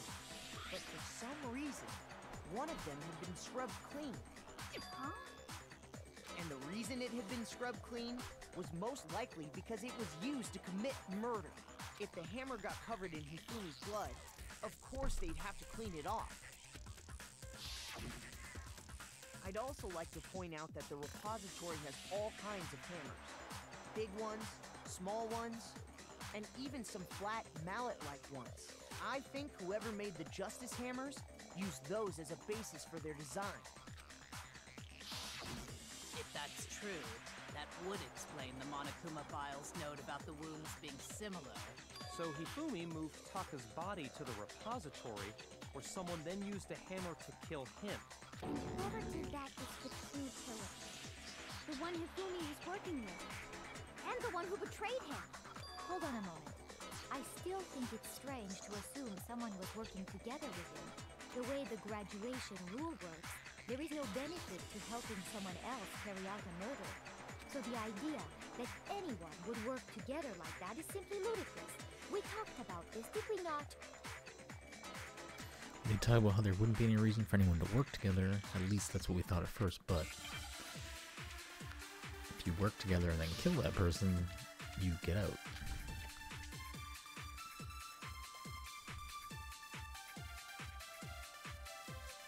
Based on the rules that have been laid out for us, even if more than one person is complicit in only the one who actually carried out the act, assuming the rule holds true, it is simply impossible that two people worked. That is how the rule was explained to us. But that only really applies if there's one murder. In this case, however, there were two murders.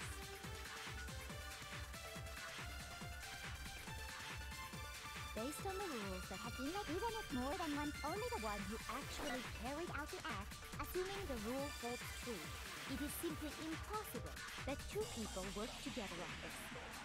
That is how the rule was. But that only really applies if there's one murder. In this case, however, there were two murders. Based on the rules that have been laid out for us, even if more than one, only the one who actually carried out the act, assuming the rule holds true, it is simply impossible that two people worked. That is how the... But that only really applies if in this case, however, there were two murders. Based on the rules, even if more than one only the one who actually carried out the, assuming the rule holds true, it is simply impossible. That is how the... But that only really in this case, however, there were two murders. Oh my goodness. Based Yes. on the rules that have been laid out, What am even I if more doing than one incorrectly? person is complicit, Do I need to only switch the these one who words? actually carried out the act, assuming the rule holds true, it is simply impossible that two. That is how the rule was. But that only really applies if there's one murder, right? In this case...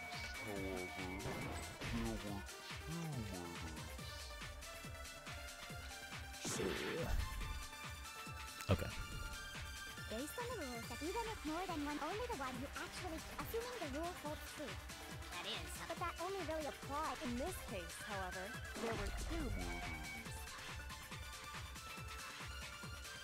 Based on the rules that have been laid out, even if more than one person, only the one who actually carried out, assuming the rule holds true. It Oh is my simply goodness. impossible Oh that my two goodness. people work together like this.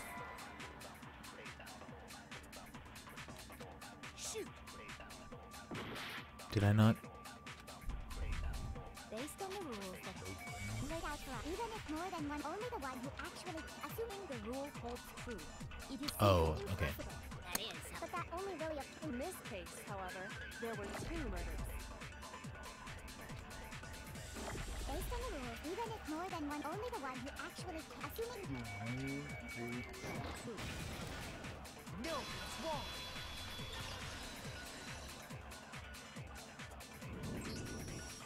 Since there were 2 murders, it's at least plausible that more than one person was involved.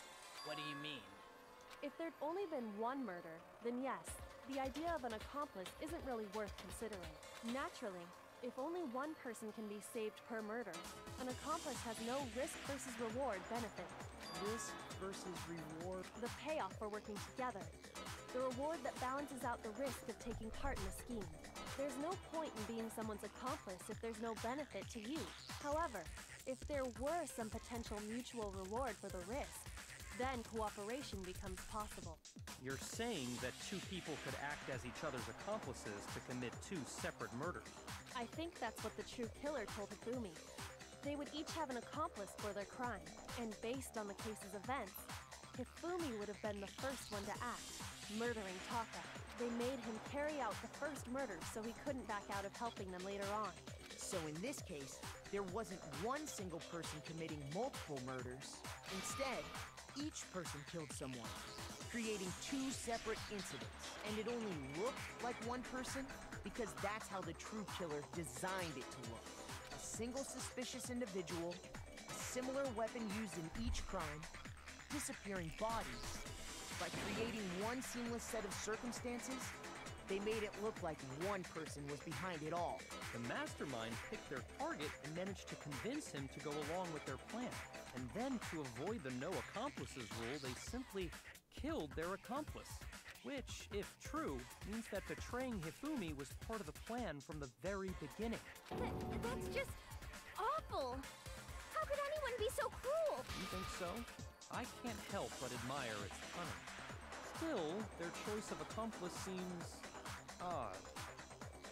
The effort made to convince us the 2 murders were the same, that was the main characteristic this time. Kyoko must have noticed that fact from the very beginning, which is why she said not to look at this as a series of connected events, but entirely separate incidents. Kyoko really is amazing, although when you think about it, she's almost too amazing. Like, it's almost unnatural how good she is at this. I understand how an accomplice could be involved, but then who was the one pulling Hifumi's string?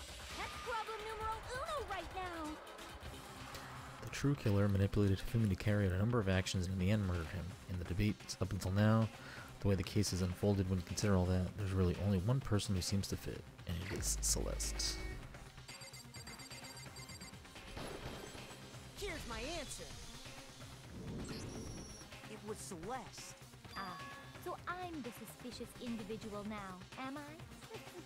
I really do hate this kind of joke. A joke? I wonder. So what you are saying, then, is that I specifically chose to work together with Hifumi. The idea that I would choose to spend any amount of time interacting with him, that I would go within 10 feet of that shit brain, that lazy, worthless, goddamn idiot! Pardonnez-moi. Just to be clear, there is evidence to support it. Is that so? It is. Throughout the investigation, there was certain behavior that was common only to the 2 of you. Considering what we've learned so far, it only further proves that the 2 of you were working together. What is it that only Hifumi and Celeste had in common? Encountering the suspicious individual. I got it! The behavior they had in common has to do with the suspicious individual in the suit, doesn't it? The only ones who ever actually saw Robo-Justice firsthand were Celeste and Hifumi. Shush, the adults are talking now. Sorry. As he said, only Celeste and Hifumi ever laid eyes on the costumed individual. If we accept that Hifumi was one of the culprits, we can't help but suspect what Celeste has said as well. Are you saying everything they told us was a lie? After taking Hifumi to the nurse's office, we all began our search for this individual, correct? And not too long after that, do you remember what Celeste said?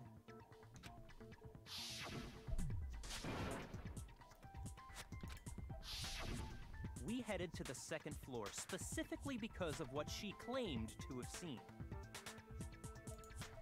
Next, to draw us all to the physics lab up on the 3rd floor, She let out a blood-curdling scream. and when we'd all come to see what was wrong, what was it she said?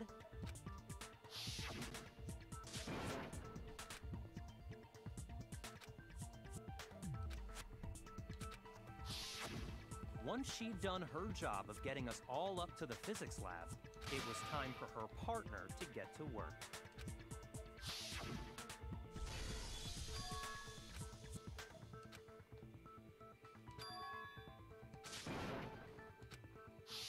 It was to get us to divide into two groups, so that we would discover both bodies at the same time? In fact, Celeste was precisely the one who proposed that we split up.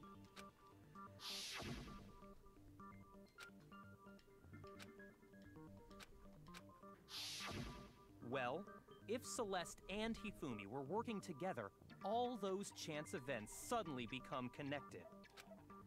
And on top of that, that piercing cry of yours early on.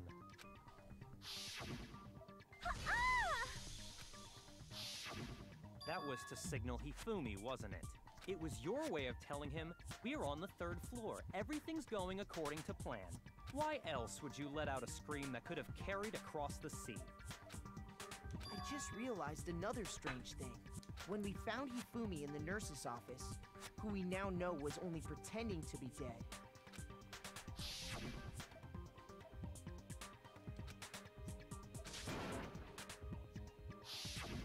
Celeste, you were the first one to say he'd been murdered. You wanted to make sure we wouldn't have any doubt in our minds. I don't believe it! Hina, you were with Celeste when Hifumi's body disappeared, right? Yeah. I was feeling kinda sick, so Celeste took me to the bathroom. Wait! Then that was... She wasn't worried about you. She just saw a chance to help Hifumi sneak out of the nurse's office. Each piece isn't much by itself, but start putting them together and the picture gets very ugly indeed. Wouldn't you agree, Celeste? I have no idea what you mean. Don't bother trying to deny it. You made one fatal mistake. Oh, did I? I didn't even catch it myself when you first said it, but looking back, I can say that that one little slip-up was your undoing. What are you talking about? I'm talking about what you said after Hifumi's body disappeared and we returned to the nurse's office.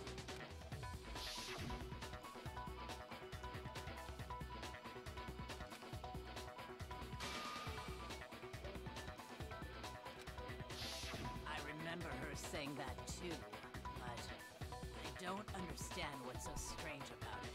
Then pay attention. Sakura, Toko, and I were first to discover Taka's body in the equipment room. Then Makoto showed up and told us Hifumi had been killed. So Sakura and I left with Makoto. Once we were in the hall, we ran into Celeste, and the 4 of us headed to the nurse's office. Now, the entire time we were together, none of us said anything about Taka being dead. Think about it. Celeste's comment doesn't make sense. It was completely out of place.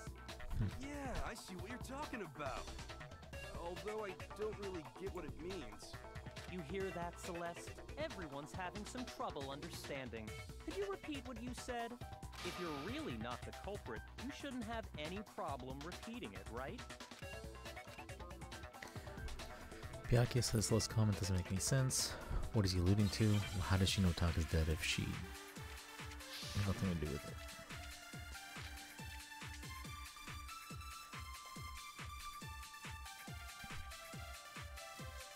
All I said was, they must really be enjoying the sight of us standing around. Frightened. They must be positively. We are all going to die here. We are going to die, just like those guys died. And that is all I said. And that's all it takes to finish this. What was so strange about Celeste's comment?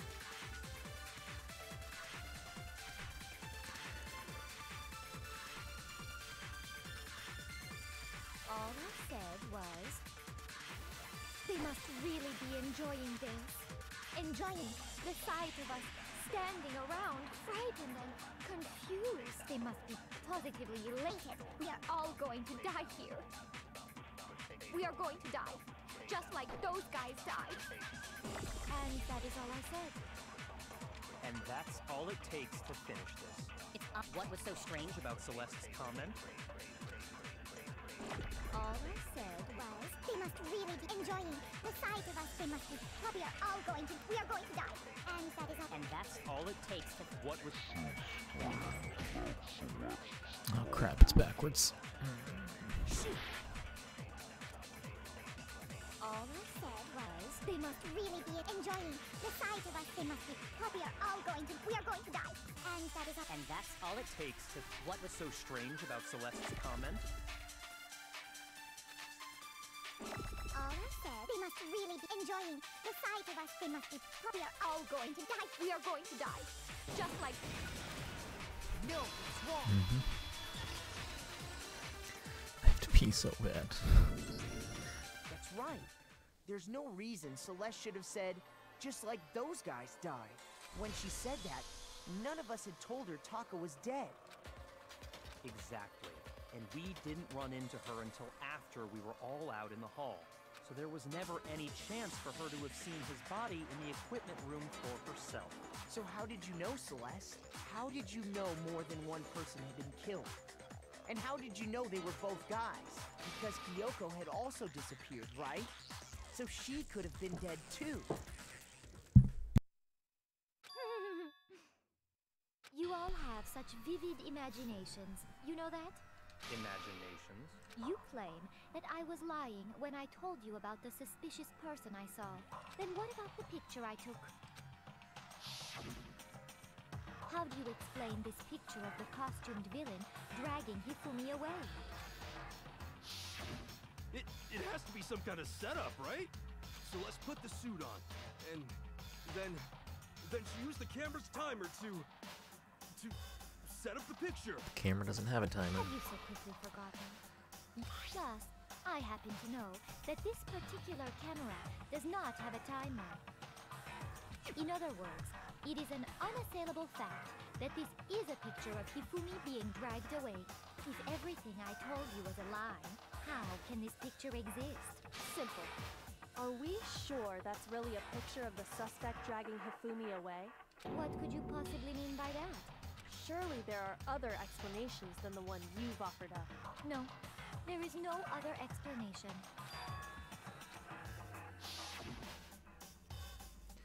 It wasn't a picture of the suspect dragging Hifumi away. The only other possibility is Hifumi the suspect have been dragging Hifumi and started dancing. Hifumi is dragging the suspect away.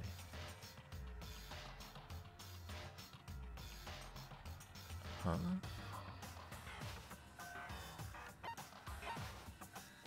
I don't understand. I guess that's one way to make him pass out.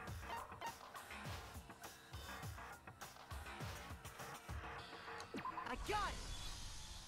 It's not a picture of the suspect dragging Hifumi away. I would say it's a picture of Hifumi dragging the suspect away. That's certainly within the realm of possibility. The one being dragged off in that picture isn't Hifumi, but the person in the robot suit. We've simply been led to believe that it's the other way around. And the strange costume might only exist to lead us astray even farther. If you saw someone wearing something like that in this situation, of course you'd notice and be suspicious. That's what happened! You put me to sleep and made me out to be the bad guy in all this! Such a thing is utterly impossible. Hifumi was dragging him away? Ridiculous. Is it? I don't think it's ridiculous at all. Then shut your mouth and allow me to educate you. Celeste thinks she can prove there's no way Hifumi was dragging the suspect away, but is that really possible?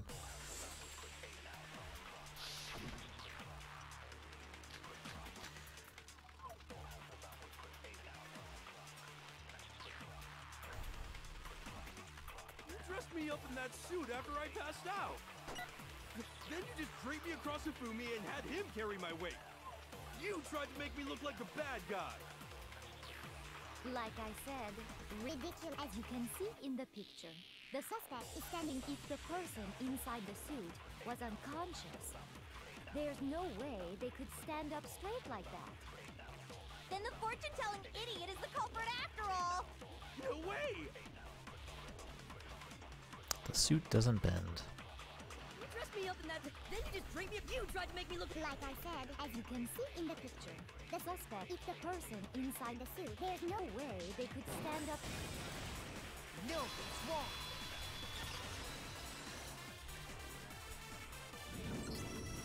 No. Even if the person inside the suit were unconscious, they could still stand up like that. Because that Robo-Justice suit had a certain characteristic.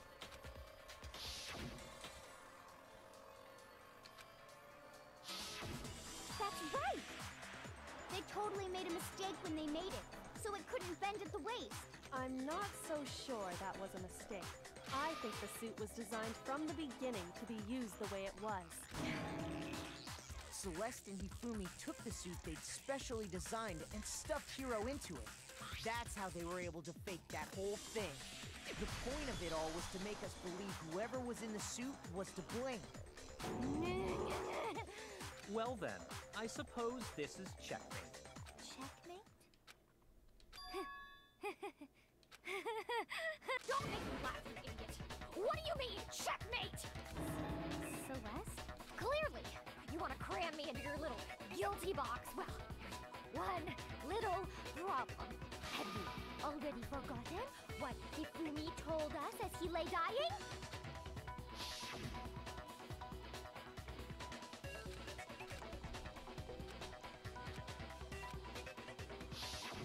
When we asked him who had attacked him, his answer was quite clear, was it not?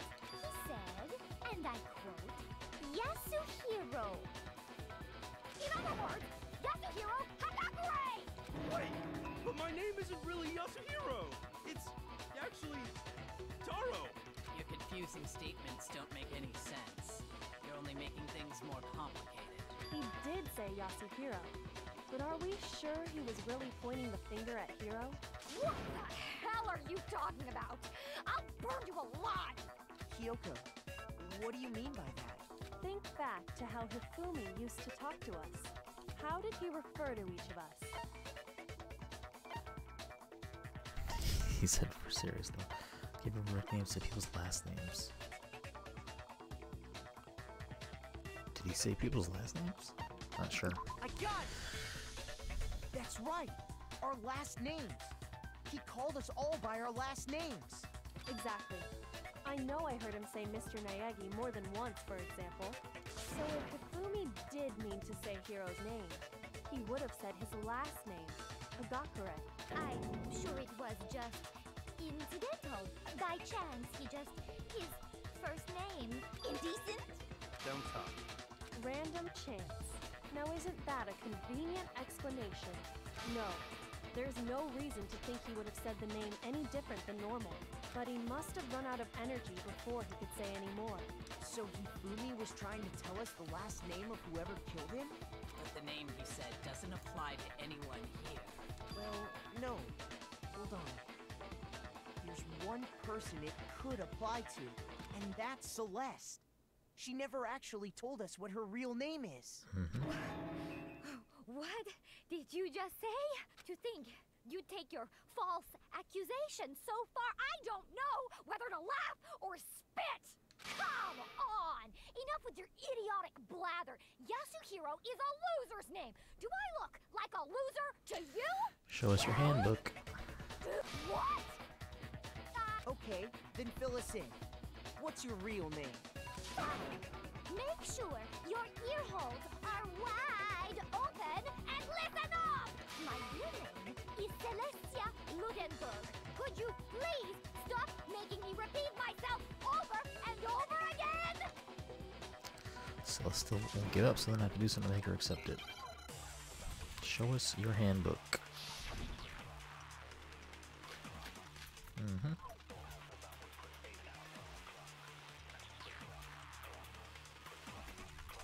Hifumi was trying to tell us something. He wanted us to know the killer's last name, Yasuhiro. If there's one person, It would have to be you, Celeste. how many times do I have? Celestia Ludenberg, God! How long do you plan to go on pretend? I'm not pretending.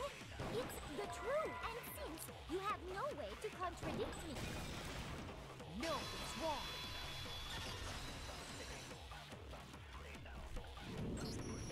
That's it! The handbook! What?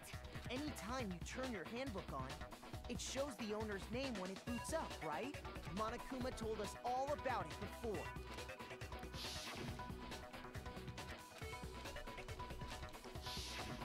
So all we have to do is check her handbook, and that'll clear up everything. That's how we can find out Celeste's real name. That's an invasion of privacy. I refuse to cooperate. Celeste, can you please just tell us what really happened? Please, just tell us. Even when I'm put in check, it's just my nature not to give up. Because until the game's over, you never know what might happen.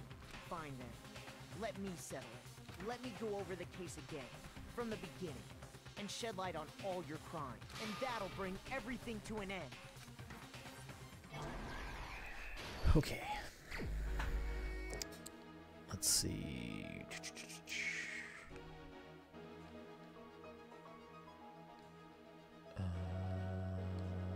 Let's do that for now. Act 2 is...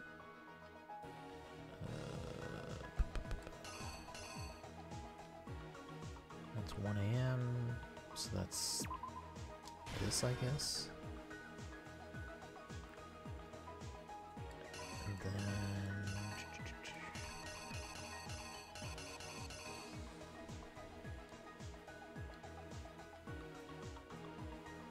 okay, hold on. I have to pee so bad. 2 seconds.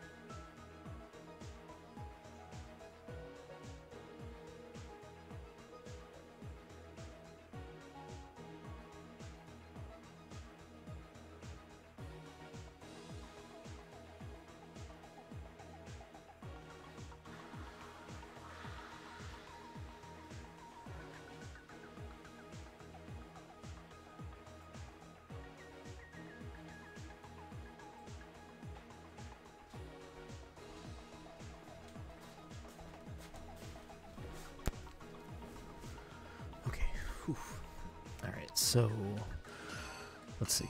This backpack thing might not be correct. No, it's probably this. That looks like shaking hand nervously. So 1 a.m.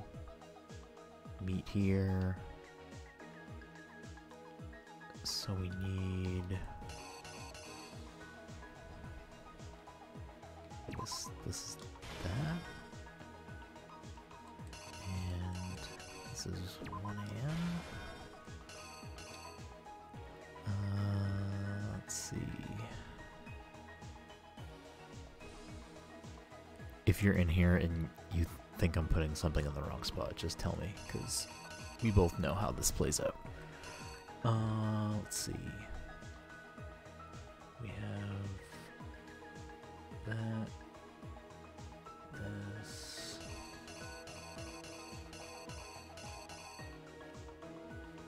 I guess that. Alright, so now it's 6. And then we have hammer, 4.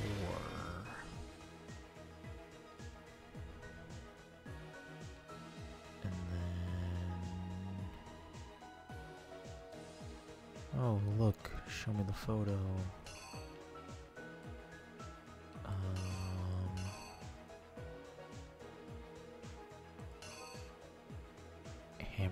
2.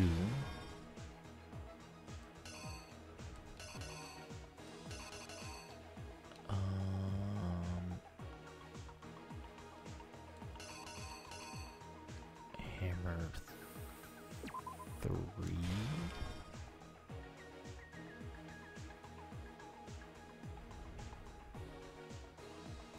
Move the body. And then we did it.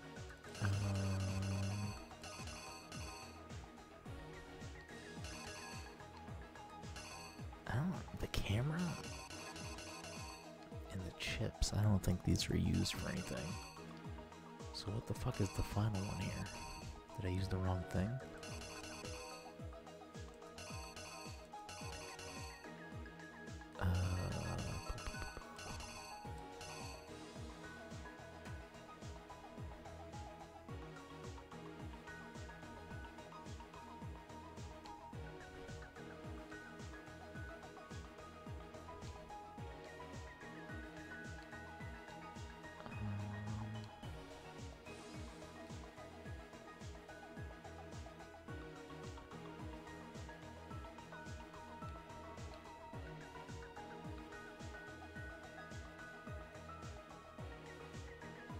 This is here.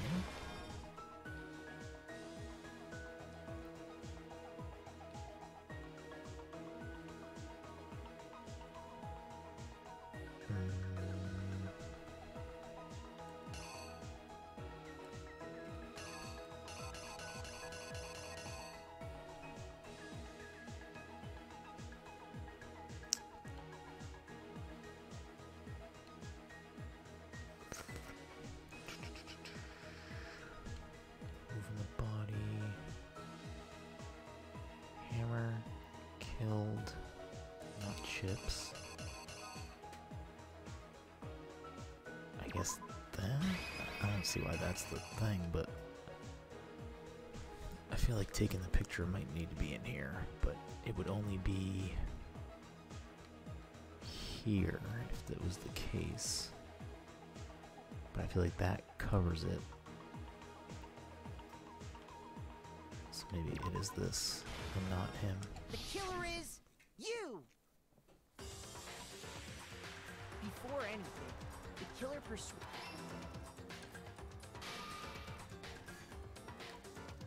Hifumi. With an accomplice, the killer was able to execute a number of other... Great. Oh boy. Okay. So...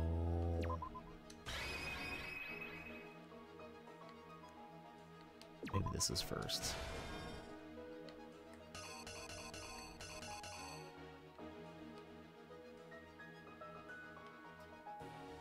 And this is here? I feel like that doesn't make any sense. Here's exactly what happened.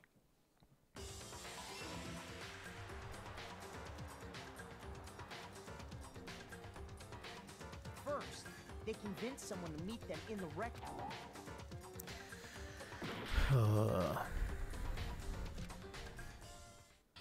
Oh my goodness. No.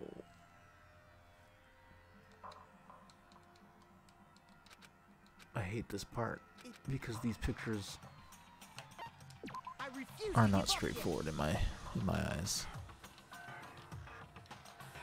But I know what the fucking timeline of events is. So annoying. Okay. So handshake. 1 a.m.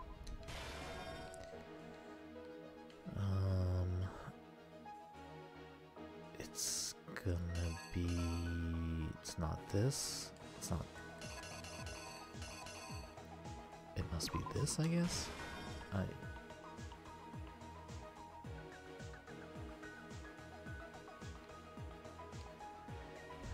then... camera... and then... it's... nope. Wait, did I put the wrong clock? No, that's 1 a.m. Time. Look at that. So then, dead, hammer 4.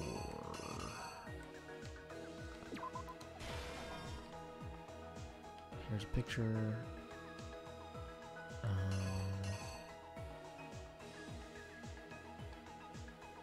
Picture, blah blah blah.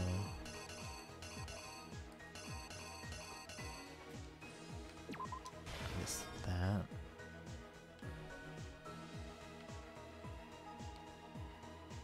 Unless it's Hammer 2. Hammer 2 was in this, but maybe that's not important. This is supposed to be Hammer 3.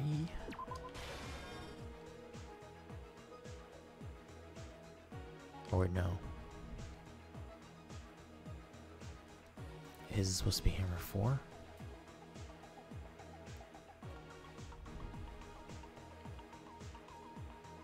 No, that's right. Okay.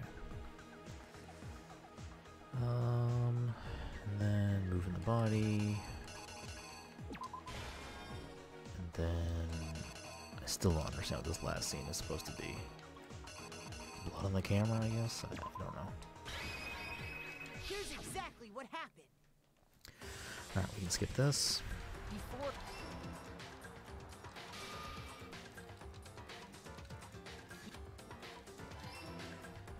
Clock correct. first, Correct. Okay. that someone named the murderous duo intended to pass Hero So when they off. met up with him, they dragged him, knocked him out, and stuffed him into the Robo Justice suit. Take a picture. Next, Hifumi positioned himself to make it look Robo Justice was attacking him. Digital camera to take pictures of the assault. Create evidence that would put the suspicion on Hero into the pool room locker. And then Finally, called at 6. Taka Oops. to the equipment room.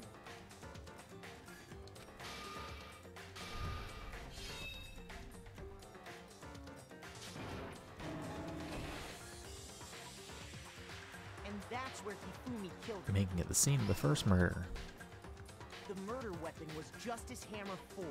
The reason Hammer number 4 was used was to create confusion about the order of The crimes. Okay. So, next for these attacks, the killers pretended the first fake incident was the Attack in the there. rec room. The killers wanted us to see Justice Hammer 1. And the And rope they wanted to make pictures, sure we bought this. surprise so the attack second story. fake incident was the attack in the this time They planted Just Hammer 2 and then injured Hifumi to solid These story. 2 incidents, the killers were able to create a certain Perception preconception in our that the suspect minds. was increasing the size of the hammers and attacking people in order as they did. We fell right into their trap and started looking for the suspect based on that. But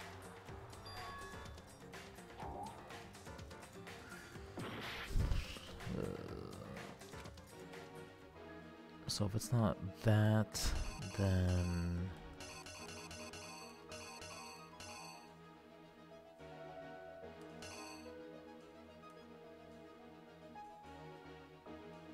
I don't know. It's either this hammer or the chips. I don't know what the fuck the chips are. So I guess we'll do that. the killer is you. So, for there, they want to set this to defeat that he felt.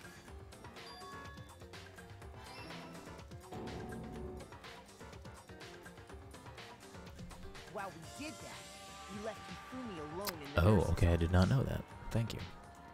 This was exact. Hoping for fake blood. Use 3. Took a blood packet and turned the room. He let out a scream to draw us back.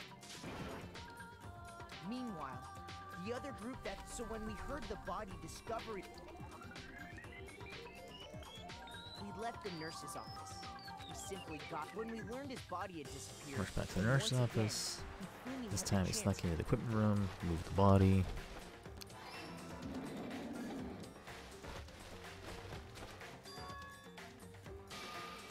I'm gonna skip all this dialogue. I mean, we know what happened. We've been over this murder quite often.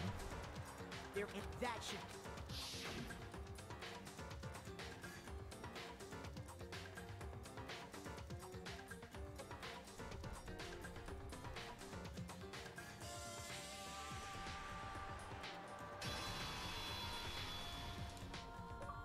Celeste! Sorry. I lost? When was the last time I was forced to utter such words? They hang heavy around my neck. Then you admit it? You're the killer? Listen to you, trying to take charge. I, Celestia Ludenberg. At Taiko, Yasuhiro is fine. Taiko? So, you finally accepted it. I'm the kind of person, once I've lost, I don't like things to drag on. Interesting. I would argue you dragged that out quite a bit.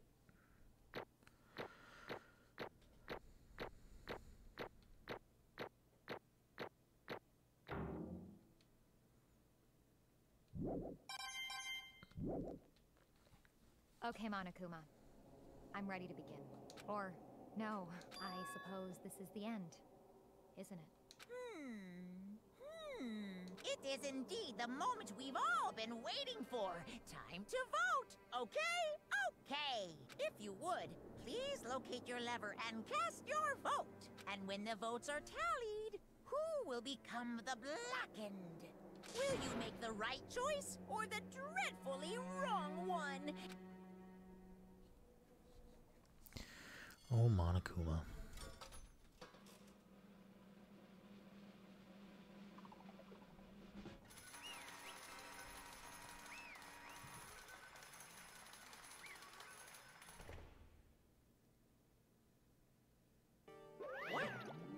It's basically a formality at this point, but once again, you're totally correct. The Blackened this time, the true killer who devised the whole stinking scheme was Celestia Ludenberg, or more precisely, Taiko Yasuhiro. I lost. Well, that sucks. I guess trying to work with someone else was a mistake after all. Hifumi's ineptitude was beyond all my calculations. I knew it. So you really did approach Hifumi with this plan, but how did you get him to agree? I can't imagine he would have happily agreed to commit murder. I'm sure he relied on her specialty, lying. My specialty? Don't make me laugh. I didn't have to lie to get him to agree. So Then did you use, you know? I knew you'd figure it out, Kyoko. You're absolutely right. To get Hifumi to act as my accomplice, I used her. For everyone who's still left, I'll avoid mentioning it by name, but it was the one thing Hifumi and Taiko are both super into. Does she mean... She's talking about alter ego? Obviously. What? What are you talking about? Just a second. Don't interrupt. We're in the middle of a very important conversation here. I'm totally out of the loop as usual. How sad. In other words, And you're the one who stole it. Indeed. That's right. I see. And you use it to drag Hifumi into the plan you'd come up with. Right, again. Last night, after we had our meeting about how it disappeared, I paid Hifumi a little visit. Oh, what are we doing here? I was hoping I could talk to you alone. It is about what was stolen. I know who did it. What? It was Taka. He stole it. What? And I have proof. Would you like to see it? As it turned out, I found a use for the digital camera. I'd taken you-know-what to Taka's room earlier and took pictures of it there. I deleted the picture as soon as I'd shown it to Hifumi, of course. So it was him. But how did he do it? She was supposed to yell if either of it got close to her. You're correct, which is why Taka forced me to steal it. What? Please forgive me. He threatened me. He did. He came to my room last night unannounced, and then it's hard for me to even say he abused me. Yikes. And he took pictures. He said if he did not do as he asked, he would show them to everyone, so I had no choice. That's a crime, an absolute crime. I knew he'd gone a little crazy, but I never imagined he would go that far. It was amazing how completely he bought it. I can't express how enjoyable that was. I'm about to say something I've never said before in my life. I'm gonna kill him. I'm gonna fucking kill him. Wait, please, if you go now, you'll be playing right into his hands. Huh? Taka's planning to use her to escape, and he has made you his target. Escape, you don't mean. Taka's gonna try to kill you.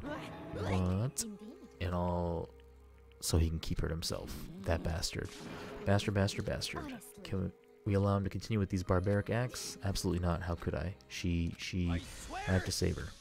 Then, would you like to join with me? It just so happens I come up with a plan. Huh? I have devised a way to reclaim what he has stolen and escape this dreadful school. And with that, it is complete. Huh? What are you talking about? Oh, nothing. Hifumi agreed without a second thought. The effect that item had on him was remarkable. The power of love, even love as twisted as that, can still drive people mad, it would seem. You disgust me. I have another question for you. Was that strange costume Hifumi's creation? Yes, it was a real pain in the butt too. All I asked him to do was make something to hide the face and general body size. I had no idea he'd make something like that, but it's my fault for picking him in the first place.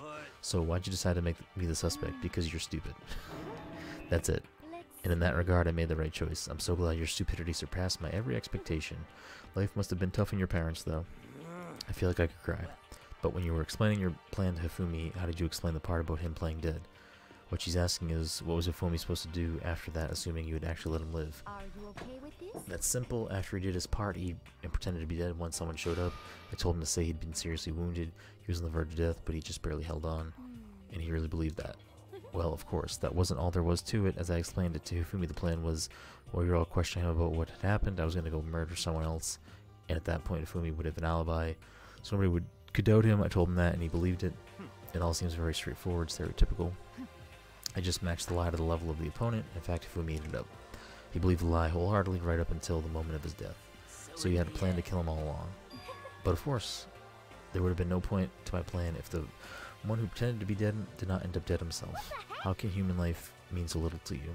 That's not a non-issue. I simply did everything in my power to win. Now you sound like Byakuya. No, he derives his pleasure from the thrill of the hunt. In that aspect, we're nothing alike. Then what made you take things this far?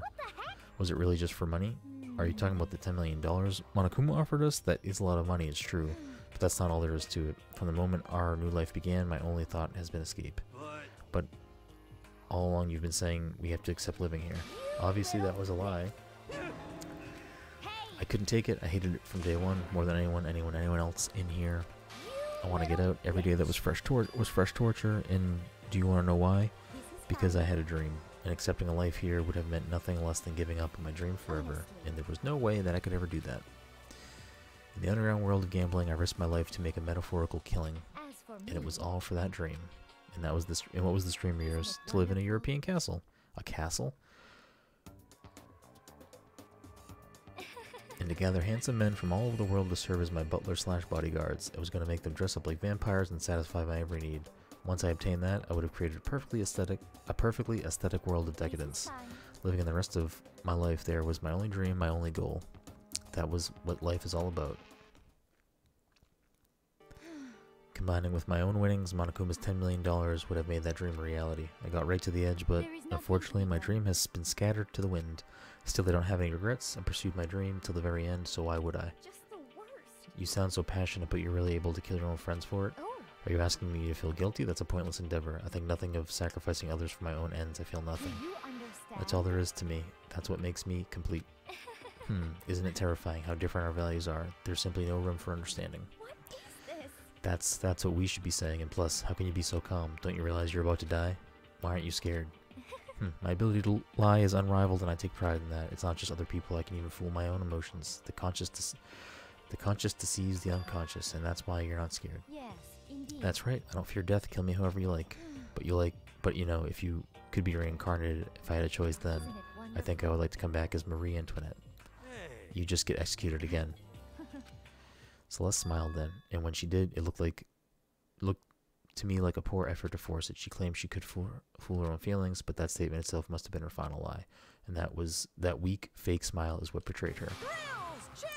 You all done? Okay, then let's get rolling. The black can disturb the peace and must pay the price. Now then, your special punishment. The ultimate gambler. Give it everything we've got. It's punishment time. I guess I'll let Kyoko hold on to this. What? Will it really give you the hope you're looking for? I can't say I ever saw it that way. Which is why... Actually, it's not important. Well then, take care, everyone. Perhaps we'll meet again. In another life.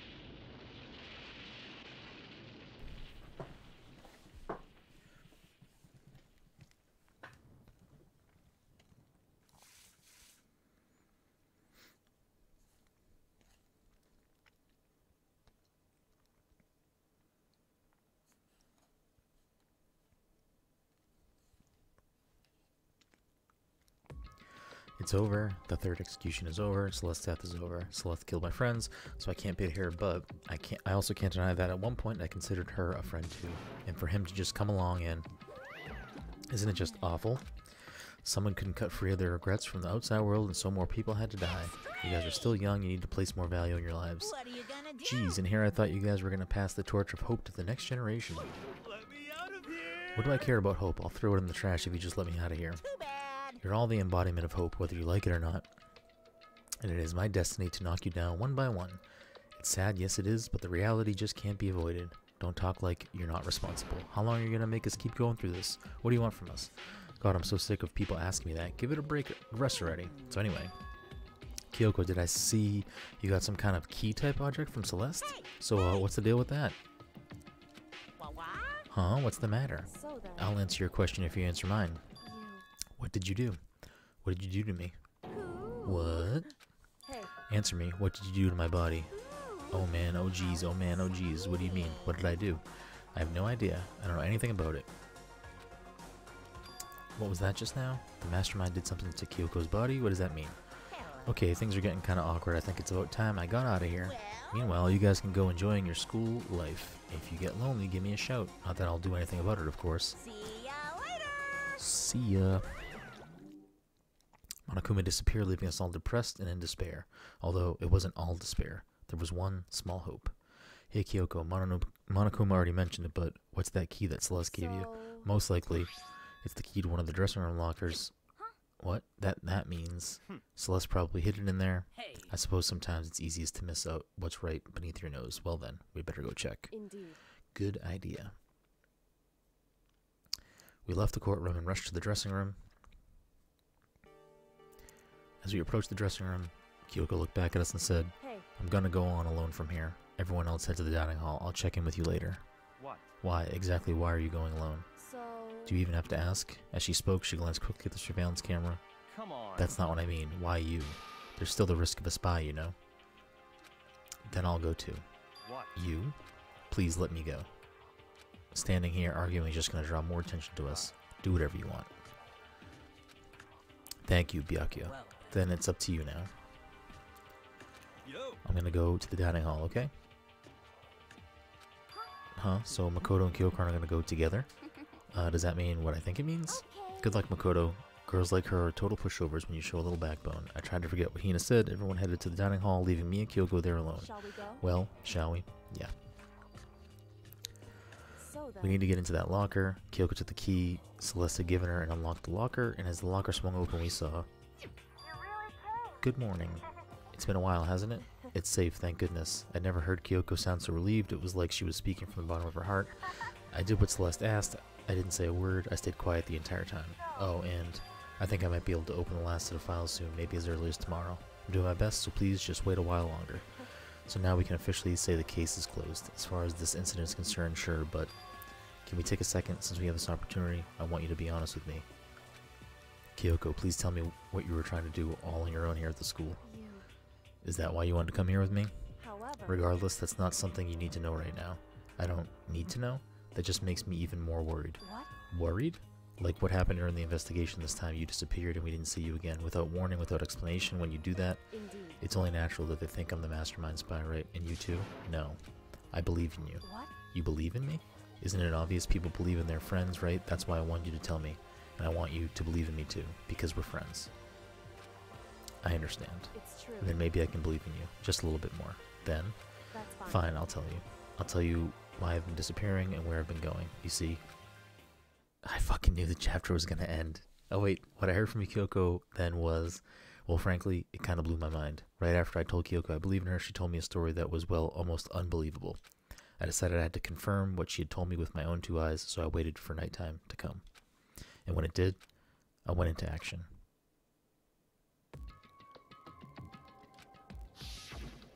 Correct.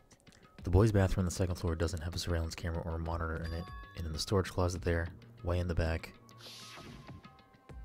she said it was way in the back of the boys' bathroom storage closet, but could Kyoko really be right about this?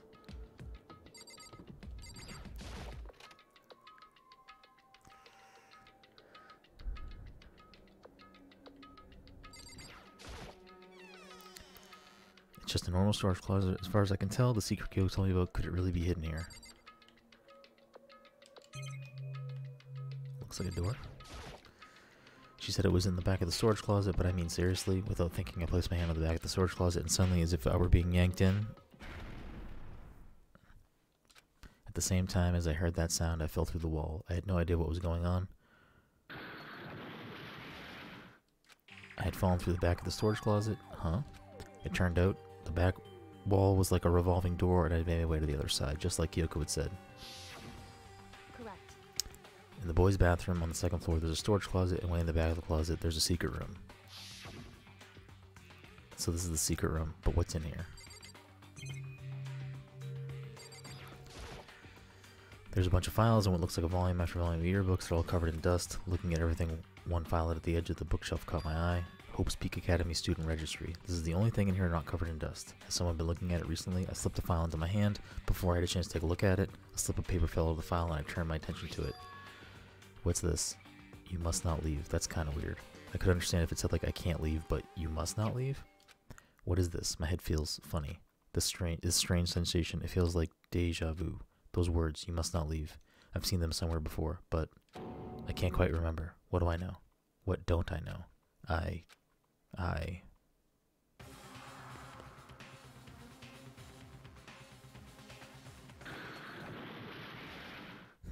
A strange sound rang out through my head. It felt like it was shaking my brain back and forth, and then darkness. I don't understand what's happening. I don't know what started it. It's all over. And with that, I opened my eyes. I didn't know how long it had been. Apparently something hit me and I lost consciousness. That's all I understood. The dull throbbing pain in my head proved that much at least. An empty bookshelf. Empty. Gone. It's all gone. The yearbooks, the student registry, and even that note that had fallen on the floor. It's all gone. What does this mean? But my brain refused to do any more work. The insistent pain in my head began to spread across the rest of my body. For now, I should go back to my room, get some rest. My body was heavy with pain, my mind heavy with thought. I dragged myself back toward my room. Somehow I made it back to the first floor of the school. The further I walked, the more I felt things are getting blurry, can't see in front of me. I couldn't stop myself from collapsing right there, and after that... As if from a vast distance I heard a sound. It was faint but undeniable. That sound, it's coming from the gym? As I desperately hauled my shaky frame toward the gym, the sound got stronger and stronger. What's going on? It can't be nothing. Here in the gym. What the fuck is happening? I didn't make a sound as I opened the door to the gym. The sounds coming from inside, meanwhile, only intensified that much more.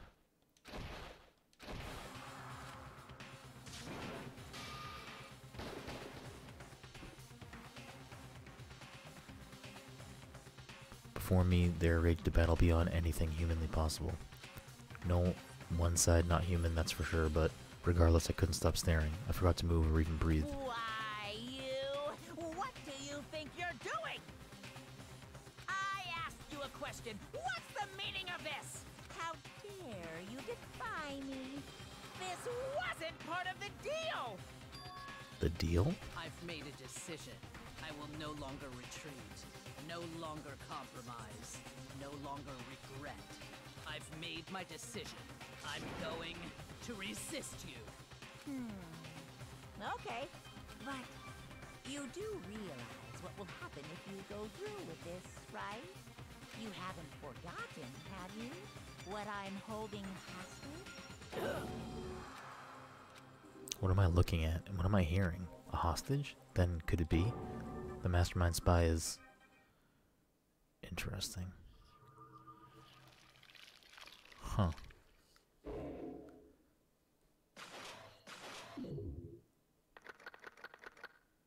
Seven people remain.